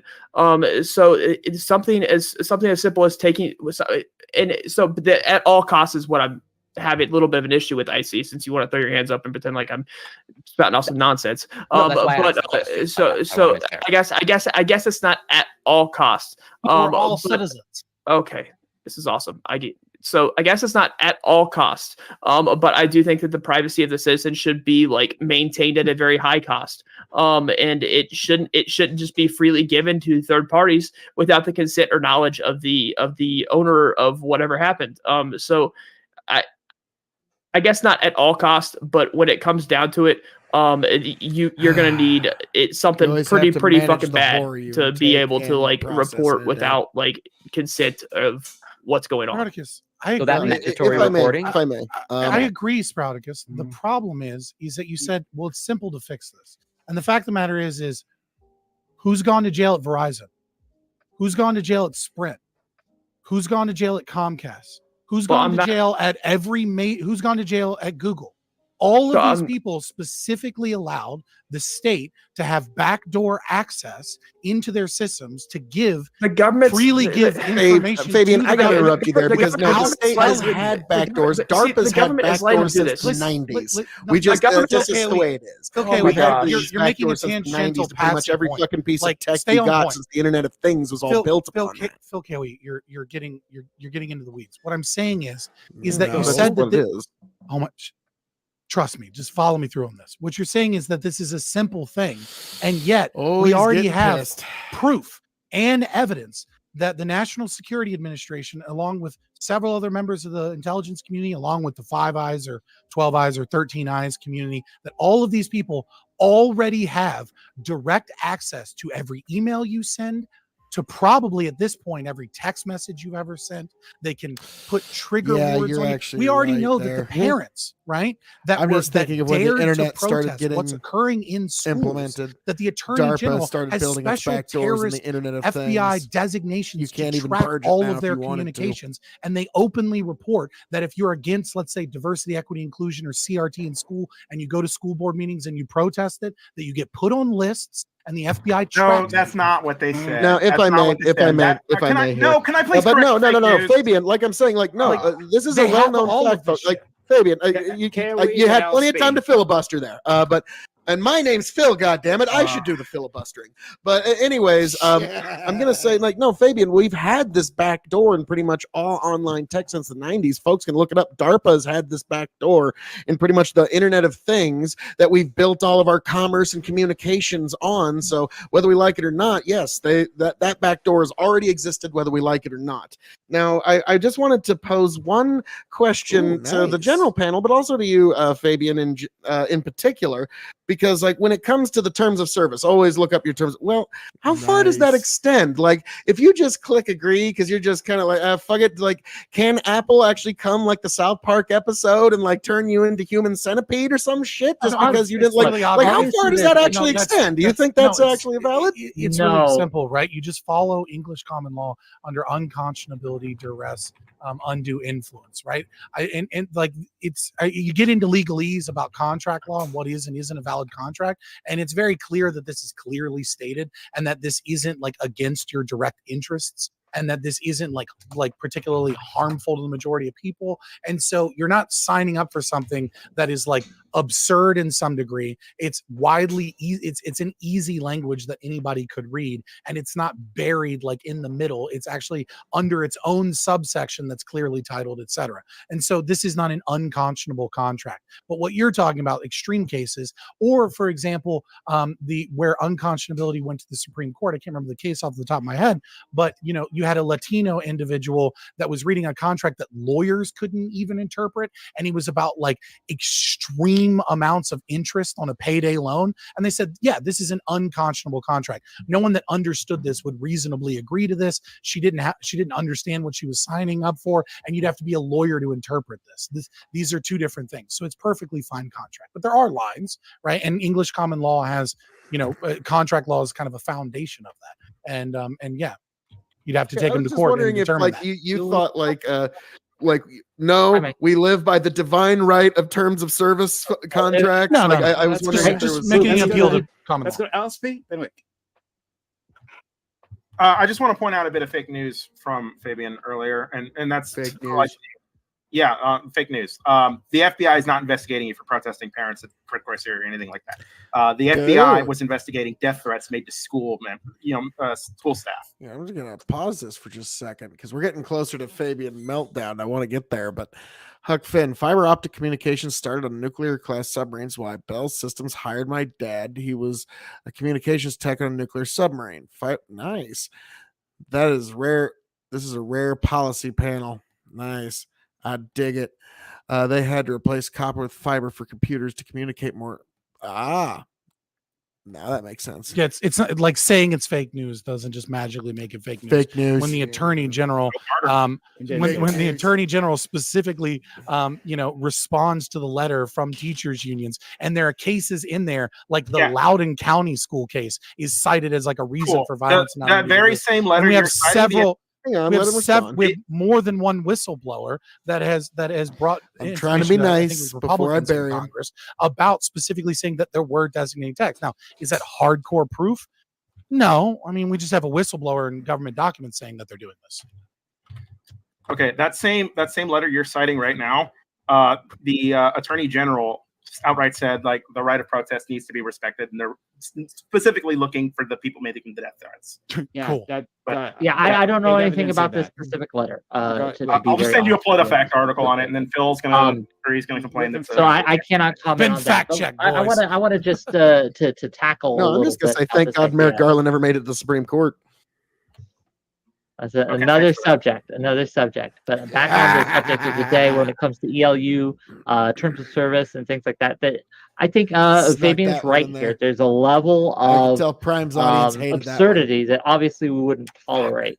But when it comes to things like this specific case with Amazon Ring, I don't think this is necessarily out of line. And again, in fact, we buy security systems in our homes all the time with the Son of a biscuit. That one kind of gave like, oh, what the fuck? Jesus Christ. I'll be honest, I was actually checking out a different screen there for a second. Like, what the flying fuck? Like, Jesus Christ alive, almighty God. But yeah, this one, you could just tell like tempers are starting to flare a bit. And I'm just poking. And apparently Fabian doesn't like jokes. Which that's funny. Aiko, if Fabian's not a fan of jokes, and yeah, I can see why he does not like me. And that's what we want out of security system when we buy it. We want the police to be called if there's a break-in. We want the data that it gathers to be sent to help with prosecution. We want all these things. It's whoa. That's not disrespecting our privacy, though. Neither is Amazon Ring. Stop. If a neighbor decides to break into your house if your neighbor sees someone breaking into your house, and neighbor calls the cops like, "Hey, someone's breaking in my neighbor's house." What do you think? Your neighbor is now violating we can cut this off at the head. What do you think? What right to privacy was violated in these instances, in your opinion? In my opinion, there was no consent given for that video to go out. There was no understanding that specific video was going out, and there was no warrant for that exact video. This was Amazon deciding by itself that it was going to give that to the government. The privacy is a negative right. A lot. I just have a quick wit. The government is going against the negative right to privacy. And so with that being said, the government needs to protect our right to privacy, and they need to start enforcing our right to privacy. Does Amazon have the right to watch us fuck if there happens to be a camera in our bedroom? I'm curious. Can they be allowed to watch you fuck? That's a real question. I'm not making hyperbolic. I'm curious to anybody. Should Amazon be allowed to watch you fuck? If you buy a camera that's titled the "Watch Us Fuck in Our Bedroom" camera, that's not what I'm asking. Install it, right? I'm gonna ask. Then yes, they have that right because you've consented to it. So okay. So you think Amazon should even be? So you think they should even be able to watch you fuck, even if you just happen to have a camera pointing at your house? Yeah. You said they can when you clicked OK to the fucking EOLA or whatever the fuck it's called. Then yeah, they can watch you fuck. Now, folks, is that the kind of world that y'all want to live in? I guess. Well, the world that I'm advocating for is a world in which you need to be an adult and read shit that you sign. Like, I don't understand why this is so crazy. It's not crazy. It literally says you also acknowledge and agree that Ring may access, use, preserve, and or disclose your content to law enforcement. What page is that on? What page is that on? It's not a page. It's under the section recordings, content, and permission. How far down is that? Yeah, literally, it's about one quarter. Let's say this, and then Section D says, Section D. It gives 4 sections. Section D says protect the rights, property, or safety of the Ring, its users, a third party, or the public as required or permitted by law. You let's gave say them it- that let's right. say It's it- we're like very on page- clear language. Let's say we're like on page 300 of 1000, right? And it was like in very fine text. Right? Even if that were the case, you buy a product, you understand that you're connecting to a service, and with that comes a ton of terms and conditions. If you're not taking the time to read through that, you don't have the time or the interest to do it, then don't fucking agree to it. Buy some other product that doesn't have that. No, And that the might press actually is that telling if you it was what if it it was says. like if it was like 1,000+ pages, right, and it was like that complicated, you could potentially have a case for unconscionability, right? Which is that it's so absurd and so large that like it's not reasonable for a person. I understand the case in like a payday loan because it's like a predatory like contract or whatever the fuck, right? But I don't. But in terms of like a doorbell camera, right? You're saying, hey, this doorbell camera is requiring me to sign up for signed up to the cloud, like it's Yeah. almost expected Is requiring me that to this is agree. gonna happen. Is requiring me to agree to a 1,000-page terms of service, like shit. Well, hey, get another fucking doorbell camera. Like, go somewhere else. Yeah, Or and- just and don't be an put adult. fucking cameras Yeah, all over look, your house we're like a bringing up dummy. these K.O.E. like hypotheticals. if We're someone bringing up has like these a Google hypotheticals, but Home, we have a very real instance, a very real case that we can look at. And in this real case, it's actually happening, right? It's not some science fiction. It's actually happening. No, it's very clear in the EULA. This is very clear. You guys can call it a EULA. That's what like lawyers call it, a EULA. A It makes EULA? it easier. Okay, Yeah, it makes it easier for you. But I mean, technically speaking, it is an end user license agreement. Like or because they terms of don't call service. it. It's just a term of service, but Terms of service. because you're paying a monthly subscription to the cloud service, right? And you're paying that each month, and you know that terms of service is subject to change in between those times, and they have to like warn you when they change the terms of service and stuff like that. But this has been there since 2020. Like this isn't a new thing they added. This has been there for 2 years. Yeah, like K.O.E. I'm sorry, go ahead. No, you go first, please. I was gonna ask K.O.E. because he said, you know, is this the world you want or whatever? Like, what's wrong with this world that we're talking about, K.O.E.? Because like we're literally just saying, hey, if you're gonna sign up for some kind of contract or agree to some terms of service, you should probably fucking read it. You should probably know what's in there, what you're agreeing to. Just at a whim, all willy nilly, these companies can just watch you fuck or watch you shower. You don't watch put the anything like fucking that. camera in. And if you don't want to agree to the terms, Nobody of service, has that don't- expectation. That don't buy obvious, the like, there's a product. reason why people put the tape over. It's because they're thinking, are they spying on me at any given time? Exactly. How many times have you had a K.O.E., fucking camera pointed K.O.E., at you when you should? People might be like watching an you adult. right now. There might be people watching you right now. They might be seeing you talk. I and have this know my conversation beautiful right now. They're face watching is just being an inspiration to them all, and they should all go to K.O.E. Nation on YouTube and subscribe. So, KOE, I'm assuming with you saying that no one ever should point a camera where they shouldn't. So I'm assuming that the only place that you've had sex in your house is the bedroom. You've never decided to do it anywhere else besides the bedroom. Don't answer It's a this. I don't want to goddamn know, lie. please. I'm But you yeah, right now, yeah, please. hence why I don't have cameras all over my fucking house. Okay, like yeah, like. I mean, the Supreme Court has already, but the Supreme Court has already settled that in terms of defining what is a reasonable expectation of privacy. Right? Like you use a telescopic lens or some shit to Camera look into inside someone's your living house room. that Like some that's a corporate violation of person is now privacy. spying on. Some beetle bureaucrat is watching a million miles away. Like, yeah, that is a fucking violation of a basic expectation of privacy. However you want to fucking boil it down. Firstly, Sprout, the living room's for fucking, the bedroom's for sucking. Phil's got it down pat. Secondly, Doobie, to answer your question, what's wrong with this reality where people are willingly signing into a terms of service that lets people fuck? They don't know that that's what Sex they're work is signing. real That's work, the yes. issue. I don't disagree it's real work, but the issue is that people don't know that that's what they're signing, right? People don't understand that going in. The vast majority of people, even if it's easy to access, even if it's easy to understand, the vast majority of people don't look into those kinds of consumer protections. So I can offer you a better world. How about a world where if you want this service, you opt into it? Because I think if people want that service, they would opt into it. And if the vast majority of people knew that that was the kind of services they were getting, they'd want to opt out of it.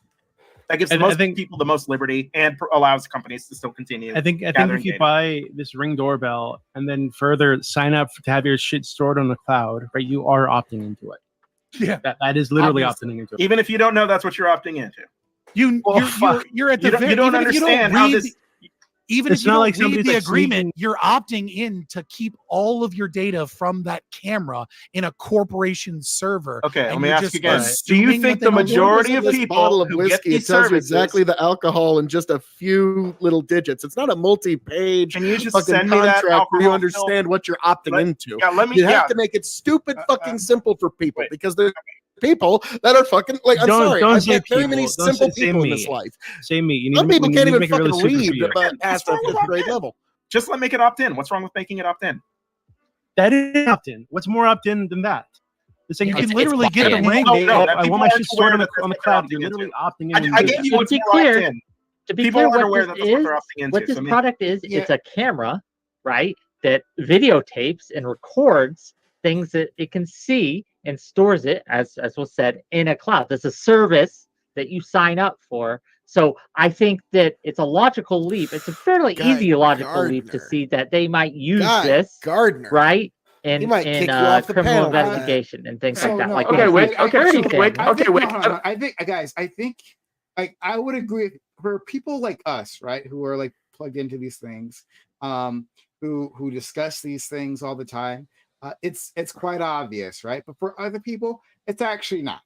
They actually don't think that deeply. I'm with K.O.E here, as I always am. But is that I think that's just a people soft don't bigotry and low expectations. actually have Just game recognized game. No, You look, wouldn't it's know. just actual reality, right? People do get shocked when you say some of these basic things about how these services work, right? Because yeah, People that are soft shocked, bigotry and low that, expectations is a little about how shot much at me. Google knows about them. I And mean, so they typed in all that now it's information to starting, Google, folks. but they're shocked that Google Settle actually in, retained grab all a that drink, information. grab a snack. It's gonna get like, fun. It's so. I would agree that people should think more deeply about this, but they don't. And in this world where they don't, I think LSP is saying something completely reasonable, right? Like, you can still put the camera on your doorstep, but like you give the users an option. Hey, can we hand this over to law enforcement if necessary, right? And then you can opt in or opt out. That's the second layer of opt in that you could have, right? Like, why wouldn't please answer LSP's question. Why wouldn't that be like the option of the most liberty, where you get to have all of that you could have access? Oh no. Hey, Google. Ico's gonna want to buy this Google product now. Ico, but our expectations aren't low enough. Huck Finn, the only people that need to fear what Big Brother's doing are those who commit crime. I don't know. People are more lazy than dumb, though. Problem is, it's like the old attorney adage: you let me follow any man for 5 or 2 days, and I'll find you 5 felonies. Like, it's investigative creep can now hit anybody. I mean, we've seen what investigative creep looks like in the last few years, and that's not anything we all want to find ourselves under. So to me, it's kind of like, just because I don't want cameras in everyone's houses doesn't mean I'm pro crime. You know what I mean? Like, there's a much greater crime that was committed against the American people writ large, if that's the case. People are more lazy than dumb. Well, I don't even know if it's laziness, just, minimizing resource output, maximizing resource unless output. the company That's what every voluntarily organic chooses creature to does. make that the case. If you're talking about like the state coming in, that are serving that's definitionally not liberty, because you're violating Fabian, private you'll love property. this. owners' The rights. problem is the state, actually, Prime. The problem God, is I actually hate the this. state in that there is no door that a warrant cannot open. And that is the biggest problem here, is if the law enforcement believes there is data there is no door a warrant cannot open. So there you go, Fabian. There's an instance where it's the state to answer that's to address flummoxing it all. directly, to address this opt-in thing directly, there comes a point where how much is enough? Like, do you also need like a confirmation box you have to check to make super sure that you're opting in for this? Like, how many boxes do we need to check here above and beyond a terms of service or a EULA? Problem is, right? Big Brother's that always makes a you, criminal. like, actually opt in. Like, if there was a little box, right, that said it, that you had to check, like, right, someone's going to be complaining the next day that, well, I didn't really read it. I just kind of skimmed over it and I checked the box because I wanted to check the box, and I didn't really understand what was going on. Like, how many layers of defense do we need before it's considered reasonable And I think we that have the- one. He's Yeah, already we got have one. one. The EULA. Wait, We already No, have two. So- no. Well, I'm sorry. I thought you meant an extra layer. Sorry. Then two. Fine. If that's what if you're dividing it that way, then two. Sure. So You're I mean, absolutely I see right, nothing Huck. wrong with that. Fear Like, is I the think greatest that motivator. at the end of the day, that would be cool, right? Wait. But when we talk about is it a violation if they don't have that? Is it something that we should enforce? Wait, Then you listen, don't get me. Listen, right? So like, imagine you're at your wedding, right?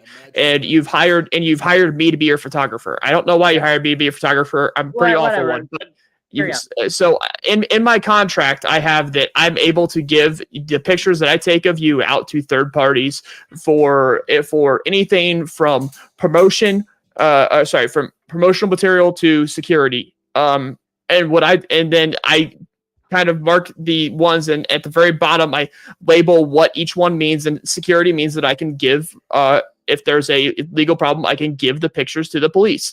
And I take pictures of you, and you know what, you're in one of the background and you're dealing drugs to one of your friends, and then I just see it while I'm editing. I'm like, oh well, this goes to the police, and just off it goes. You're good with that? Yes. If I chose that and I agreed to that, then that yes, would be a first violation of all, I of the wouldn't be doing contract. like dealing drugs, right? Like It's this literally a isn't violation of the situation- contract you just set up. No, it's not. Yes, you did. You said it had to be like a danger or emergency. Okay, let's just say it was something illegal. That was, I Okay, was well then doing we that can was deal with wrong, that in right? court, and then you'll either get sued out of business, or you'll learn to make a better fucking contract, or you'll learn not to share stupid shit, Or you don't sell drugs to people. or you don't sell drugs at your Yeah, wedding. Like, it's look, weird- if I weirdly were, enough, if, let me ask cameras you this. everywhere. Let me I ask run you a this: if legitimate you were a business. wedding photographer, Sprout, and one of your pictures captured child abuse, right? Like legit child abuse, do you not think that, regardless of the contract, you would have the obligation to turn that into the police? I'm already obliged to do that, but Well, that's a so different I story. would ask Yes, the question: that's what I'm saying. Is are you in we- favor of abolishing that obligation? Actually, is my question. In favor of abolishing the obligation of reporting child abuse? No. that's all that's in this contract. That's all we're talking about. No, it's not. No, it's These not. 11 cases were like the article even from CNN specifically states that in each of the 11 cases this year, Amazon's VP of policy, Brian Hausman, wrote, Ring determined that the police request met the imminent danger threshold and provided the information without delay.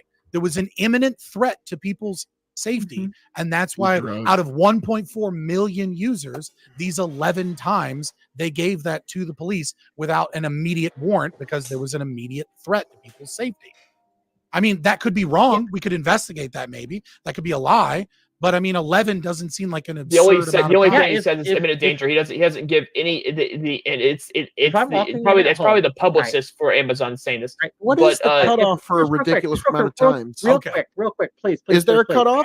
If What I- if it's a million users and they did it a million times? If I'm coming into my house, right, it's late at night, and someone's attacking me, and there's camera footage right now, I want them to immediately contact the police, get someone there as fast as possible. That's a net good, right? That's Why are they watching you? Why are they watching your camera long enough to know Blake like you're is an getting extremely attacked? interesting person. No, if you have No. like, I'm curious, AI Fabian. Is there a recognition cutoff software here? tag What is the pretty ridiculous quickly. amount? Look, I'm sorry, Wick, recognition I software just can gotta tag know. things pretty quickly, recognize different things pretty quickly, and it can get them to the appropriate authorities you'd be scarily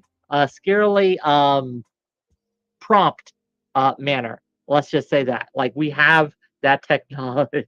For the record, a gun is a lot better than a ring. But anyways, K.O.E.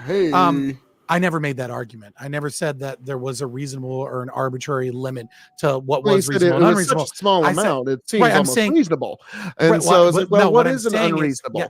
what I'm saying is that it is evidence that this is not something that they're just doing willy-nilly. Uh-oh. But if they have 1.4 million users and there's only 11 cases in a year, it is evidence that these are probably limit cases of extreme outliers. Like, Okay, if there but was what is the 2,000 of limiting them, factor there? if there Like, was if it was 10,000 of them, it'd be like, okay, we got to look into this. There's a lot of these fucking cases. Like, it's pretty obvious that some of these are going to be like, not necessarily fit the contract. We should look into this. But when you see 11 cases out of 1.4 million users, you kind of tend to think like these are likely outliers. This is not like the normal situation. I'm not saying that that there is an appropriate number. I'm just saying that number tends to make you think like probably not just giving it out willy-nilly all the time. Okay, because I was just wondering what is the limiting factor there? Because like when you're saying it seems like it's not all that big. Like I can't remember your exact. Well, they say verbiage, but imminent threat. I was gonna say right? like, well, okay, is 14 still unreasonable? Is 20 or still fairly reasonable? Is 100 still fairly reasonable? 1,000, 5,000, and like what is the limiting factor there? Because there's no limiting problem. factor. Once you violate a principle, the first time you violate, you're literally talking about something totally different. Well, no, I'm talking about once we literally start, when we go down this fucking rabbit hole, we are not fucking coming back. And that's what I'm getting at is once we have cameras everywhere in every fucking aspect of our house and companies and the government can just spy on us, willy fucking nilly, we're not going to be able to close this Pandora's box. So it might be worth examining on the way you're in. using scary language to attach to your badge. Because it's true. No, you're using scary language to attack because a it's badge. true, man. I'm sorry. No, Can you not match what I'm saying? Nobody used concerned about. Okay, LSP. Sorry. Stressing I the limits. accept your concession, Fabian. If you had better arguments, you wouldn't need the insults. No, the moderator is going to stop me from You dismantling. just said this is too retarded stupid to engage with. If you had better arguments, you wouldn't need the insults. So I accept your concession, sir. LSP. You're both so cute. Now it's getting saucy. Yeah, I hope you know that. I'm fucking gorgeous. Thank you. You really are, man. I just feel like cuddling you would be like. I'm one damn handsome man. That's true. Okay, so I'm gonna try to reach out to the ANCAPs and Doobie. Stupid. Basically by emphasizing the concept of individual here, and I want to stress limits on liberty. Conceive of a future where a EULA agreement outright states that a business will report illegal activity to the police. And now we've become Nazi Germany and having a gun is illegal. Just conceive of it. Corporations, government are two of the most powerful institutions this world knows. They should check and balance each other rather than cooperate to violate my privacy rights. The rights of individuals are paramount here. So unless a positive affirmation and permission is given, the minimum amount of privacy that should exist is an affirmative opt-in from consumers. I think that's reasonable. All right, there you go. I'm just still laughing at the idea that corporations and government will like be a balance of power against each other. Like, nah, dog. They're both going to work together to fuck you over. These are two of the biggest owners of capital in the world. Since when do capital not compete? You know, what do you think regulations are if not like a curtailing of the power of corporations? What do you think regulatory capture is if not corporations working with the state to fuck over everyone else? Regulations usually intent to you know what? modify some Actually, sort of I've made. I don't know what he's talking about. Government restricts I've, what corporations can do all the time. I have no idea what he's talking about. Yeah. That's you poor child. Just read C. Wright Mills' Dual Powers. He's getting irritated. Just read Plato. On this, I don't know how to respond to this. On this narrow point, I have to agree with Scott. And it pains me, like it actually burns. Like I got to go back to check it out because like I might have caught something. But that's like that's really the part we're going to zero in on. This idea that corporations and government could cooperate to violate your rights isn't scary to fucking any of you. No, it you is small scary. Government people. Like think of this. Nice try, Grugel. Oh. God damn, they were almost going to put some copyrighted music. That'd have been the end of it. That'd have been done. But yeah, I really hate their insistence on ads. But yeah, as you can see, Fabian's starting to get a little angered. A little bit on the angry side. We're just about there, folks. We're just about there to where he does the big rage quit. And it's fucking hilarious, folks. And we're almost there. We're getting there. But I want you to see the full context as to how we got here exactly. And then, damn. No, it is. No, that's yeah, my point. point. We ever say otherwise? No, it's scary. What, no, you have, Phil. To your credit, you have. He's saying no. Okay, so what Scott is saying is that it's a natural alliance between the corporations and these governments, right? That with that concentration, The state grants of money and monopolies, power, so of course corporations work with the states so they're they can be going to- granted monopolies. exactly to be granted. I agree with Is you it there. not okay? So the they're state gonna might work help with corporations curious. in one because they way, have so and they much- might like at restrict some them in point- another Oh my God, way. hold on. We're having a. Oh my okay. God, hold on. Oh my God, hold on. That's you. Shut up. Thanks. Okay.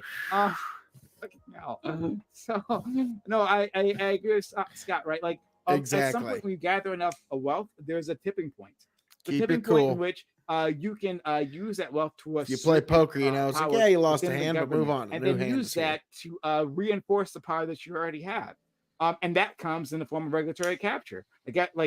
Mom and pop stores can't do regulatory capture, but like a massive supermarket chain might be able to do that. And then they use that to Or Amazon. reinforce a monopoly. Exactly. No, exactly. Yeah. So like, is there a natural a cooperation, right? Like, Okay. and if the government wants to use Can their I- services, right, for law enforcement purposes, right, to squash the people, the corporations are only so happy to do so as long as they will continue to protect their property.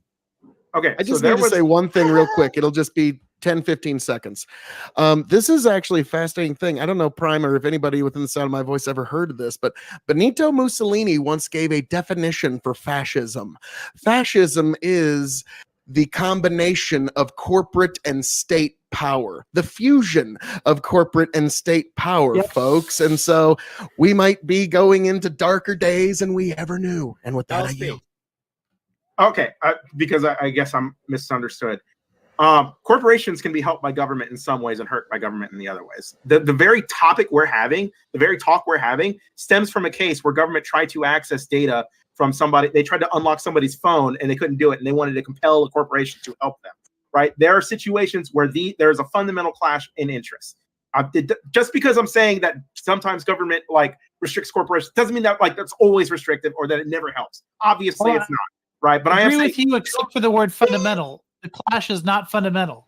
It sometimes happens. There's sometimes clash, but it's not fundamental. It's not, it's not inherently the case that that regulatory capture doesn't happen, or that there's not incentivization for that when you have the very powerful concentrations of power within oligarchic corporate system. I'll speak. Take away the word fundamental, and I could grant you more ground. Honestly, just read. Like I said, he's a fucking communist, right? Just read more Right. books. It's not even a book. It's like a long article. Like it'll be a great read for you if you're left wing. Like just read C. Wright Mills's Dual Power, Elite Power Theory. Sorry, Dual Power Lenin. Yeah, can we stand reading books though instead of just video essays and articles? I think we've lost something It's when like, that's all we not do it's is not that read bad. their It's debate, we can't even read the ULA agreements that are sending our news to Amazon. Like, we need of to- course, we're not going to read a book. You said it was C.J. Wright, and was it called C. Wright Mills. C. Wright Mills. Oh, I've and- recorded 2 audiobooks in the last year, which I just put a link to. I've had This is 1956, right? And he's Sorry, describing I'm the a way Power he's Elite? describing the history, right? The Power Elite. He's describing the way that the There's a elites link to find changed that over audiobook. time, and the ways that they both clash and work together. I just got to say, Huck Finn, you talk about the World Economic Forum. Klaus Schwab, who the fuck named this unelected shitheel the goddamn emperor of the fucking world? Fuck this guy. And no, I'm not going to eat the fucking bugs. Are you are going to have global fascism. Yes, like I said, we are heading to darker days. Oh my. Than we ever knew. Hang on.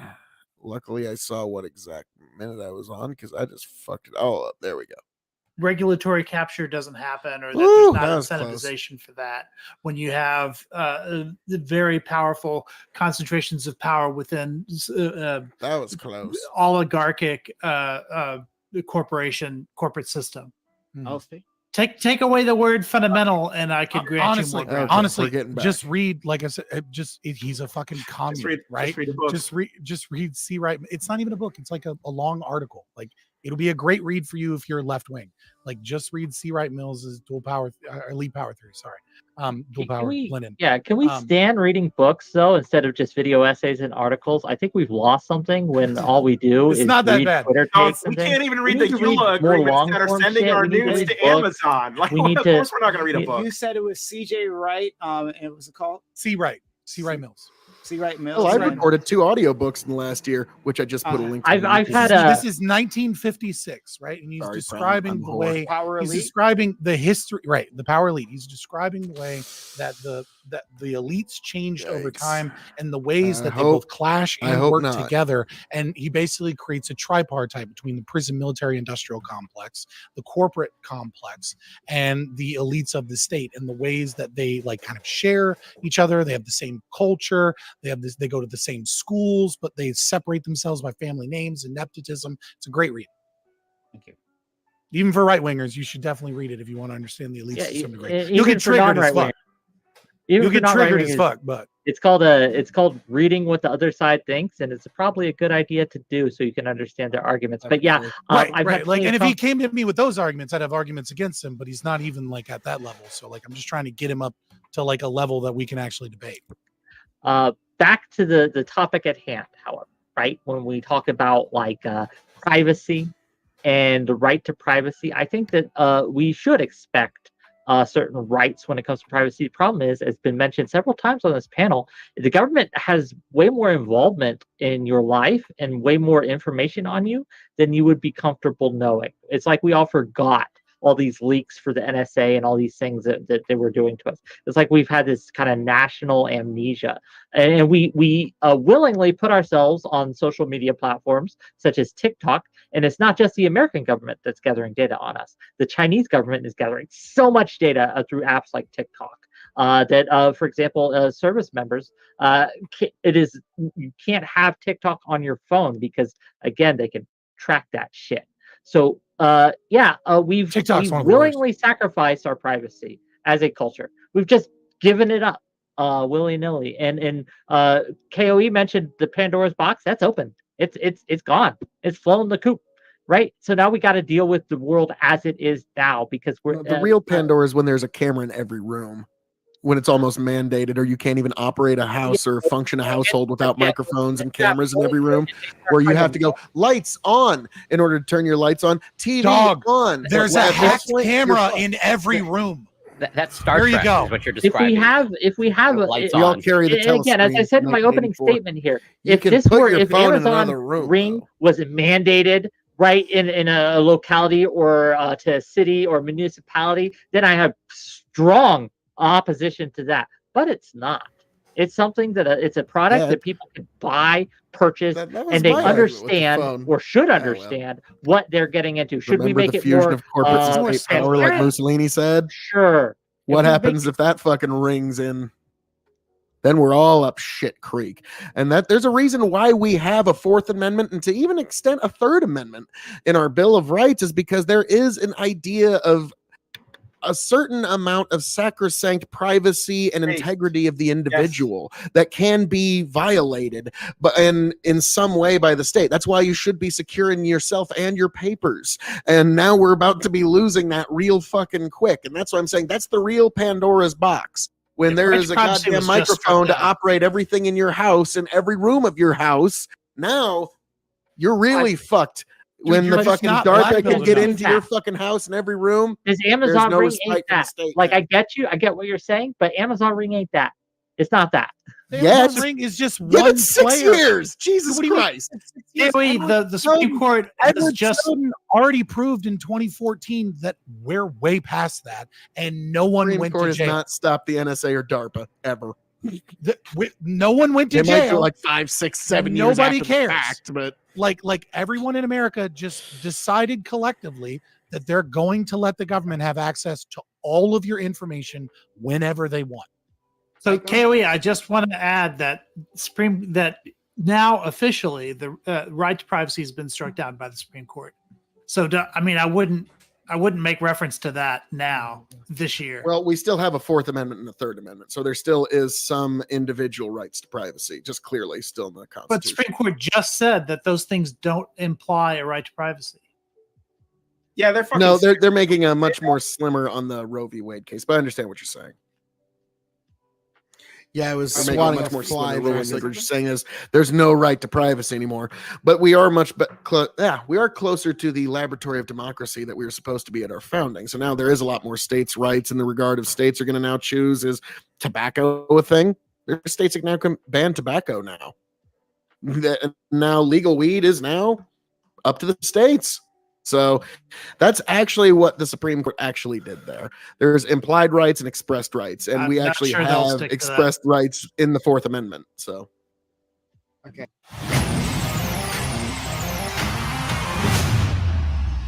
son of a biscuit.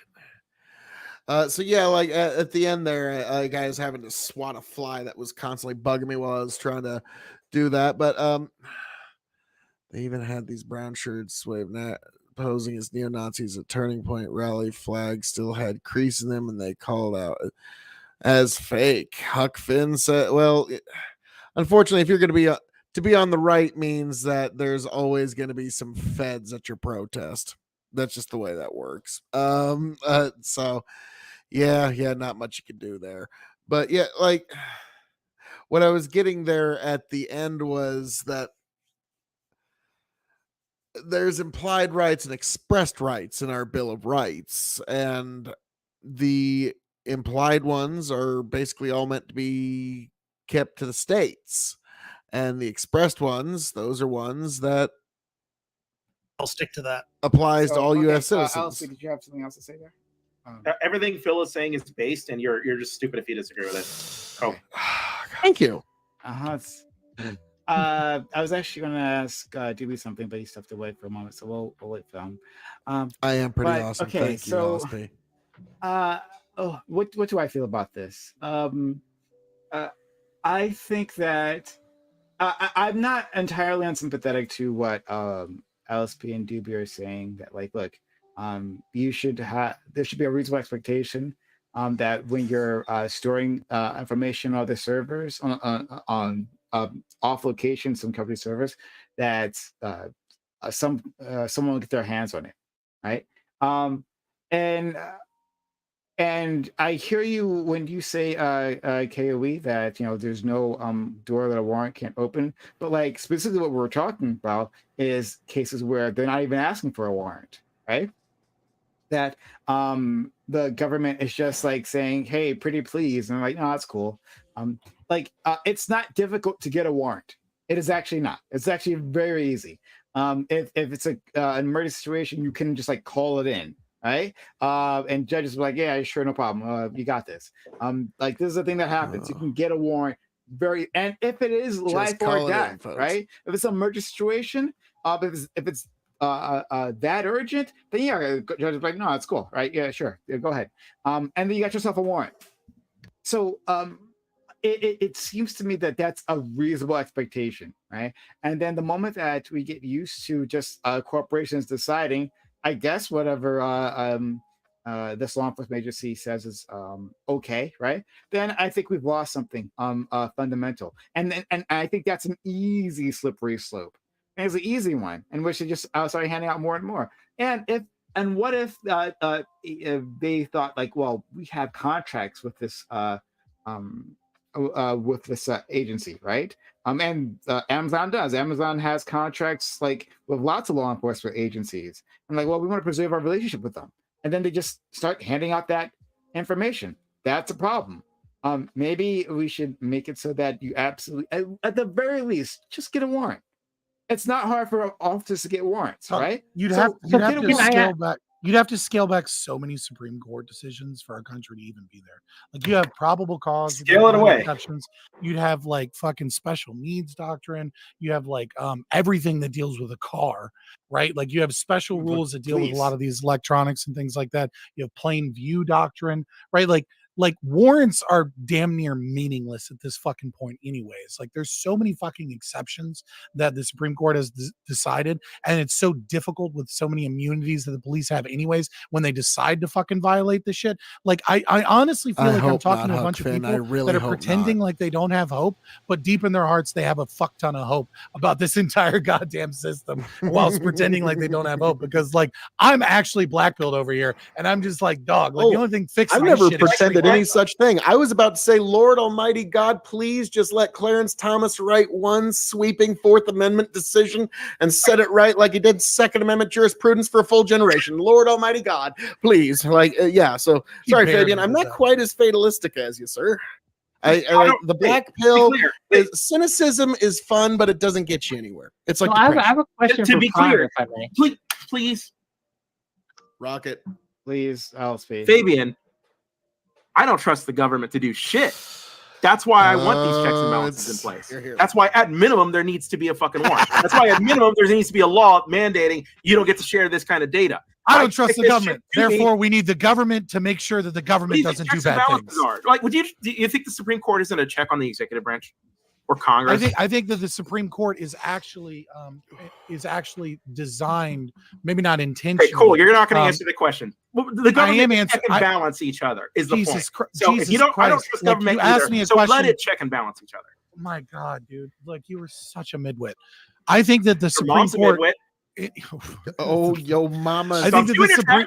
Yo, mama! I believe that the Supreme Court, in the way that it is designed, by especially after Warren, in the ability to determine the constitutionality of laws, is in such a way that it is inevitably going to grow the size and scope of the state. Because once it gives permissions, it rarely takes those permissions away. And because of the very structure of the Supreme Court, it actually grows the power of the state over time. And that it's not actually a good check or balance. Instead, what it is a factor that allows the state to grow in power. I think I might agree with you there. If I may, if you will. Quick. Yeah, if I may, just Prime. During your tirade earlier, I have a question for you. Right, that they need a warrant. Even if someone has bought this system with full knowledge and full understanding that they want their information sent out right away without waiting for a warrant, would you still require a warrant in that place? Even if we had LSP's suggestion from earlier, right, where someone checked the box, opted in, would you still require a warrant for that, or is that not enough of a no. Okay, so there were this has come up a few times before, right? I don't think it was Ring, maybe it was, I don't know, but it was a similar service. It was like an app, right? Like a neighborhood watch app. It was like controversial, like a neighborhood watch app that people were using, like My Community or some shit like that, right? And it was basically they're using it to like report black people in white neighborhoods. But this idea of like sharing this info with cops, it's fine if like the police department says like, hey, we would really like to be using this, right, to keep our community safe, right? From black people in white neighborhoods. But like, we'd really like to do that. So would you like to hand over this information to us? And a lot of people would say yes. So please give them that option if that's what they want. So to send it directly to the to police, right? If they want to hook up I would hook up a camera in my toilet, right? And direct feed to the police of me taking a shit. I want to share that information with them. So yeah, we should be able to opt into these types of things. I'm okay. I didn't know Fanatic jumped on the panel, but the app is called Neighbors. Neighbors? Was it Neighbors? Okay, thank you. Okay. So yeah, to be clear, you'd be fine with people opting in. Okay, that was my only question, because again, during your monologue there, it wasn't clear to me. But thank you for clarifying. And I would ask the clarifying question now. So do you want also an opt-in of like Facebook scanning like your photos and messages and all that stuff?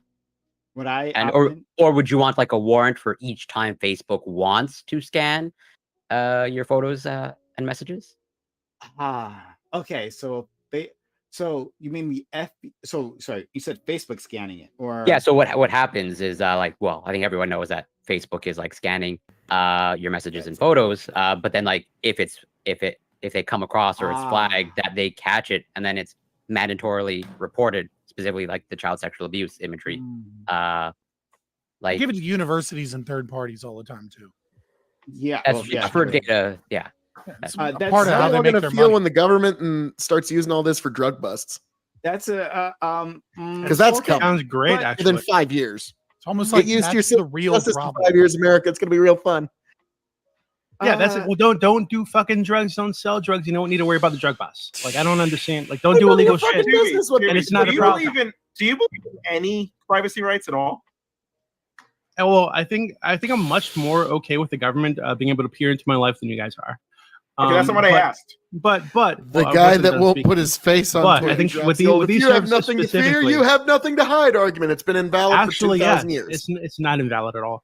But I think with these specific services, everybody has much they have to hide. Everyone has a right to be a fucking private person. With these specific services, right?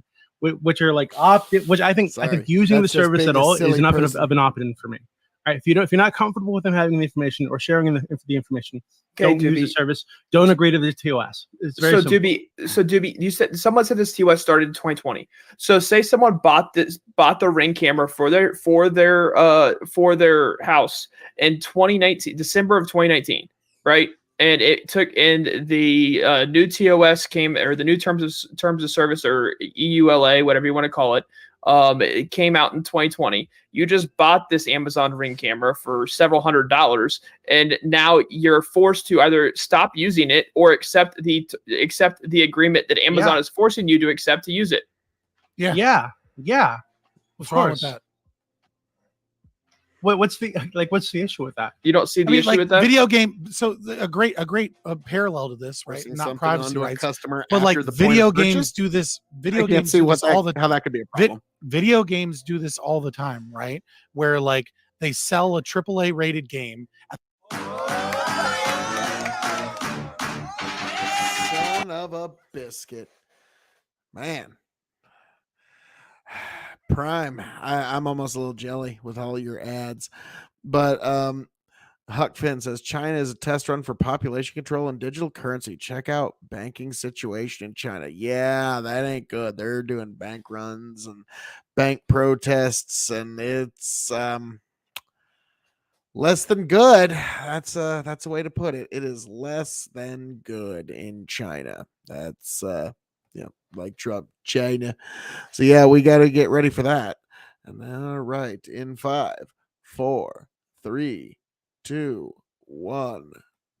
And they talk about how like, oh, there's going to be an item shop or whatever. I got that be fucking purely perfect. cosmetic, we promise, right? And then like 2 months after the game releases, like they put pay to win features and like loot boxes and all kinds of shit into the game. And you bought a game under the idea that's that nowhere near the same severity as privacy. Wait, hold on, but okay, Discord you're does not this. letting me fucking make any argument. People would just want because video games is nowhere near the severity. Dumb fucks, Jesus! Why are you comparing video games to privacy? Big to make a goddamn point that other people are just say aware read of a the book and we'll analogy. move on. Jesus, just say read a book. Brevity is the father of wit. No, it's wait, hold on. So no, it's univariate analysis from dumbasses. Let me fucking finish. Again, right? accept your So secondary if they condition. sell I mean, you, concession, man. sell Stop. I you- mean, if you had better they arguments, sell wouldn't you- you? Let's Scott finish, please. K.O.E. Jesus Christ! If you sell people on a concept, right, and you say that it will do this thing for an extended period of time, and then you break that, that's fraud, right? What about what's like constitutionally protected right? Okay, you're not constitutionally protected from signing away your right to privacy not in the way. constitutionally protected. Oh my god! Honestly, like I'm done for the night. I'll like wait until we do outros because there's too many fucking idiots on tonight. So it's Like, not that like, privacy. honestly. It's Like, not that you don't have some That kind is of a true constitutionally tap out. I'm protected pretty right to proud. privacy. The issue is that you also have the right to sign away that right to privacy. And when you agree to these terms of service, that's what you're doing. I'd like to. I agree you have that right, but it should be knowingly. What's wrong with that? Read the term. I don't want to anymore. I'm taking my ball and going home. Like, oh god, that's a true blue tap out. That's beautiful. Fabian, come on. Like, no, I just don't even. I don't want Terms of it. service. Like, You know be an people adult. don't. You know, Be an people- adult. Takes his Be an adult. headphones Read the shit that you off, sign. What should be there? walks What away. people's individual Why- rights? Okay, then I don't understand. So if someone can't fucking read, do we just not have terms of service ever? Do we have it? No, we accommodate society to go meet by their their fucking needs. house We and read accommodate it out. society Hey, to meet their what if individual the needs so person's that their deaf? rights are protected. What if the person's deaf and dumb and retarded and Then they you don't get know somebody they there can't to understand sign words it at all? for them. But what if they're blind? You know, what if they can't see anything? What if they can't feel It's anything their- from the outside it's world braille. whatsoever? How do they agree to Like, this terms of I service? hate the Americans with disabilities. Witches were horses, then beggars would ride. What you do, Doobie, is you make society accommodate these people by meeting their needs. That way, you best protect their individual rights. Fucking song and Yeah, I think that you can do that to a point, and what you're reaching for is unreasonable. He's still here. But hold on. I wanted to he disappeared. Okay. I wanted to try to tackle Corey's question, because Corey asked a really interesting question, right? Which is, not Oh common for this God, that's panel. too fucking funny. Or for me, for Matt. Yeah. But no, Corey. So you talked about Facebook, scanning pictures and then reporting cases of child abuse to law enforcement. So this isn't a new problem at all, right? Like, way back. Now, folks, we got to it, but we got to the fucking. That was beautiful. I'm sorry, that's too fucking funny. We got to the rage quit, and there's more fallout to come from this, folks. But to be honest, it is that time to say Alvida Zane goodbye, because, well, to be frank, it is 4 a.m. and I have to be up and irrigating tomorrow. So we are going to get into more of the fallout of Fabian, and also Prime and I have a fucking knockdown drag out that I want to fucking cover here as well, because we get into it. But folks, as I'm known to say around here, all that being said, folks, thank you for being here. Thank you for joining us. God bless all of you, folks. Trust me, we're going to finish that, but it is 4 a.m. and I need to get ready for work tomorrow. God bless every last one of you. Raise a glass to yourselves. I'm going to try and be on tomorrow night to finish this off. So, folks, God bless. I hope every last one of you makes it back here to the K.O.E. Nation happy, healthy, much the wiser, and we are going to finish off this particular program and broadcast with a poem called The Farmer. God bless you all. Travel well, friends.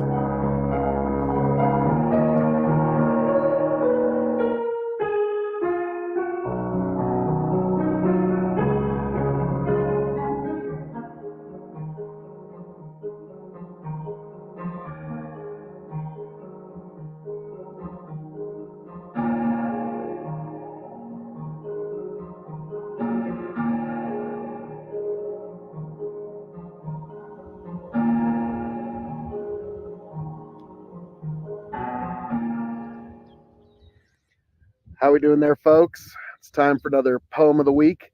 This one's a very old one. It's an oldie but a goodie. It's called The Farmer. The king may rule o'er land and sea. The lord may live right royally. The soldier ride in pomp and pride. The sailor roam over the ocean wide. But this or that, whatever befall, the farmer, he must feed them all. The writer thinks, the poet sings, the craftsman follows wondrous things. The doctor heals, the lawyer pleads, the miner follows, the precious leads. But this or that, whatever befall, the farmer, he must feed them all. The merchant, he may buy or sell. The teacher do his duty well.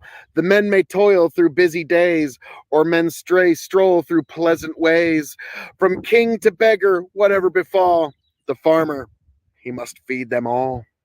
The farmer's trade is one of worth, his pasture with the sky and earth, his pasture with the sun and rain, and no man loses from his gain. And men may rise and men may fall, but the farmer, he must feed them all. God bless the man who sows the wheat, who finds the milk and fruit and meat. May his purse be heavy, his heart be light, his cattle and corn and all go right. God bless the seeds his hand let fall, for the farmer, he must feed us all. So, folks, that was this very special poem of the week. If you've got a poem you'd like me to read, if you'd like me to read your poem, please just let me know in the comments. I love the imagery of good poetry. Until next time, God bless. Travel well.